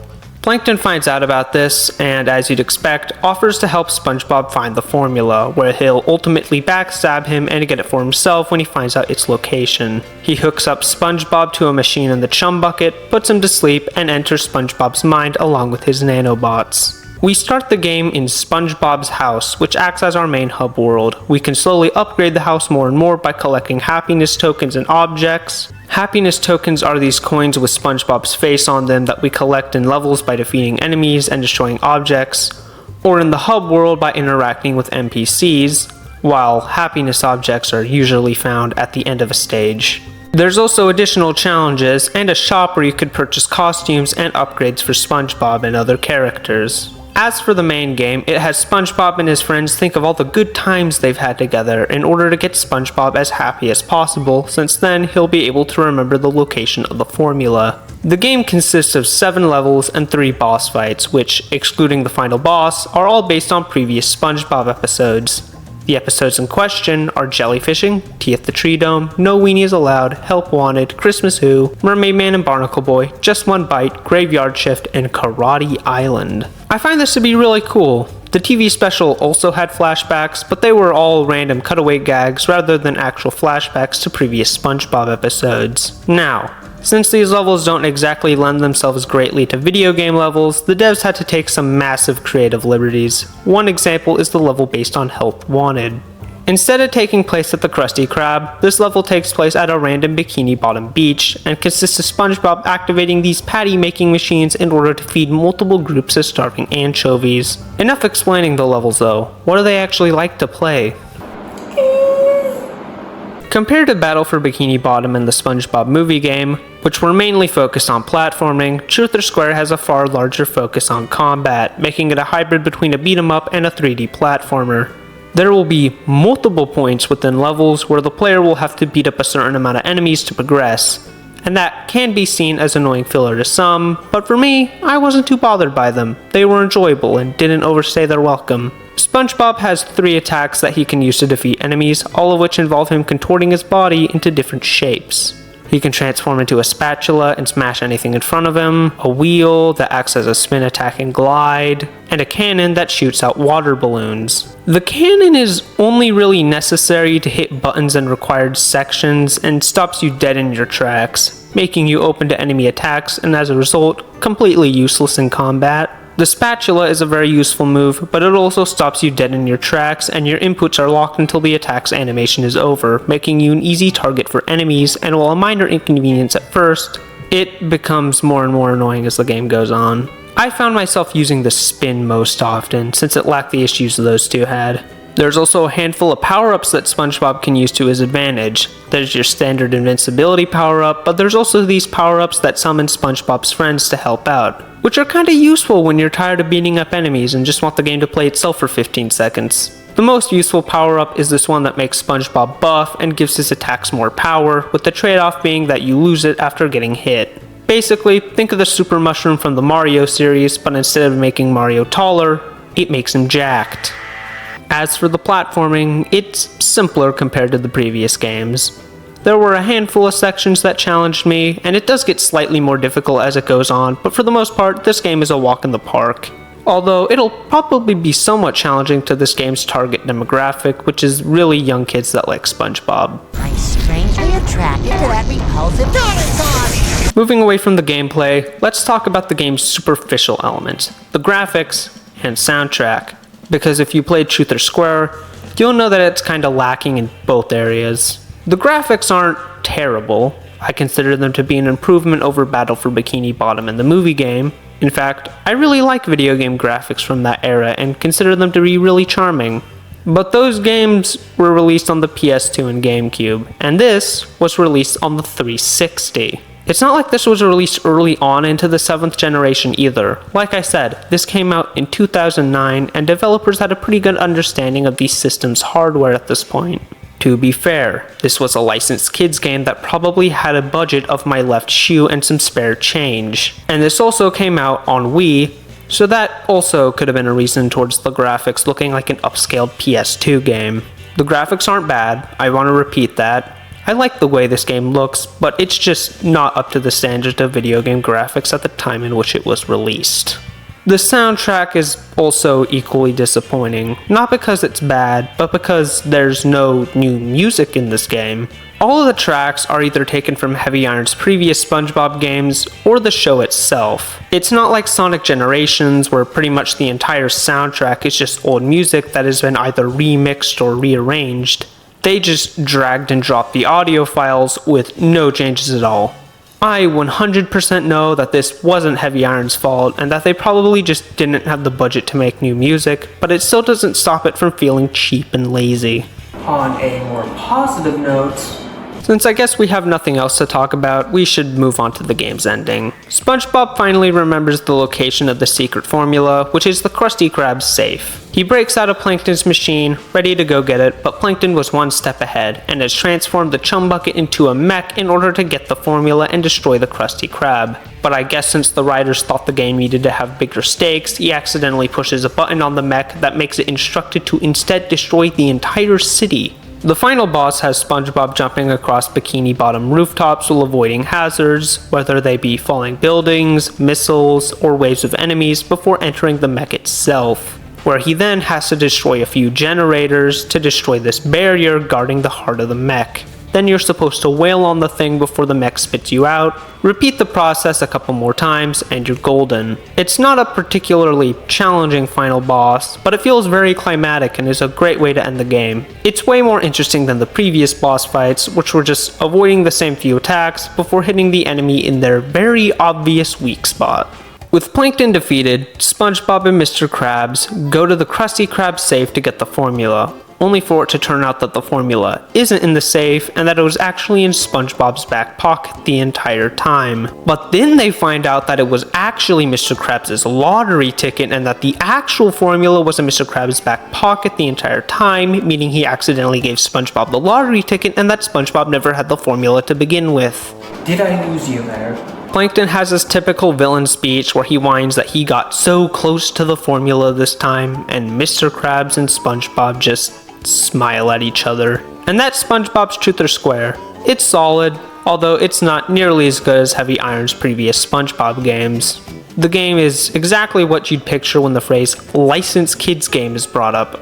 A good licensed kids game, but a licensed kids game nonetheless. Compare that to the studio's previous SpongeBob games, which, while flawed and most likely directed towards younger audiences, it felt like those games could be enjoyed by anyone of any age. The game feels far cheaper with its outdated visuals and unoriginal soundtrack, all things I'm sure were caused by a very low budget and not any laziness on the devs' part. In fact, I think the entire reason this game ended up the way it was just because of budget constraints. But overall, I liked it. I found it to be a really nice comfort game, something that isn't very challenging, maybe not the most tightly designed game on the planet, but still a fun time and relaxing. And I can confirm that it is a million times better than the TV special which it was based on. Well, that's it for today's video. I hope you have a good one, and happy 3.5-month anniversary to the channel. I want to thank everybody who showed up.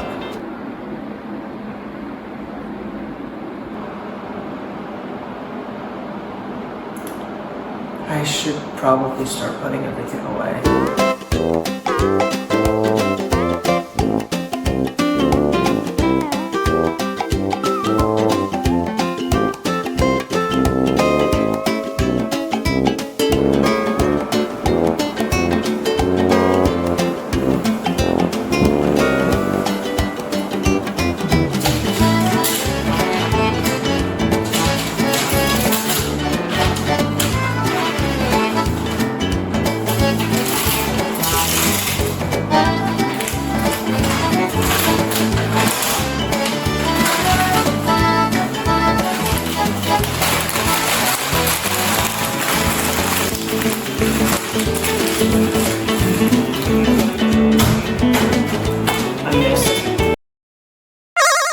That's what I'm talking about.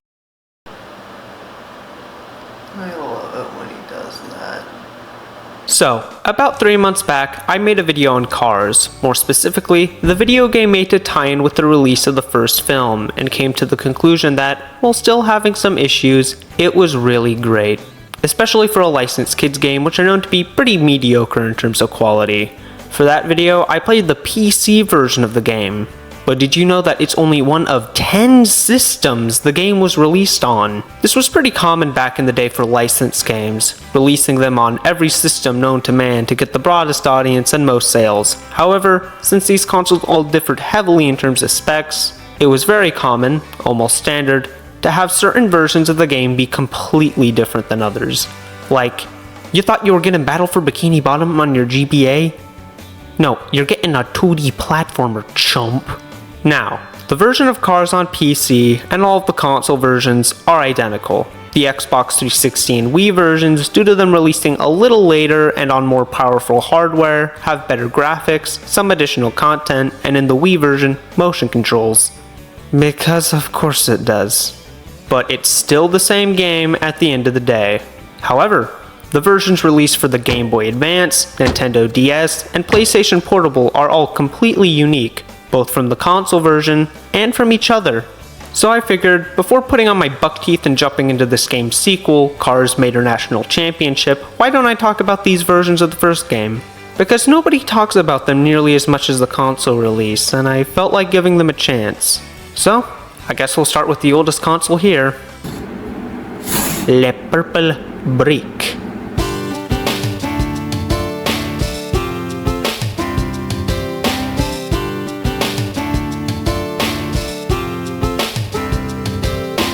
Now, as we've learned from my previous videos, the GBA was the first handheld that could really do racing games justice due to its 3D effects, while pretty much every racing game released on previous handhelds had to be played at an isometric angle. Now, Cars was released very late into the GBA's life, so you think that THQ, which probably knew a decent amount about how its hardware worked by this point, would have Cars be a 3D racer in the same vein as Mario Kart Super Circuit, right? Wrong. Cars is an isometric racer, and not only that, but a bad one too. Alright, that's kind of exaggerating things, but it's definitely rough. The camera is zoomed in, which makes it hard to see incoming turns and react accordingly. So you'll be spinning out, crashing into walls, and going off track a lot in this game. Which would be fine if the difficulty was forgiving like the console version, but this game's AI is actually pretty damn challenging, and one massive screw up will be hard to recover from. Thankfully, there is a map the player can bring up by pushing the shoulder buttons, which does make it easier to predict turns, but it's just a band-aid solution if anything. There are 4 types of activities in the game. There are 3-lap races against a handful of other cars, much like the console version, a 1v1 race where you have to get from point A to point B before your opponent, time trials where you have to get to the end under a time limit, and finally, Piston Cup races. There isn't much to talk about with the other types of races. They have the exact same issues I mentioned earlier, but the Piston Cup races are a bit more interesting. You see, these races have something that all of the others don't, and that's drafting. If you get close enough behind another car, this meter slowly builds up if you're within range, and when ready, you can perform a boost by pushing the R button, with how fast the boost is being determined by how much you were able to build up that meter. It's a really fun gameplay mechanic that makes things a lot easier if you fall behind. However, your opponents can also draft other racers and yourself, so you're going to have to be careful. It kind of makes me wish there was something similar in the console version. You couldn't boost in those races unlike the ones in the open world, probably because that would be considered illegal. But I think a boost activated by drafting other cars would be a great compromise and make those races more interesting. Coupled with the fact that Piston Cup races are just 2 wide left turns, nothing that'll cause you to spin out, and these are probably the peak of the game. I really wish there was more I could say, but I just can't. Both because of how mediocre this game is, but also because it's just really short. Just casually going through the story mode, you should be able to complete it in about an hour with little reason to come back and try to 100% it. Both because the game itself isn't super fun, but also because the only unlockables in the game, and your reward for 100%ing it, are 16 low-res screenshots of the movie, which even at the time I feel would have been considered some lame-ass collectibles. 5 out of 10. It's not terrible, but it's far from a good game. Hopefully the DS version will be better, considering that it has the power to make an uncompromised 3D racer.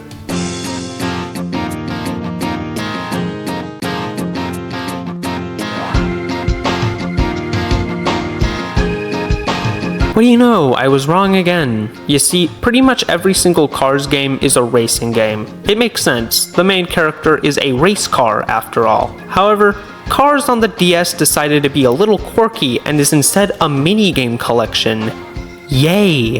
The setup for the game is very similar to the console version. It's been about a year since the events of the film, and McQueen has to race in the next season of the Piston Cup.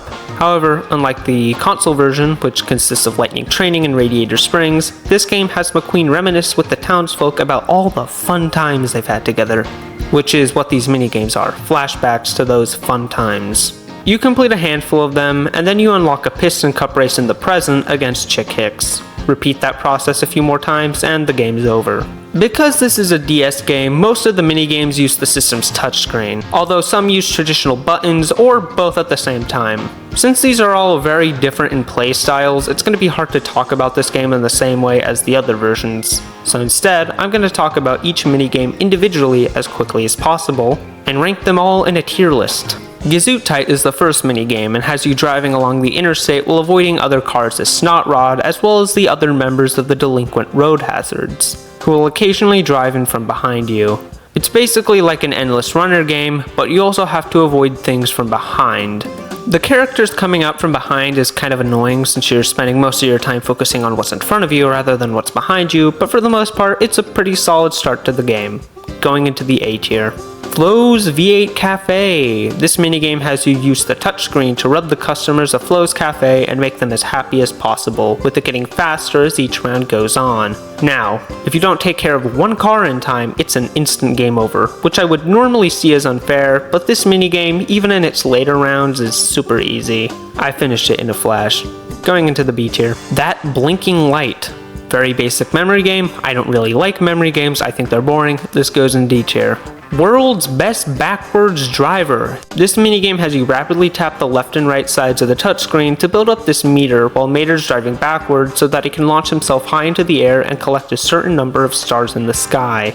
Once again, touching the left and right sides of the touchscreen to steer him. Since I played this game on an emulator with a controller and mouse rather than an actual touchscreen, this did take me a few times to get right, but when I did, it was pretty solid.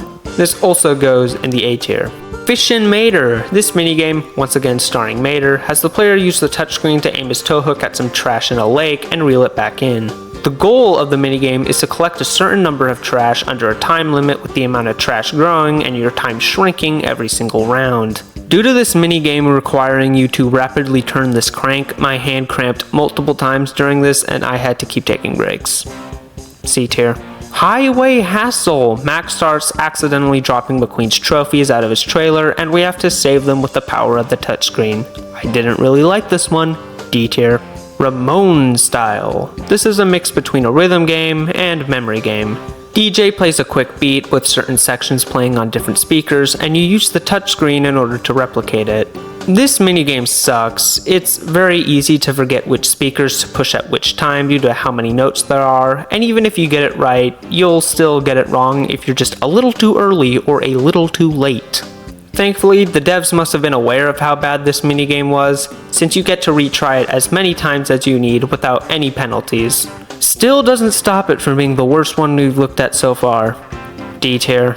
Tractor tipping. This one's very similar to the console version. You play as Mater and have to tip over all the tractors in an area without getting caught by Frank. However, what sets this apart from the console version is how bonkers it is to control. So, you press up on the D-pad to go forward and down to go backward, but you need to use the touchscreen to steer Mater, and you tip over the tractors by blowing into the DS's microphone. Were they just trying to make this minigame as complicated as possible? Because if they did, they succeeded with flying colors. Besides the confusing controls, tractor tipping is very solid, probably the best minigame we've played so far. S tier.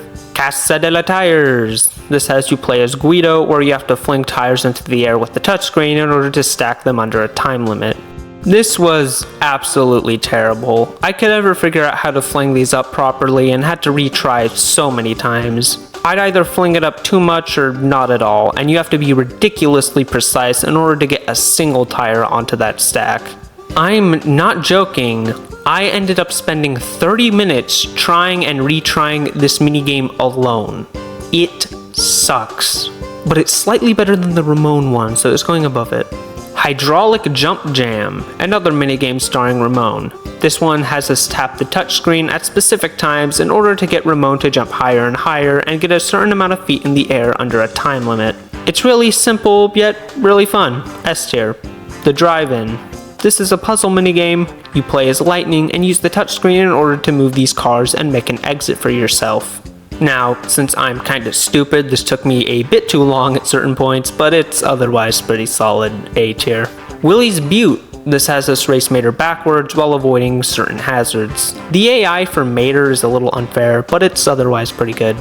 A tier. This leaves me with one last thing to talk about, and that's the Piston Cup races. And sadly, I gotta say, this is probably one of the weaker parts of the game. These races have a very simple goal.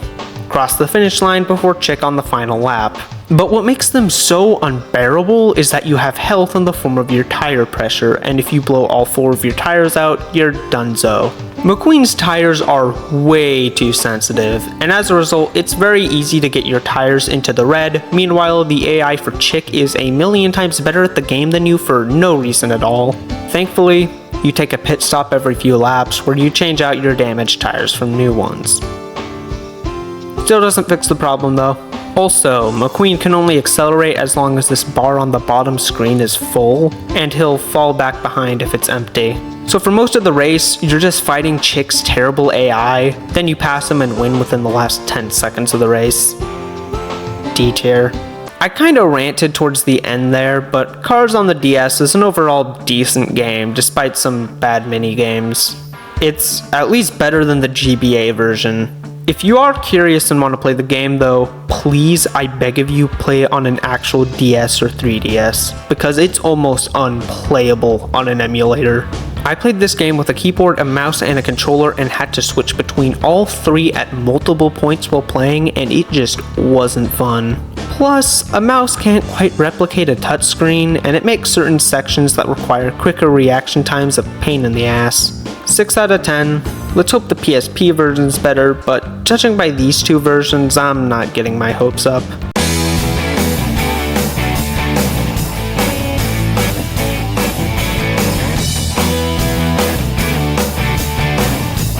The PSP version of Cars has a completely different story than every other version of the game. It begins with a brief tutorial where Lightning's having fun racing with his friends before they get interrupted by the delinquent road hazards, who try to start wrecking up the town. Lightning then decides to challenge them to a series of races, where if they win, they could stay, but if the townsfolk win, they have to get out of town. Much like the console version, Cars is a 3D racing game. Finally. However, this version is a more linear arcade racer. There's no open world, just a series of races, and the story mode consists of the player competing in races against the townsfolk across Carburetor County, before eventually unlocking a 1v1 race against one of the delinquent road hazards, and after completing all of those races, one more race against all 4 of them along with their leader, Chick Hicks. Lightning wins, of course, and the game ends.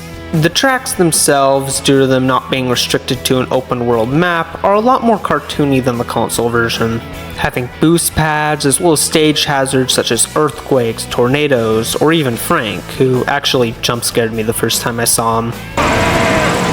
Focus, McQueen!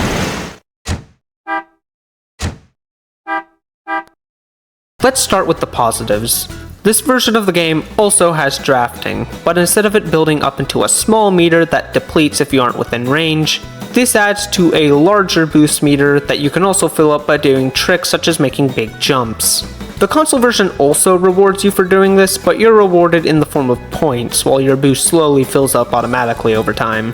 Once again, I really think drafting should have been in the console version. I also think that the tracks not being confined to a large open world gave the devs a chance to have more creative locations and shortcuts. There are plenty of them sprinkled throughout the game that you could take advantage of in order to get ahead of your opponents.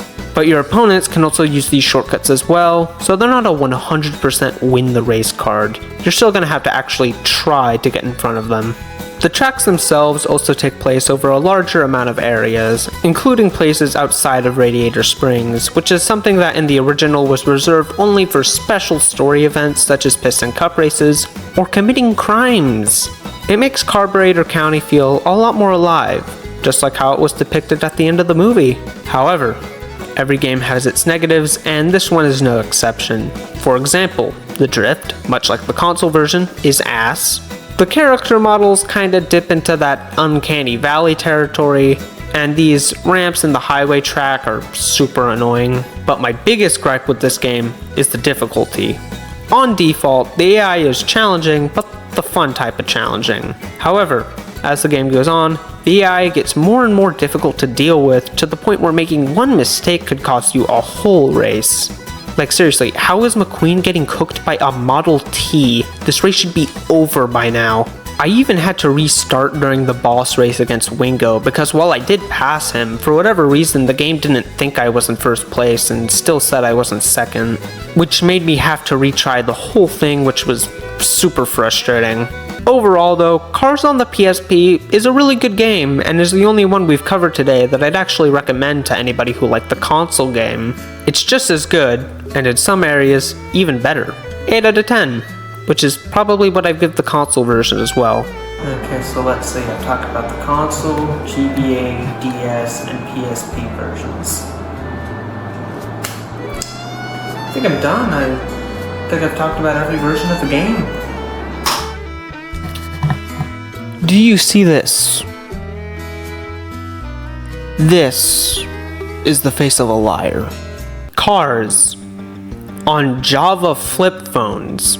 I'm not joking, this is real, this is an actual game. There was a version of this game made specifically for old flip phones with Java on them.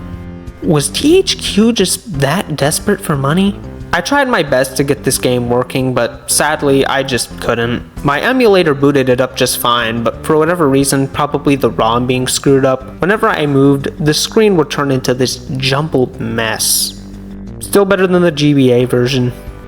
Okay, now I've talked about every single version of Cars. Not gonna lie, I am a little bit disappointed. The console version is beloved, not just because it's based on a Pixar classic, but also because the developers behind this game obviously put a lot of care and effort into making it. You could tell that this wasn't just a cash grab, and that Rainbow Studios, the developer of the console version, just really loved the world of Cars. But the GBA and DS versions just don't have the same amount of effort put into them, and even the PSP version has its issues. Whether that be terrible track design, controls that physically hurt you, or frustrating difficulty, these versions are a lot more flawed than their console counterpart, and I could see why they've been forgotten. Alright, that's it for the video, and if you excuse me, I gotta get back to what I was doing beforehand. Looking at this guy. I really need to find a hobby. Hey, Jackson here. I'm trying to find a copy of Mario Kart DS, but I just can't seem to find one anywhere. Okay, just this once.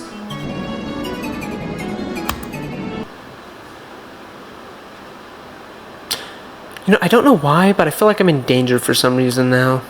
Nintendo and DMCA's go together like peanut butter and jelly. They gave us Mario and a patent infringement lawsuit. Now, do I think there's times where Nintendo's justified in suing others? Yes. Is it technically within their legal right to do so? Also yes. But damn it, they are so strict with what people can and can't do with their characters. With one of the characters they crack down on the most being Mario, particularly in the world of fan games and ROM hacks. Today, I wanted to take a look into the world of ROM hacks and talk about one I played pretty recently. Super Mario 64 Star Road. It's a ROM hack of Mario 64, obviously, that was released back in 2011 and aims to be a full-on sequel to that game. It has a brand new story, hub world, and levels. It's generally held in high regard and is a popular ROM hack among the Mario 64 community. Like I said a moment ago, I played and completed it recently and have a decent amount of things to say about it. So, let's take a look. I mean, why not? I already pirated a Nintendo game today anyways, I'm probably gonna end up dead in a ditch by tomorrow. The game begins with a quick title screen before we're brought to the save select. Hit one of the save files and we're thrown into the game. Mario falls into the hub world where he's informed by Yoshi that Bowser's doing his typical evil stuff again and that we have to stop him. Jumping into the levels themselves, they're more of what Mario 64 was, big and open areas with multiple objectives to complete. Although it's a little bit more challenging, and by that I mean I use save states a lot. Hey, just because I like video games doesn't mean I'm good at them. The levels take place in a wide variety of locations, including beaches, volcanoes, the sky, deserts, and my personal favorite, piano. They all look really good. I expected this ROM hack to reuse a lot of assets from Mario 64 for its levels, and to some extent it does, but these truly feel like brand new stages rather than asset flips. The soundtrack is also really enjoyable. It's not original, all of the tracks are taken from other Mario games, such as the original Super Mario Bros., Super Mario RPG, Kirby's Adventure, Sonic Adventure, and so on and so forth. Although they've all been remixed into that sweet N64 sound font and sound really good.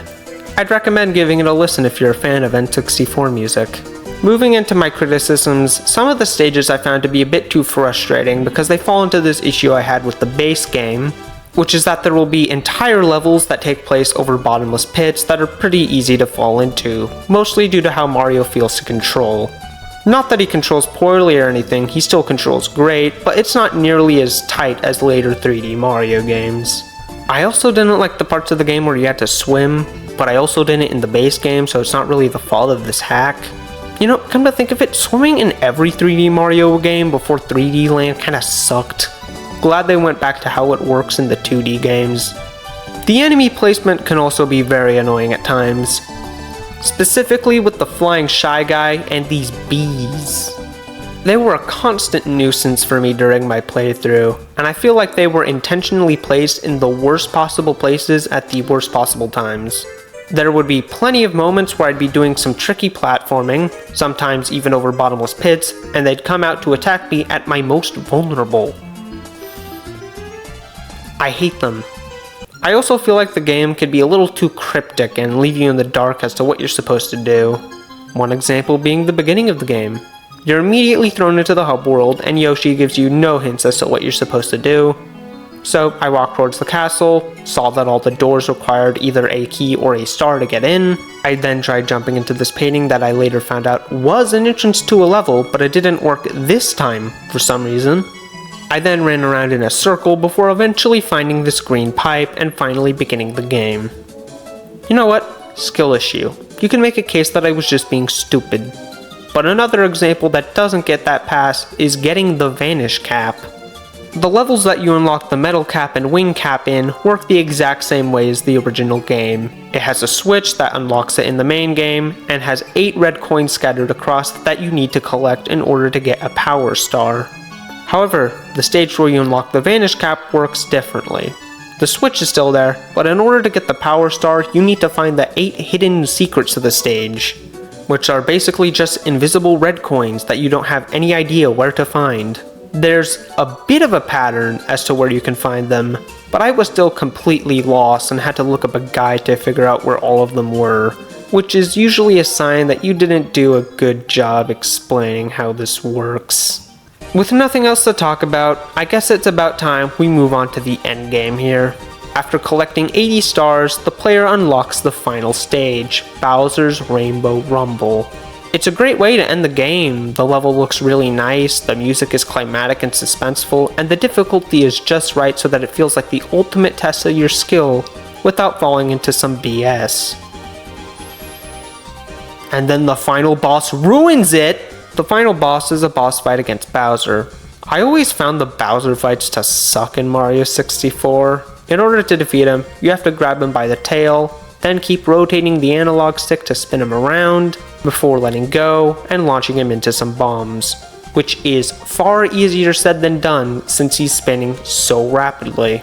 It's very hard to aim towards the bombs, so you'll have to try your hardest to get him close to the bomb, then throw him, but what's even more annoying is that Bowser's AI is based on the final boss of the original Mario 64, and in that fight, he can cause fire to fall from the sky and burn Mario as he's trying to throw him, which makes this fight so much more annoying. Thankfully, the devs were kind enough so that the ground doesn't slowly break apart the more you hurt Bowser, like in the original fight, which is nice. Following Bowser's defeat, we're sent back to the Mushroom Kingdom, now at nightfall, and are thanked by Peach for our heroism, ending Super Mario 64, Star Road. I really like this ROM hack. I wouldn't really say that it's a full-on sequel to the original. It doesn't introduce any brand new mechanics to the gameplay like a lot of other sequels do, but it feels more like if Mario 64 just kept on going, which I think is one of the nicest compliments you can give to a ROM hack as large in scale as this. It legitimately feels like content Nintendo cut from the original game. It's that good. And while it does share some of the problems of the original game, in a way, that makes it feel more authentic. All in all, Star Road is a top-tier ROM hack that I'd easily recommend to anyone who's a fan of the original game, even over a decade after its release. You know, come to think of it, Star Road has never received a cease and desist from Nintendo. Maybe I'll be fine after all. I mean, it's kind of ridiculous to think they'll break down my door just because I downloaded a ROM file. They've done some scummy things, but they aren't that evil. They're that evil. I have a top-of-the-line gaming PC. 6 fans, a massive graphics card, some other third thing, and I use it only to play the most graphically demanding, hardcore games out there.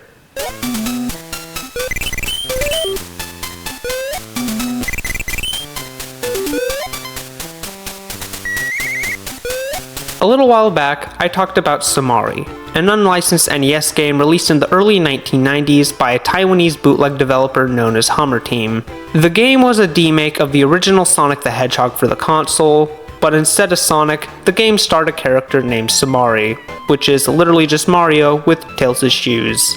I thought the game was complete garbage, but still respected both the game and the team behind it for the effort that must have gone into it, especially for the time in which it was released. But now, we live in a digital age, and Sonic 1 has been ported to almost everything known to man. Smartphones, calculators, Teslas. I wouldn't be surprised if I could play this game on a toaster within the next 5 years.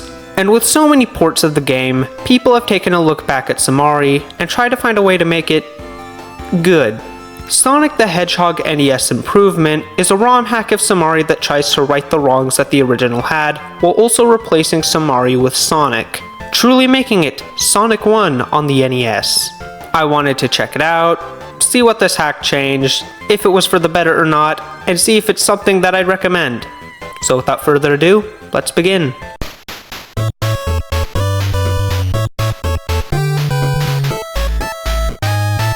So, playing this hack for the first time, I noticed 4 things that it changes from the original: the music and sound effects, the graphics, the physics, and the special stages. Let's start with the music and sound effects. Somari's soundtrack, as well as its sound effects, are taken directly from Sonic 1, just converted to NES hardware. However, the devs didn't do the best job of converting them, causing the music to sound lackluster at best, and the sound effects to be hard on the ears, let's say. So, the people behind this hack went back and did a far better job converting all of Sonic's music and sound effects to the NES. The sound effects don't hurt my ears anymore, and the music sounds really nice. The graphics were also heavily redone to fit their Genesis counterparts. I already mentioned Sonic earlier, but the Zones, Badniks, and even Robotnik have gotten a very nice looking glow up. Of course, they couldn't make it look 100% accurate due to hardware limitations, and as a result, the colors on the characters are either completely different or more limited, but the sprite art itself still looks really nice. However, most of the changes made were in the gameplay department. There have been several bug fixes, mainly fixing the collision detection. It can still be a little off. One example is when collecting rings. Sometimes Sonic will phase through them even though I collected them, or he'll kinda go inside a loop-de-loop when going on one, but it's overall far more consistent. Most of the other bug fixes I noticed were in Labyrinth Zone. In Somari, there's this platform that, if you jump on it, can crash the game. This hack fixes that bug. There's also another bug where the player can outrun the auto-scroll in the zone's boss fight and accidentally softlock themselves. That was also fixed. Overall, the game just feels a lot more like an actual video game due to these bug fixes, as well as the fact that they changed Sonic's physics. The physics in Somari were rough. Running was either too fast or not fast enough, and jumping killed any momentum that you had. Basically, imagine the jump from Sonic Frontiers before they patched it, times 10. And while the physics are a little jank at times, there's still a significant improvement, and Sonic is a very fun character to play as because of it. Not only that, but these new physics make the game a lot easier as well. There were so many times in the original where they would screw you over, sending you straight into hazards, or just make the game take way longer than it's supposed to. But since Sonic's new physics are a lot easier to play with, I was able to do something that I just couldn't in Somari, and that was getting to access the special stages. The special stages here are based on the ones in the Master System and Game Gear versions of Sonic 1. In those, the player is bounced into the air by some springs and can collect all the rings within it before getting to the end of the level. However, this hack adds a Chaos Emerald to the end of each stage, and as you'd expect, you get Super Sonic for collecting all 7. He's just a yellow palette swap of Sonic that moves faster, but it's still really cool and something the devs didn't need to add. Since not only was he not in Somari, but he wasn't even in Sonic 1. And not only that, but after getting all 7 Chaos Emeralds, the player can also try to get the 7 Super Emeralds as well. The player obtains them in 7 brand new special stages created specifically for this hack, inspired by the Blue Sphere levels in Sonic 3 and Knuckles. They're surprisingly better than you'd think. Most of the times the NES would try to do pseudo 3D back in its heyday, it'd end up falling flat on its face, but Blue Sphere is surprisingly decent on the system. As a reward, you get Hypersonic, which is just Supersonic, but they changed the music that plays when you transform into him. I'm dead serious. They didn't even make him white or something, it's just Supersonic again, which is a bit underwhelming. And with that, I think I've covered everything new in Sonic on NES. It's a pretty solid ROM hack, and I respect the team for going above and beyond and not just doing the bare minimum. They could have just slapped some Sonic sprites in and tightened up the controls, which would have been fine, but they went the extra mile by adding Supersonic and overhauling the graphics and music. To anyone who worked on this hack, I salute you. Now though, that leaves the question, is it something I'd recommend? I guess, but only really to big fans of Sonic that want to have a quirky afternoon, and not anyone else. Which is fine, because that's probably who it was made for. And now I've covered both versions of Somari. Makes me wonder if there was ever a bootleg Mario game that replaced him with Sonic. That'd be pretty interesting to see.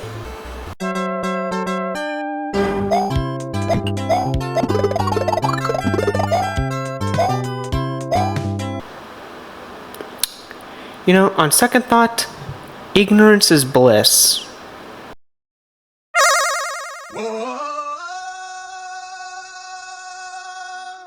Hey, Jackson here, and I finally did it. I finally got that Series X I've been looking for. Damn it, wrong Xbox. If any of you guys check out my community posts, you know that I recently picked up an Xbox 360. I had been contemplating it for a couple of months already, since there were videos that I wanted to make on games for the system that aren't available on modern consoles. I already had a handful of 360 games in my collection, but decided to pick a couple of others up that same day. There was Mater's Tall Tales on the Wii, that's a Wii game, so I won't be bringing it up again. I got a copy of Pac-Man World 2, since I planned to make a video on it one day. I put it in my 360, and learned that it's not backwards compatible with the console. Piracy it is, baby!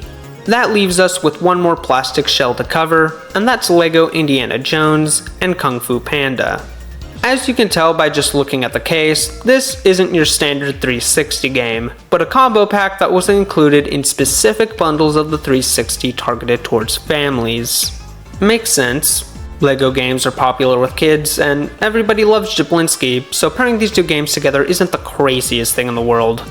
I was gonna cover each of the games separately in their own videos, but then I realized that there's already a bunch of videos about them online, so I thought, why not cover them together? Give this video a little bit of a gimmick, you know. So today, let's go over the LEGO Indiana Jones and Kung Fu Panda combo pack. See if the games in it are quality, and if it's an overall good value or not. Starting with...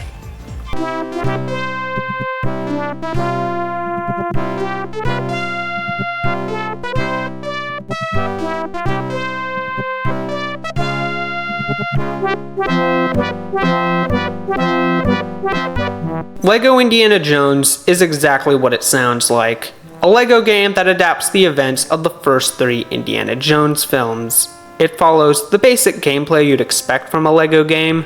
Go around beating up enemies, doing some platforming, and solving puzzles. Usually requiring help from a second player. Or in my case, switching to another character because I played this game alone. You do this usually because the game has a very good rock, paper, scissors mechanic, where characters have strengths and weaknesses from each other that make you need to keep switching between them while playing. It's not just a case of going, oh, I like how this character looks, so I'm going to play as them the whole game.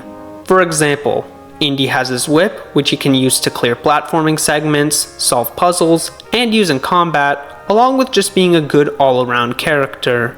But he has a low jump, and a phobia of snakes that stops him in place when he gets near them.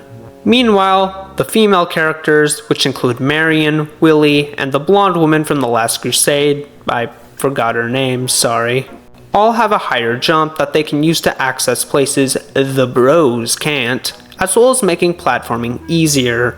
But in return, they aren't nearly as good in combat, mostly sticking to basic punch and kick combos, except for Willie, who has a scream she can use to hurt enemies and shatter things such as glass, but in return, has a phobia of spiders. It's very easy to understand, but makes the game surprisingly complex for what could have been just a basic kids beat 'em up.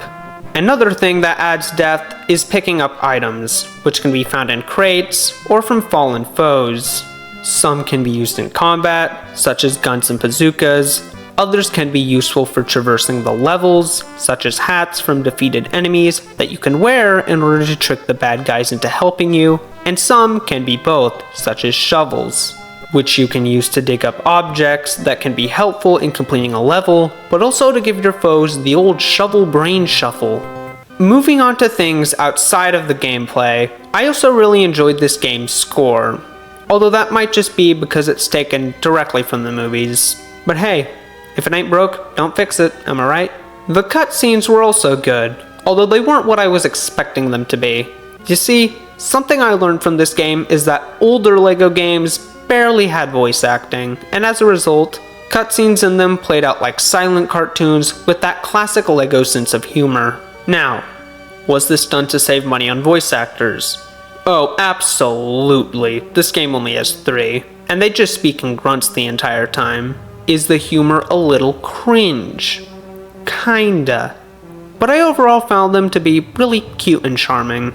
Although I'm not complaining that they switched to full-on voice acting down the road. Not saying that I prefer it or anything, I just legitimately have no preference between the two.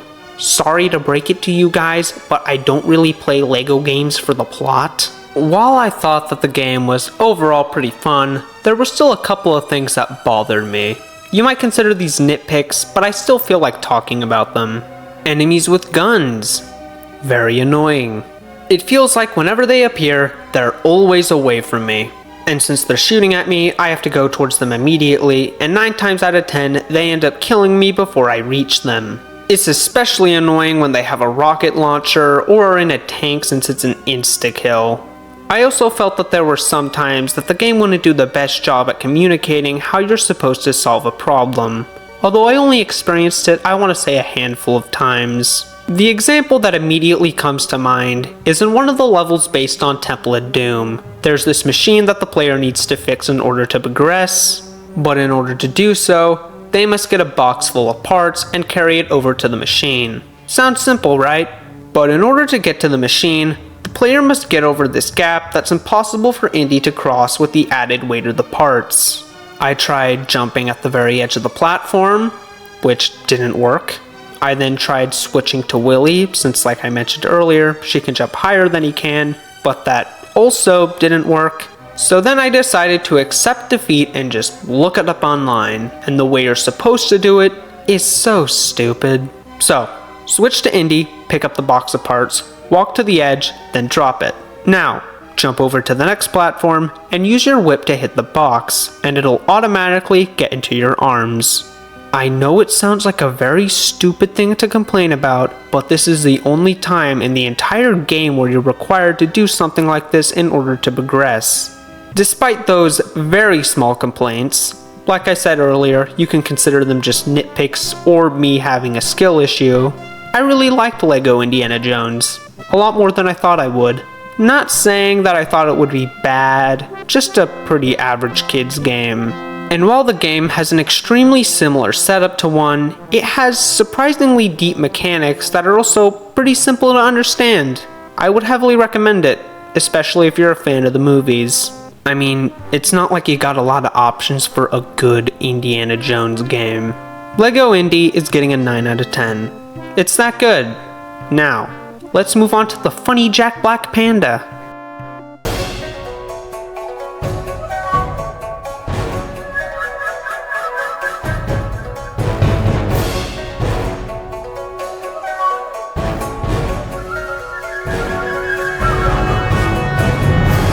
As you'd expect from the name, Kung Fu Panda is heavily based around combat.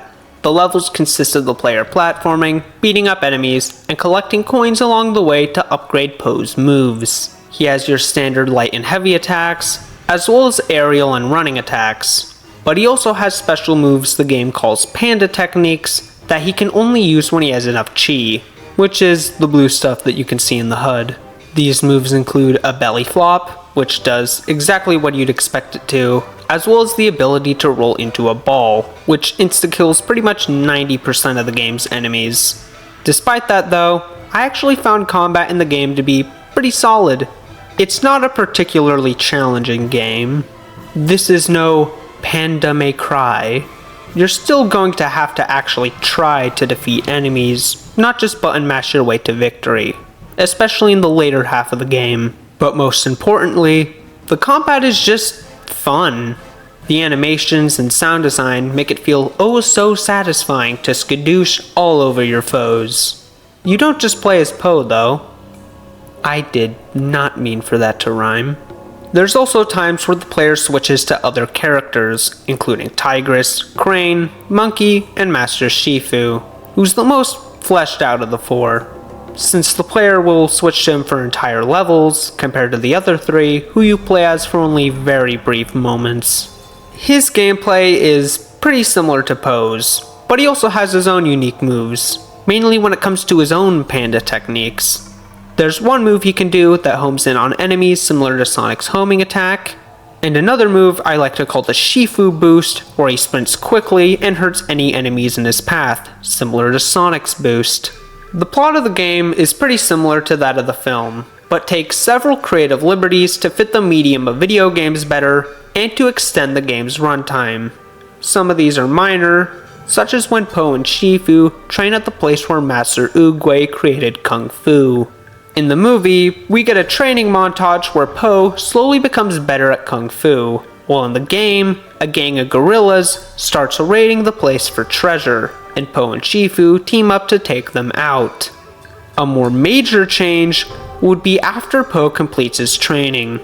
He and Shifu go their separate ways. Shifu goes off to rescue the five after they get their asses whooped by Tai Lung like in the movie, and Po tries to make his way back to the Jade Palace, where he accidentally gets lost and comes across both the Wu sisters, a group of criminals made specifically for this game, as well as Tai Lung, who he meets for the first time at his training grounds in the middle of a desert.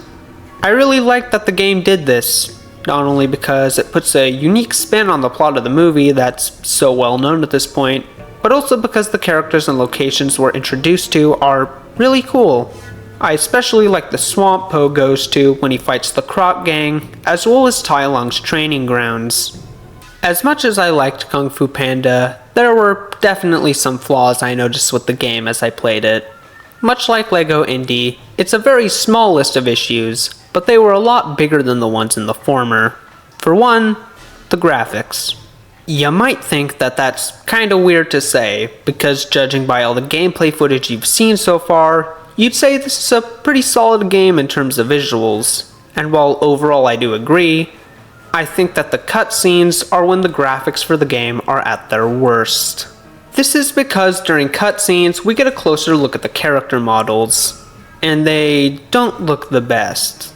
This was probably because the game was also released for the Wii, so they had to keep the hardware limitations for that in mind, and as a result, they kinda dip into that uncanny valley territory. Seriously, look at Shifu's teeth. Ew. Another complaint I have, this time about the gameplay itself, is that it has QuickTime events. Yay! These were super annoying and came completely out of nowhere every time they happened. They're not even that hard, I just kept pausing the game during them and got them right every single time. Well, almost every single time.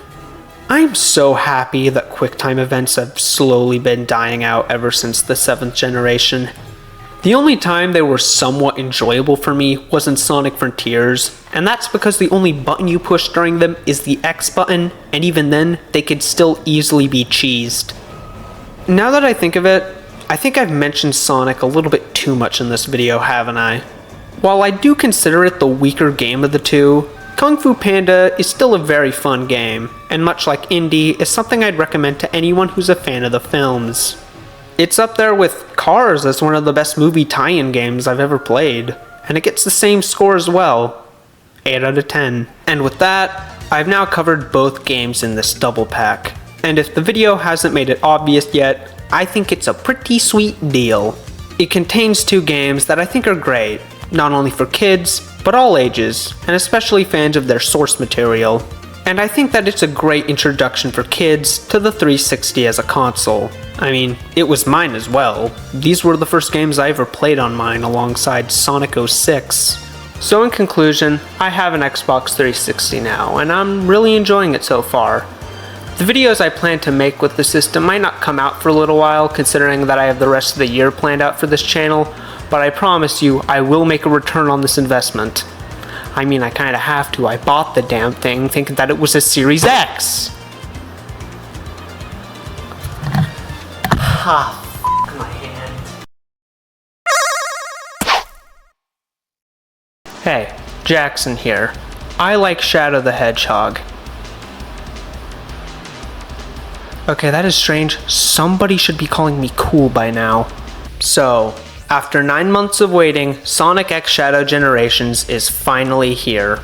A remaster of 2011 Sonic Generations, along with the brand new game Shadow Generations, which takes place at the same time and has Shadow going on his own time travel adventure. I know people have made this comparison a lot, but it's basically the Mario 3D World plus Bowser's Fury of the Sonic franchise. And to my surprise, it actually had a very smooth pre-release. There was some skepticism among the Sonic community when it was first announced, and some people said the level design for Shadow Generations reminded them of Sonic Forces. For some reason. But they were quickly drowned out by the fans going, "Oh my god, they gave Shadow wings!" with people only getting more and more excited for the game as more information about it was revealed, which isn't the norm for a lot of Sonic games in the past decade. So, I thought I'd take advantage of the hype surrounding this game and talk about my thoughts on it, because I want views. So today, let's talk about both halves of Sonic X Shadow Generations to see if it really does live up to the massive hype.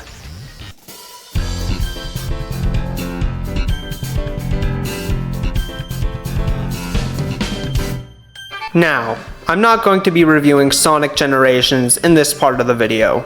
There's already a countless amount of people that have said how it's one of the best Sonic games ever made in a video essay probably longer than the game itself.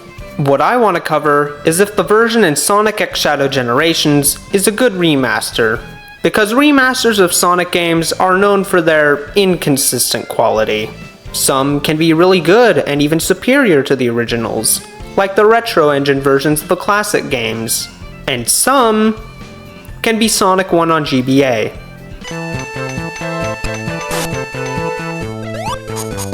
Taking a glance at my gameplay footage, you'll quickly notice that the game looks pretty much the exact same as it did on the PS3 and Xbox 360. It runs at a higher frame rate and resolution, but the graphics are left unchanged, which is super disappointing, especially from a game advertising itself as a remaster. Most of the changes were made to the gameplay, starting with Sonic himself. Or the Sonics themselves. I may never get used to that. While the characters feel the same to play as, the button mapping for both Sonics has been changed to match the one present in Sonic Frontiers. By the way, Frontiers is going to come up a lot in this video, just letting you know so that you don't get annoyed when I keep bringing it up. In Frontiers, the player boosts by pressing the right trigger and uses the homing attack by pressing the X button, compared to the original Generations, which uses the X button to boost and the A button to homing attack. I actually prefer the button mapping in Frontiers to the other boost games, so I saw this as a welcome change, even if it did take a moment to get used to. Another change made to both Sonics is the addition of the drop dash. Pretty much every Sonic game since Mania has had it as a part of Sonic's moveset, including re-releases of old games, so it's no surprise they added it here. I found the drop dash to be a fun addition to the classic Sonic levels. Generations is well known for its super overpowered spin dash, and the drop dash is no different. For modern Sonic though, it isn't as fun to use. Not only is activating it a hassle since Sonic has this weird air dash in the game, but it's also not very fun to use since the player can also use the boost and it's infinitely faster. Still though, I like the drop dash in the classic levels, and I respect Sega for even going back and adding it to the game. Another addition is brand new skins for modern and classic Sonic, based on their character models from Sonic Adventure and Sonic Jam. And in Shadow Generations, there's a skin based on Terios, an early design for Shadow seen in some concept art for Sonic Adventure 2. They're pretty solid skins. Once again, I respect Sega for even adding these to the game. I think they're really cool references, but I only tried these skins out a couple of times. I think that might just be me though. I'm not very into character skins in video games. Ever since I was a kid and a game had alternate skins for a character, I would usually just stick to the default. The last thing added to Generations in terms of gameplay are these Chow scattered across the levels. You see, Generations got a rewrite, which I'll talk about in a moment, and one of the things they changed is that they added a bunch of Chow to the opening cutscene that also get sucked into white space along with Sonic and his friends. There's 3 in each level, and getting them does absolutely nothing. Okay, that's a bit of an exaggeration, but they still don't really do much. The Chow you collect in a level will permanently appear at that stage in the level select, doing a cute little animation. And there's a gallery in the collection room where you could see photos of the Chow you rescued. Come on guys, you couldn't even let us rotate their models like with the main cast? I didn't even try to get all of them, not even on one level. They were very hard to spot, they basically blend into the levels, and every time I came across them, it was by complete accident. Makes me appreciate the red rings a lot more since, unlike the Chow, they're actually easy to spot, but the challenge comes from if you'll be successful in getting it, unlike the Chow, where the challenge is finding the damn things. They're not an absolute nightmare to collect, but it's very obvious that these guys were added only for completionists and no one else. The final thing I wanted to cover about this remaster, and what I think will be the most controversial aspect of it for years to come, is the rewritten cutscenes. Ian Flynn, best known for his work on the Sonic comics and Sonic Frontiers, was assigned not only to write the script for Shadow Generations, but also to rewrite the script for Sonic Generations to make it more consistent with recent Sonic games. Now, I actually like the new script for Generations. I even prefer some things the rewrite does over the original, like how Sonic and Tails actually remember locations from their past like Green Hill and Chemical Plant, or that modern Sonic talks to his friends after rescuing them now, or how we actually get to see Dr. Robotnik getting kidnapped by the Time Eater. However, while I feel like the rewritten script itself is decent, the cutscenes aren't that great. The characters' lips sometimes won't match the new dialogue. The timing is off, with things either being said way too soon or not soon enough, and the voice acting is all over the place in quality. Some lines sound just fine. An adventure's no fun if it's too easy. And others will sound like this. It was great teaming up with you, or me. Maybe this will fast track you to learning some new tricks in the future. Wait, I mean, past. Ugh, time travel's a chore. Seriously, that was the best take you could get? The rewrite isn't terrible, but it's obviously the weakest part of what is otherwise a really great remaster. And while this version of Sonic Generations doesn't exactly change a lot from the original, it didn't really have to, since it's already a really great game. The changes it does make are pretty solid for the most part, and it's without a doubt the definitive way to play Sonic Generations. You'd think that should be a given for a remaster, but guys, the bar's been so low for so long. With that out of the way, I can finally stop talking about Sonic and move on to the reason most people bought this game, Shadow the Hedgehog. Or as gaming journalists like to call him, the one with the gun.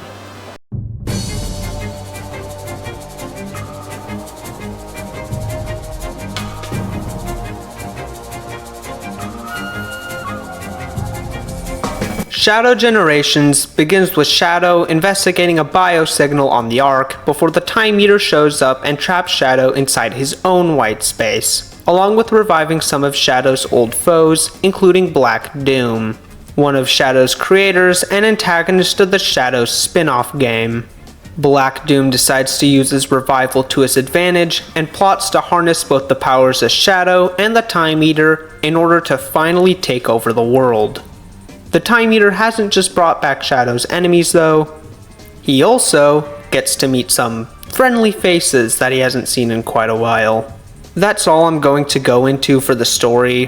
The game's brand new and I don't want to spoil anything, but I will tell you this. While the rewrite of Sonic Generations isn't the greatest, Ian Flynn brought his A game to the story of Shadow Generations. It's a great story, with plenty of moments that leave an impact on the player, which is something I can't say about Sonic Generations, rewrite or not.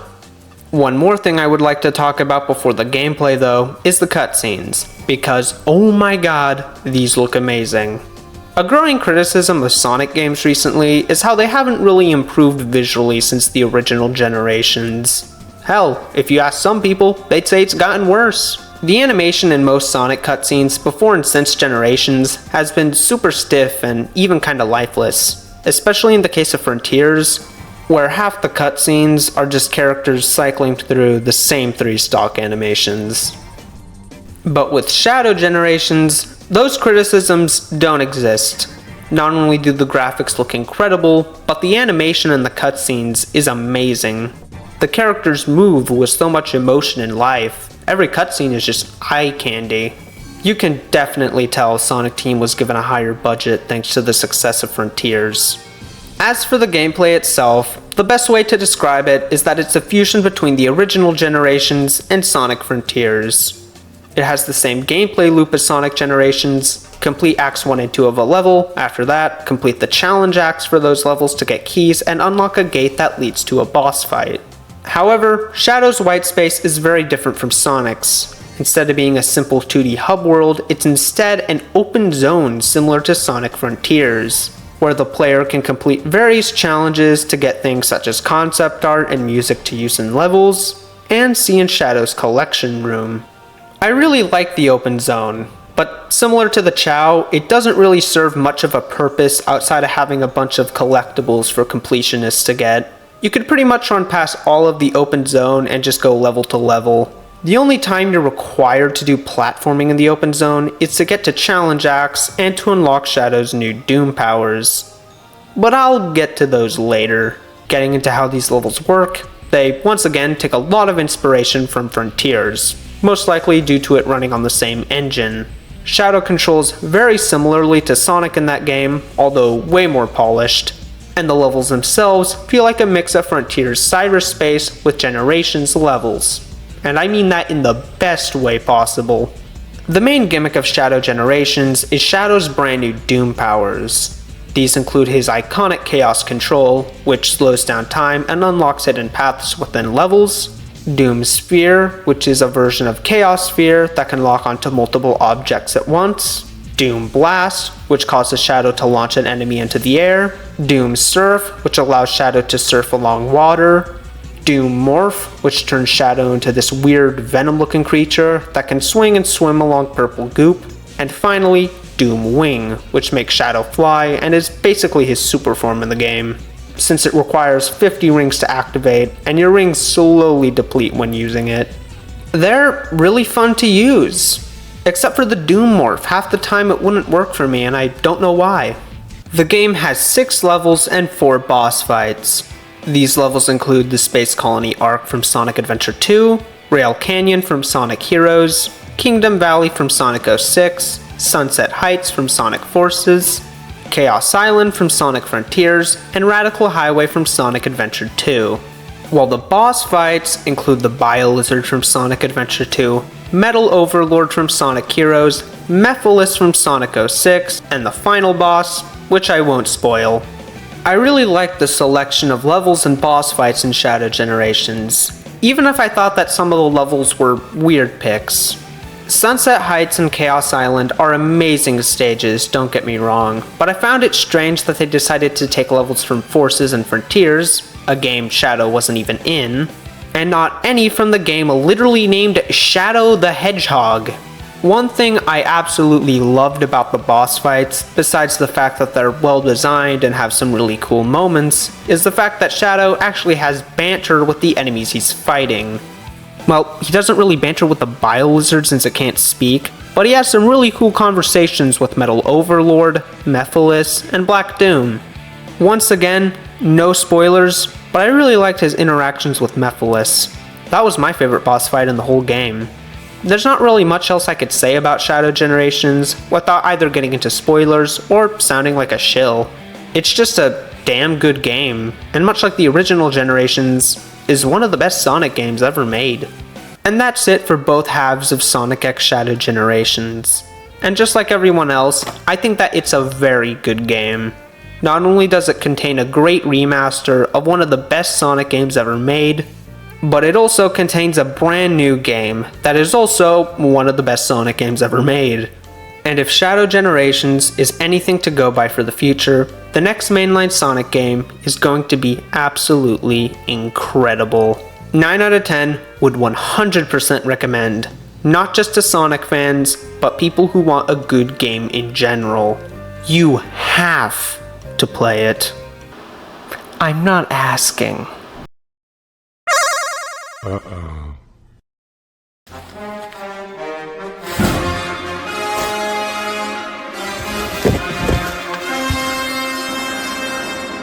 It's showtime.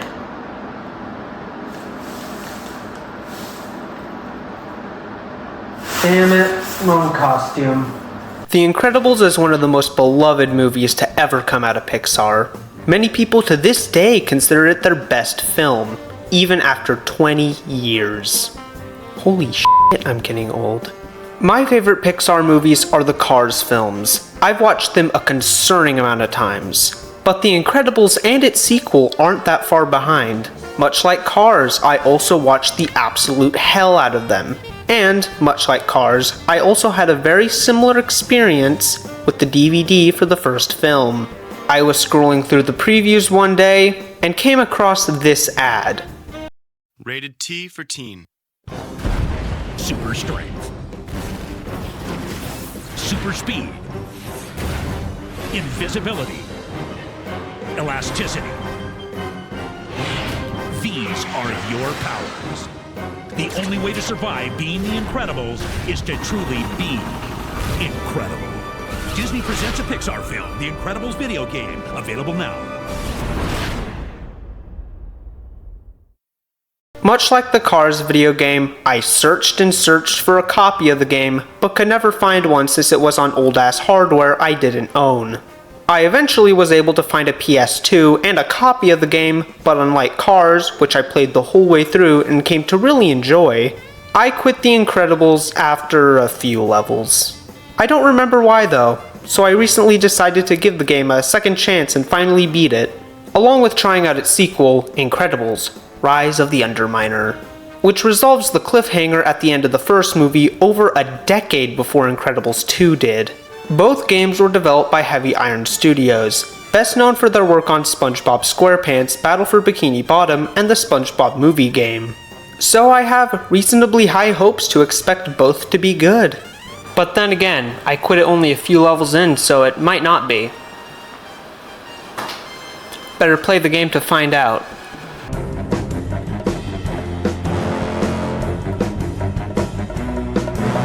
The gameplay for The Incredibles is exactly what you'd expect.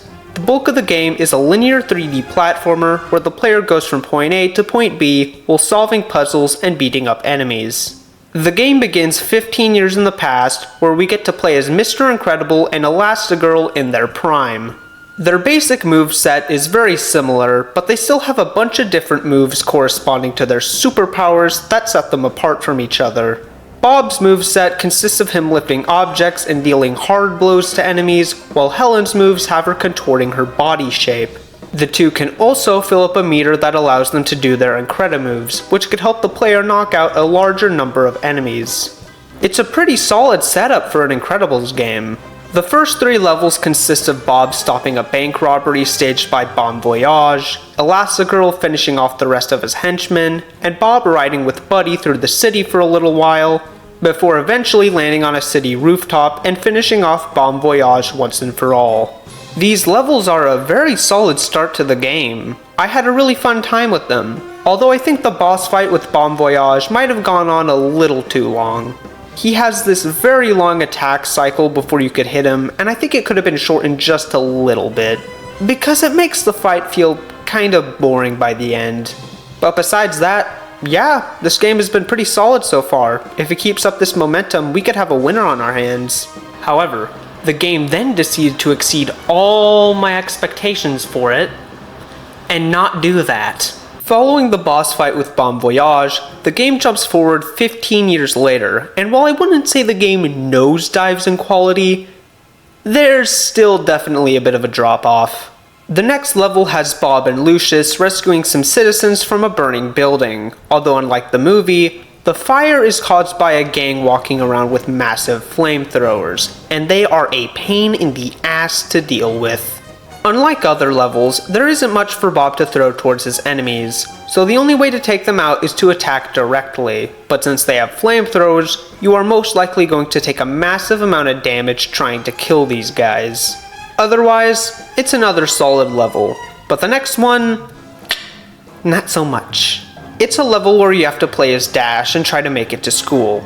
Dash's gameplay is significantly different from his parents'. Instead of being a platformer beat-em-up hybrid, his stages are auto-runners where the player has to get to the goal while avoiding obstacles. Basically, imagine the Mach speed sections from Sonic 06. If they were even worse. Dash goes way too fast. So fast that even though I could see the obstacles in front of me, there isn't enough time to slow down or react. And even if there is, the only way to slow him down is to push down on the analog stick and just pray. Because getting hit once is an insta-kill. These stages suck.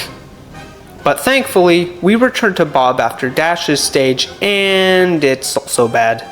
The next few levels with Bob have the exact same problem as his last level, where Bob has to get directly next to enemies to attack them, but the enemies have weapons that they could use to attack you without getting close. They also introduce these sections to levels where Bob takes control of a turret and has to destroy one or a few targets while fighting off enemies. These sections are absolutely terrible. There's too much happening on screen, it's hard to focus on all these enemies at once while also trying to destroy the target the game wants you to, and as a result, I died a lot during these parts of the game. I don't even know how I got past them. I guess I just got lucky. But then the game reaches the point of no return. The boss fight with the Omnidroid. Where do I even start?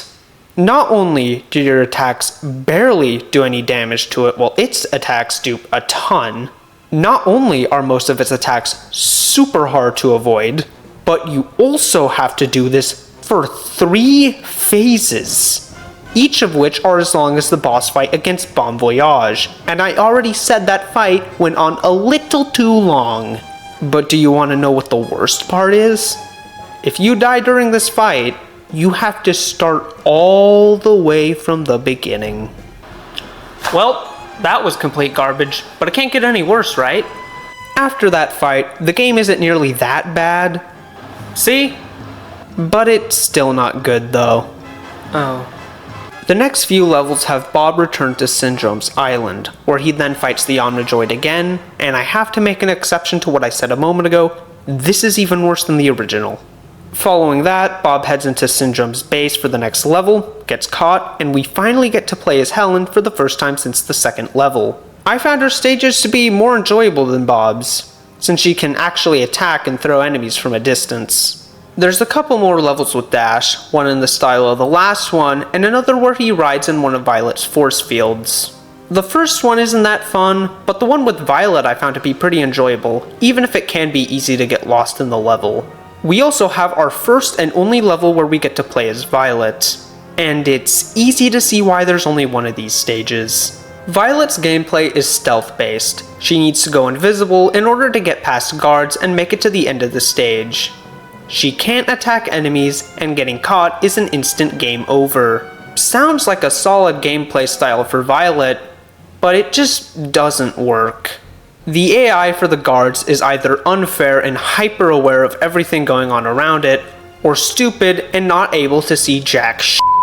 After the kids meet up with their parents, we have 2 final levels with Helen and Bob respectively as they head through Syndrome's base in order to launch a rocket to take them back home. Not much to comment on, just more of the same.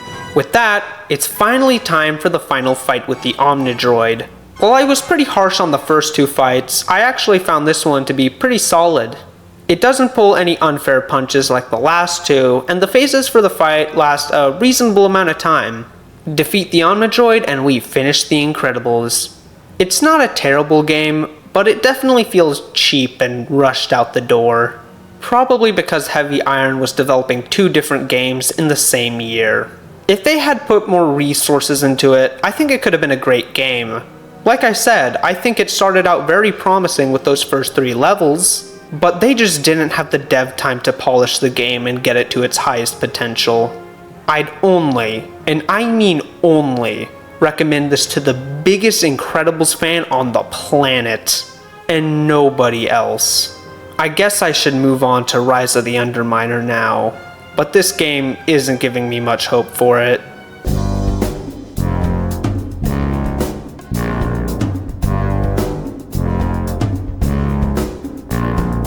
Much like Incredibles 2, Rise of the Underminer takes place immediately after the first film. The Underminer begins attacking the city, and it's up to our heroes to stop him. The family splits up, Helen and the kids go to fight on the surface and stop the destruction of the Underminer's drills, while Bob and Frozone go underground to defeat the Underminer himself. Now, unlike the first game, which was a cross between a beat-em-up and 3D platformer, this game is just a straight-up brawler. It consists of exactly what you'd expect from the genre. Go through levels, beat up as many enemies as possible, and solve some very basic puzzles. Despite being called The Incredibles: Rise of the Underminer, you don't actually get to play as the full family like the last game, or the full family minus Jack Jack. Instead, you can only play as Mr. Incredible and Frozone. Bob plays exactly the same as he did in the last game. The only difference is that when he's lifting heavy objects, the player has to hold the Y button, compared to Incredibles 1, where you had to mash it. Whoa! Frozone is the new kid in town here, and he plays very differently compared to Bob, and in some areas is actually more fun to play as. His moves, as you'd expect, have him use his ice powers to freeze enemies, build things like bridges to clear gaps, and perform a glide for a brief period of time that can even hurt enemies. The Incredimoves from the last game have been completely removed, and in their place are the brand new Super Moves, which are basically just a screen nuke. It sounds like a very basic and bland game at first, but it's actually surprisingly pretty fun. Much like the first game, the characters control smoothly, it's super satisfying to beat up enemies, and while it's pretty easy for the most part, it's not mind-numbingly easy. And there are even some times towards the end of the game where it gives you a pretty solid challenge. Watch out! It's raining boulders! Keep moving! Whoa! Pause too? The bulk of the game takes place underground. There are only 2 times where we spend time on the surface, which are the first level and the last level. Now, this does sound like a problem with the game at first. You know, all the levels will basically just be dirt and machine. But there are also snow levels, levels taking place in reactors, laboratories, and so on and so forth. The developers were able to do a very good job making the levels stand out from each other for how limited they were in locations they could use. One thing that I also really like, and forgot to even mention when talking about the first game, was the soundtrack. The soundtrack for both games sounds straight out of the movies, and that's because Michael Giacchino, composer for both Incredibles movies, worked on them. I don't know if I'm going to play any of the music in the games here since they contain some motifs from the movie, and I don't want to get a copyright claim, but I can confirm they sound really good. The only complaint I have with the music for both games isn't really related to the music itself, but that, similar to Sonic Unleashed and its Werehog stages, it keeps playing the exact same music whenever any action starts to happen. Basically, replace this with this. And that's Incredibles: Rise of the Underminer. And to my surprise, I actually enjoyed it a lot more than the first Incredibles game.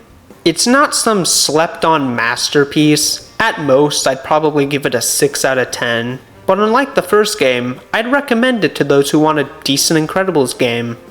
Well, that was disappointing. The Incredibles is one of Pixar's best movies, and the sequel, while worse than the first, I still consider to be a decent movie. So it sucks that the video game adaptations just couldn't meet the same quality. Like I said, I really do think that had more resources and dev time been put into these games, they could have ended up a lot better. But since these are licensed games made to tie into movies, they were obviously never going to do that. And while it might have gotten the games out on time, in the long term, it's caused them to have no relevance or legacy nowadays. People still talk about the Cars video games. People still talk about the Toy Story video games. Nobody talks about the Incredibles video games. To end the video on a more positive note, yeah, I got nothing. Hey, Jackson here. I don't have an intro plan, let's just get on to the video. About 3 months ago, I talked about SpongeBob SquarePants, Legend of the Lost Spatula, the first SpongeBob game ever made, and came to the conclusion that it was bad. Very, very bad. The controls and level design were terrible, the game was super cryptic and didn't tell you what any of your objectives were, and it also had some very annoying screen crunch. It completely missed the mark, even by licensed kids game standards. However, while it was the first SpongeBob game ever made, it wouldn't be the only one for long, as later that year, we got 2 more SpongeBob games, Operation Krabby Patty, a minigame collection for the PC, and the subject of today's video, SpongeBob SquarePants SuperSponge. Another 2D platformer, just like Legend of the Lost Spatula. It was released on September 20th, 2001 for both the PS1 and the Game Boy Advance to a resounding I've tried out SuperSponge a few times over the years. I thought it was solid, but was never able to finish it. That's gonna change today though. I'm gonna sit down and finally beat it. Because I have nothing better to do.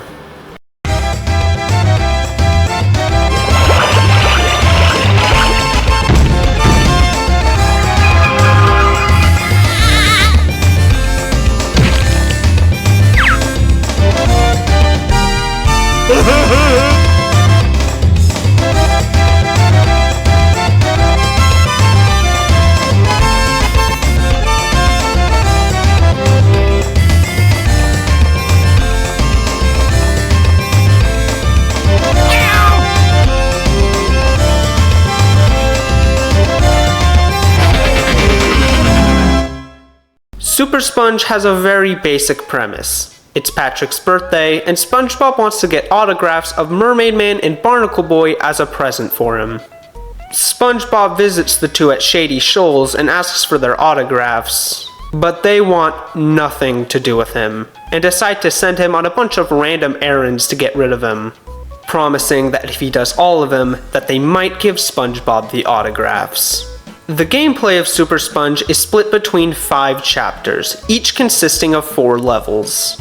The goal of each level is to get from point A to B to get one of the items Mermaid and Barnacle Boy have asked for. The items are usually found at the end of a stage completely unguarded, but the 4th level in each chapter has them guarded by a boss that you need to defeat. SpongeBob has a very basic moveset. He can run, jump, and do a ground pound. However, there are a handful of power-ups the player needs to use that shake up the gameplay. Chapter 1 introduces us to the first power-up in the game, the Jellyfish Net. It holds up to 5 jellyfish at a time and can launch them towards enemies as a short-range projectile. Despite the short range, I found it to be pretty useful for attacking enemies too high up for my ground pound to reach. The first chapter, SuperSponge, takes place in Jellyfish Fields, Sandy's Tree Dome, Fishhooks Park, and downtown Bikini Bottom. The first 3 are solid, but downtown Bikini Bottom sucks. There are way too many enemies and hazards crammed into the level. Thankfully, SuperSponge has a health system similar to Sonic. The player collects golden spatulas that scatter all over the place if you get hit, and if you have at least one, you should be safe from most hazards. So I just damage boosted my way through the level. Getting past all the enemies takes us to the first boss in the game, Mother Jellyfish. The fight has SpongeBob use his jellyfish net to hurt her, because according to Mermaid Man and Barnacle Boy, Mother Jellyfish has a fear of jellyfish. Yeah, that sure makes sense. Chapter 2 has SpongeBob go inside an underwater volcano, where we're introduced to 3 more power-ups, a reef blower, balloons, and bubbles. The reef blower allows SpongeBob to suck up certain objects and shoot them back out either straight forward or diagonally. The balloons give SpongeBob a higher jump and the ability to glide down from one. And the bubbles create platforms for SpongeBob to stand on. These benefits all come at a price though. The reef blower is super heavy and as a result makes SpongeBob harder to control and takes away his ground pound. The balloons last only a limited amount of time, and the bubbles pop if SpongeBob stands on them too long, as well as using ammo similar to the jellyfish net. I didn't like these ones very much. They aren't terrible, but I only really used them in sections where they were absolutely required. The levels in Chapter 2 are pretty solid. There was this one section with Gary that took me more tries than it should have, but besides that, I found it to be pretty enjoyable. The boss fight is a different story. This chapter has us fight against the Sub-Shark, a rogue creation of Plankton's. The fight has us use a brand new power-up, a gun that can shoot jellyfish. However, unlike the jellyfish net, which uses actual jellyfish, the gun uses these ammo tanks. There's only one in the boss area, and it doesn't respawn as far as I'm aware. So if you get a little trigger happy, you're screwed. Following the fight against the sub-shark, SpongeBob goes to the chum bucket and borrows Plankton's secret time machine and goes back to prehistoric Bikini Bottom for his next task. It's not even the weirdest thing that happens in the game. Chapter 3 introduces karate gear and squeaky boots to the game. The karate gear is used to do a karate chop on enemies, and the squeaky boots do absolutely nothing as far as I'm aware. Just like in the show! While the squeaky boots don't do anything, I found SpongeBob's karate gear to be useful when I just wanted to book it to the end of the level without stopping to fight enemies. Too bad it's only a temporary power-up. Same with the squeaky boots. The boss fight for Chapter 3 has SpongeBob get swallowed by a giant whale, where he then has to fight a parasitic worm inside of it. It's not even the weirdest thing that happens in the game. Much like Mother Jellyfish, this boss kept heading out of my view, so I just kept bouncing on this tire and waited for it to show up again. Just ground pound on it enough times and you're golden. Chapter 4 has SpongeBob return to the present and go to rock bottom. There isn't a whole lot to say about this chapter since it doesn't introduce any new power-ups, it's just a bit harder than the game's been so far. The boss fight for this area is the Flying Dutchman. We have the jellyfish gun and we have to shoot at him whenever he appears and tries to attack us. I think the Dutchman attacks the player a little too quickly after he shows up, but I found it to be a solid boss otherwise. That leaves us with one more chapter to cover, this one taking place in Bikini Bottom's industrial zone. It offers a pretty decent challenge and is a solid end to the game. One thing that I think is really funny about this area though is that Man Ray appears here, not as the final boss, but as one of the enemies that you come across. So there's just a bunch of Man Rays walking around the levels and I found that to be funny. However, while the industrial levels are a good end to the game, the final boss is not. It's against the Iron Dogfish, a cyborg dog that lives underwater. Okay, now that's the weirdest thing in the game. This boss fight is piss easy. All you have to do is stand on these buttons to release some steam on the dogfish and then ground pound it while it's stunned. What an underwhelming way to end the game. Having completed so many tasks for them, Mermaid Man and Barnacle Boy finally give SpongeBob their autographs and come to the conclusion that maybe he's not that bad after all. He breaks their TV a few moments later. With that, SpongeBob and friends celebrate Patrick's birthday, ending SpongeBob SquarePants SuperSponge. It has its flaws, but I enjoyed it and think it's a massive step up from Legend of the Lost Spatula. If you're looking for a decent 2D platformer and have 90 minutes to kill, I think you'd enjoy it. You know, this has made me a little curious about the making of the game. I'm gonna go on the cutting room floor to see if there's anything interesting.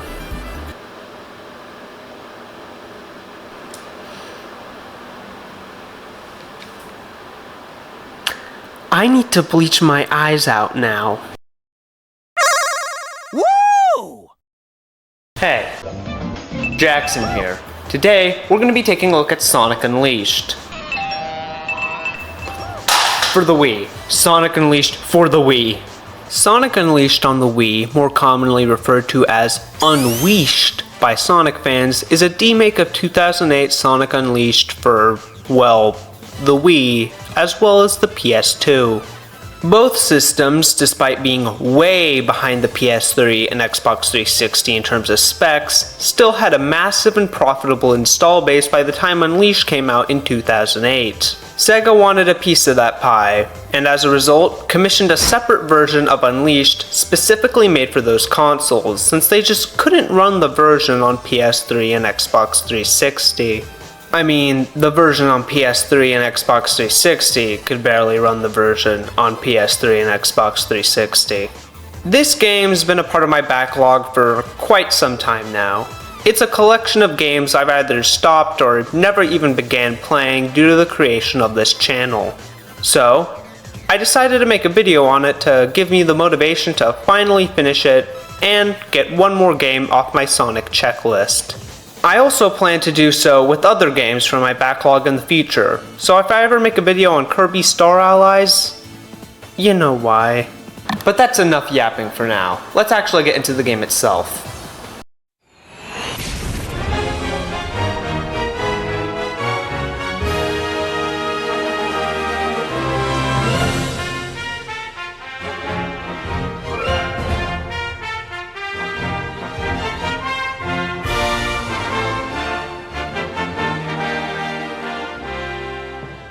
Unlike most Sonic games that have ports for multiple systems, the plot of Unleashed is the exact same between the Wii and 360 versions. And I don't mean that it follows the same plot beats, but is presented in a different way, like say, Generations on 3DS. I mean that they took the cutscenes from the HD version and crunched them to fit on a Wii disc.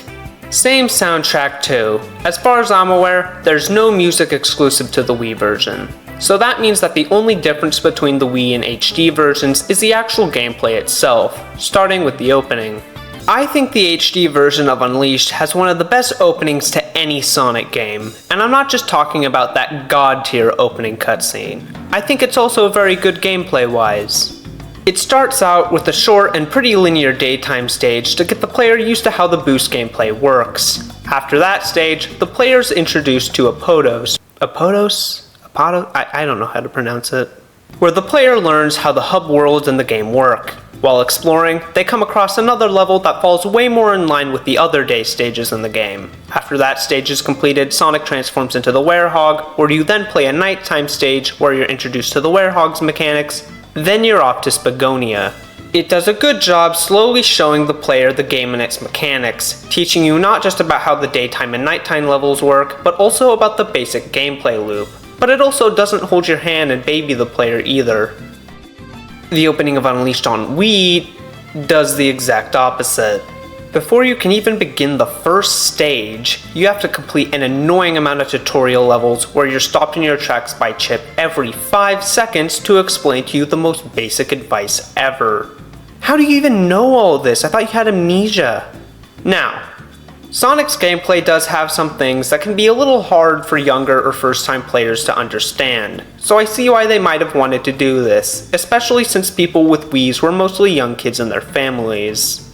But they go way too far with these tutorial levels. There's an entire stage dedicated to pressing the jump button.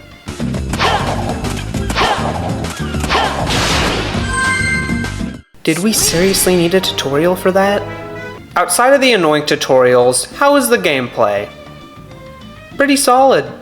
The boost gameplay of Unleashed works a lot differently on Wii compared to the HD version, and really any other Sonic game with the move.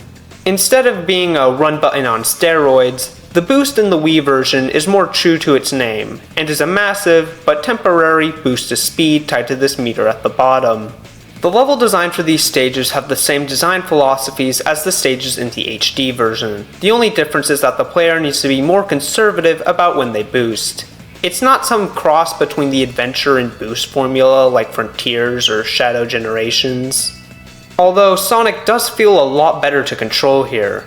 The HD version has this problem where he feels way too heavy, and it leads to sections requiring more precise movements like this one in Chunnan, to feel like any move you make can cause you to fly off the stage. That's not really a problem with Sonic in this version, although that may just be because there aren't really any sections like that in this version of the game. The drift is also a lot better here. It's not the tightest drift in the world, but it's leagues above the one in the HD version, which hurls you towards the corners you're trying to drift away from. I hate you. But yeah, the daytime levels in this version are pretty solid. The only real issue I had with them was getting used to the button mapping, since I played this with a GameCube controller, which has these wacky ass face buttons compared to the ones you see on standard controllers. I don't prefer these stages over the ones in the HD version. I prefer the sense of speed those ones have, as well as there being way more of them. But I still think the ones in this version are pretty solid. And I can't see somebody maybe enjoying these stages more than the ones on 360, due to its better controls and more unique take on the boost formula. Okay, now that we know how the daytime stages work, how do the nighttime levels feel to play? Oh boy, look at that. The sun's setting. Oh, don't mind me, I'm just gonna take a moment to watch. Well, that was the shortest sunset I've ever seen. Hey, what's that noise coming from outside?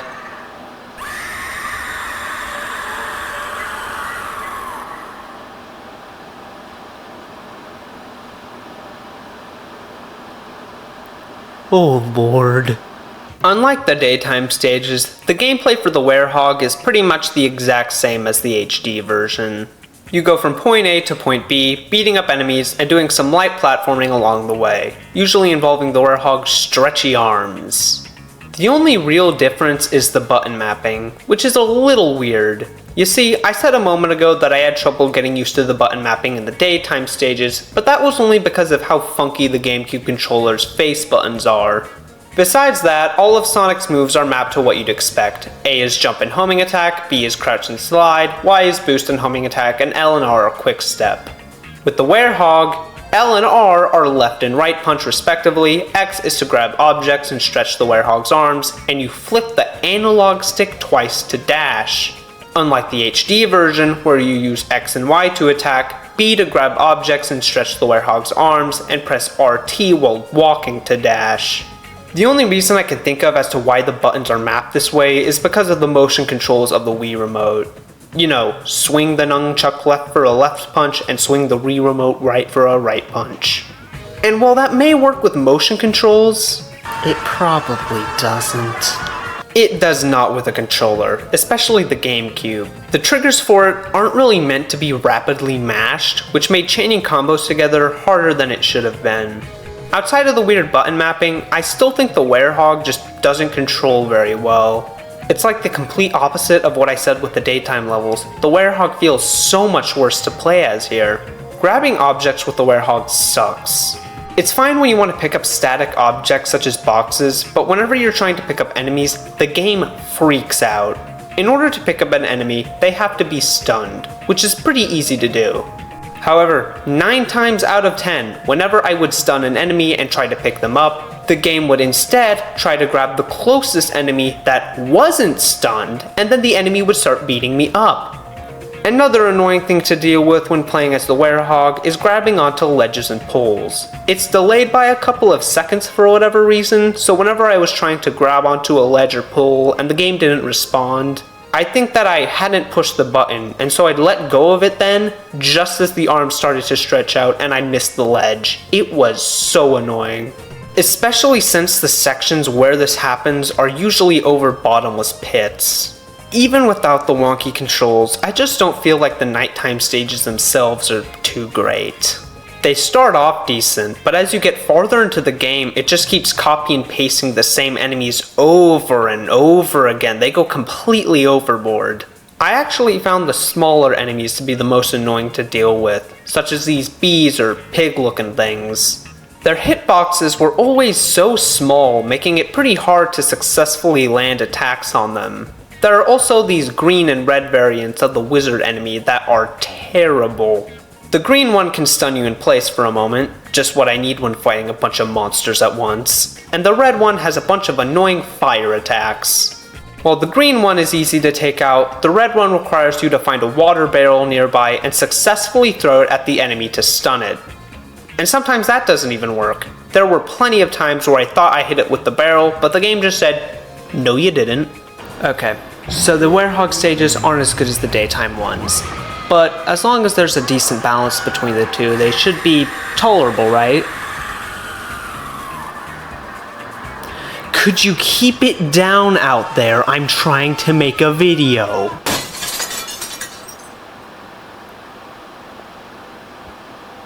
That brick just landed in my house.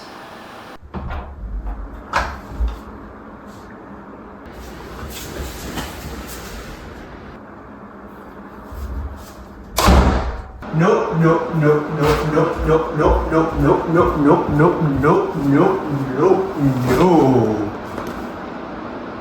Where was I? Oh, right. The balance between the daytime and nighttime stages. It's bad. The HD version of Unleashed has 1 or 2 stages in each continent for both Sonic and the Werehog that are mandatory to complete, in addition to a handful of optional stages for both characters, usually being shorter in length, but a bit more challenging. Unleashed on Wii has 1 day stage with Sonic, and 5 to 6 Werehog stages in a row, which could take anywhere between 4 to 7 minutes each to complete. The game does try to strike a balance between the two, but the solution is lame as hell. After finishing a day stage, the player must play it again, but this time with a set objective to complete.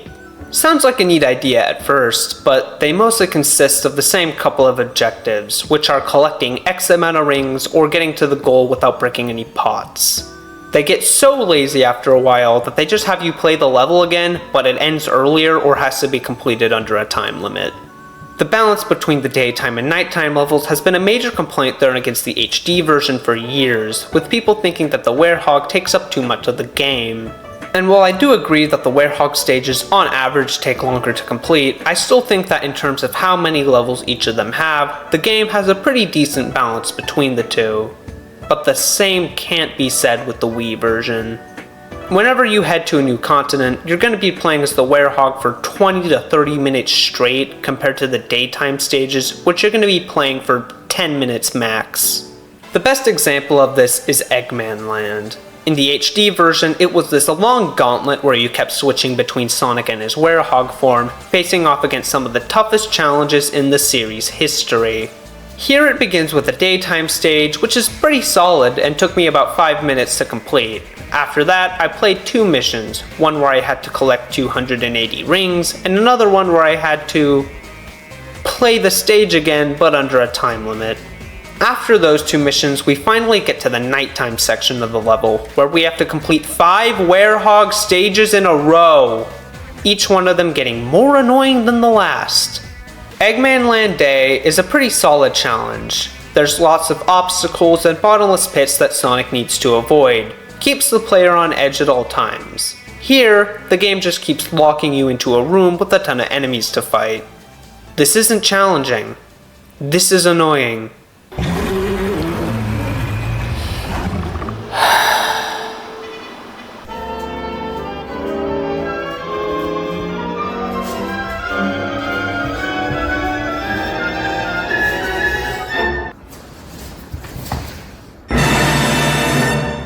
Costume!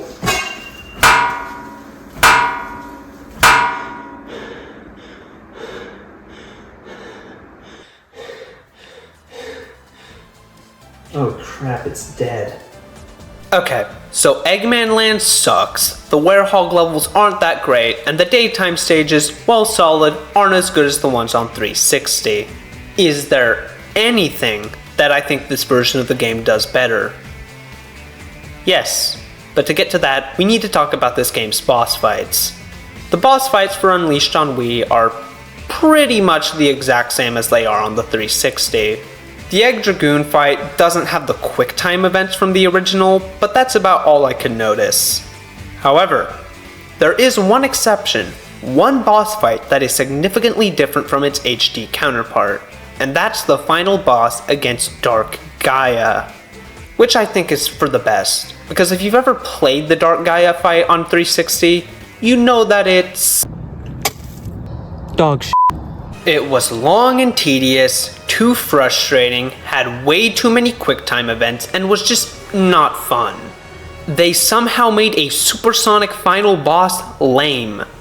How was that even possible? Overall, a very underwhelming end to an otherwise great game. However, the boss fight in the Wii version is a lot better. Instead of slowly making your way to Dark Gaia before performing a QTE, the fight instead starts with the Gaia Colossus right in its business, where you then have to fight it in a similar manner to a Punch-Out game, which I was not expecting.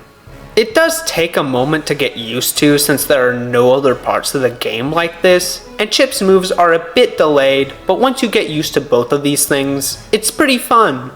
The next part of the boss has you take control of Sonic, where you race across the Gaia Colossus in order to attack the eyes of Dark Gaia. The console version also had a section like this, except every single time you attacked one of Dark Gaia's eyes, you'd switch back to Chip and you'd have to repeat everything you did all over again. Not only that, but those sections were also bad. The ones here are good. After that, Sonic transforms into Supersonic and takes Dark Gaia head on, unlike the HD version where Supersonic took down their shields and then Chip did all of the hard work. Once again, I cannot stress enough how bad this boss is in the HD version. This part of the fight has Supersonic try to collect a bunch of rings in order to fill up this boost gauge so he could blast into their eyes. Some of Dark Gaia's attacks are almost impossible to avoid, which can make it really easy for Sonic to die, but besides that, it's a solid end to the fight. With Dark Gaia now defeated, the game ends the exact same way it does on 360, and we have now completed Sonic Unleashed.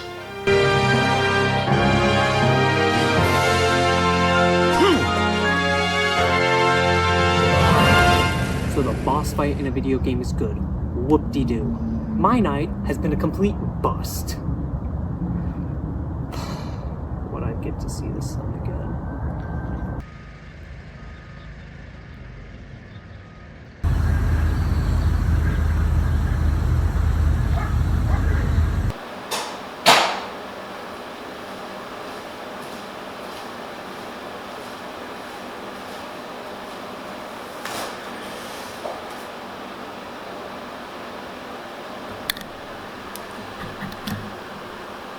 Welp, that was the second weirdest night of my life. Now, I guess it just leaves us with one more thing to cover. Would I recommend this game? Yes. Under very specific circumstances.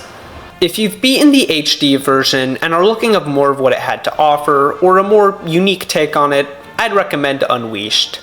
Even if it is the weaker version, I still think fans of Sonic, and more specifically fans of Unleashed, will get a kick out of it. As for the people that have never played either version and are wondering which one to go with, stick to the one on 360 and PS3. Unleashed isn't a game for everyone. There's a reason it was so divisive when it came out, bad IGN reviews aside. So going with the version that everyone can agree is better is what I think you should do. And if you really like it, then you should tackle the Wii port. With the night over and my video complete, I could finally move on to my daily routine. Better make sure to be careful though. I've been taught at a very young age that if monsters attack at night, the robots will during the day.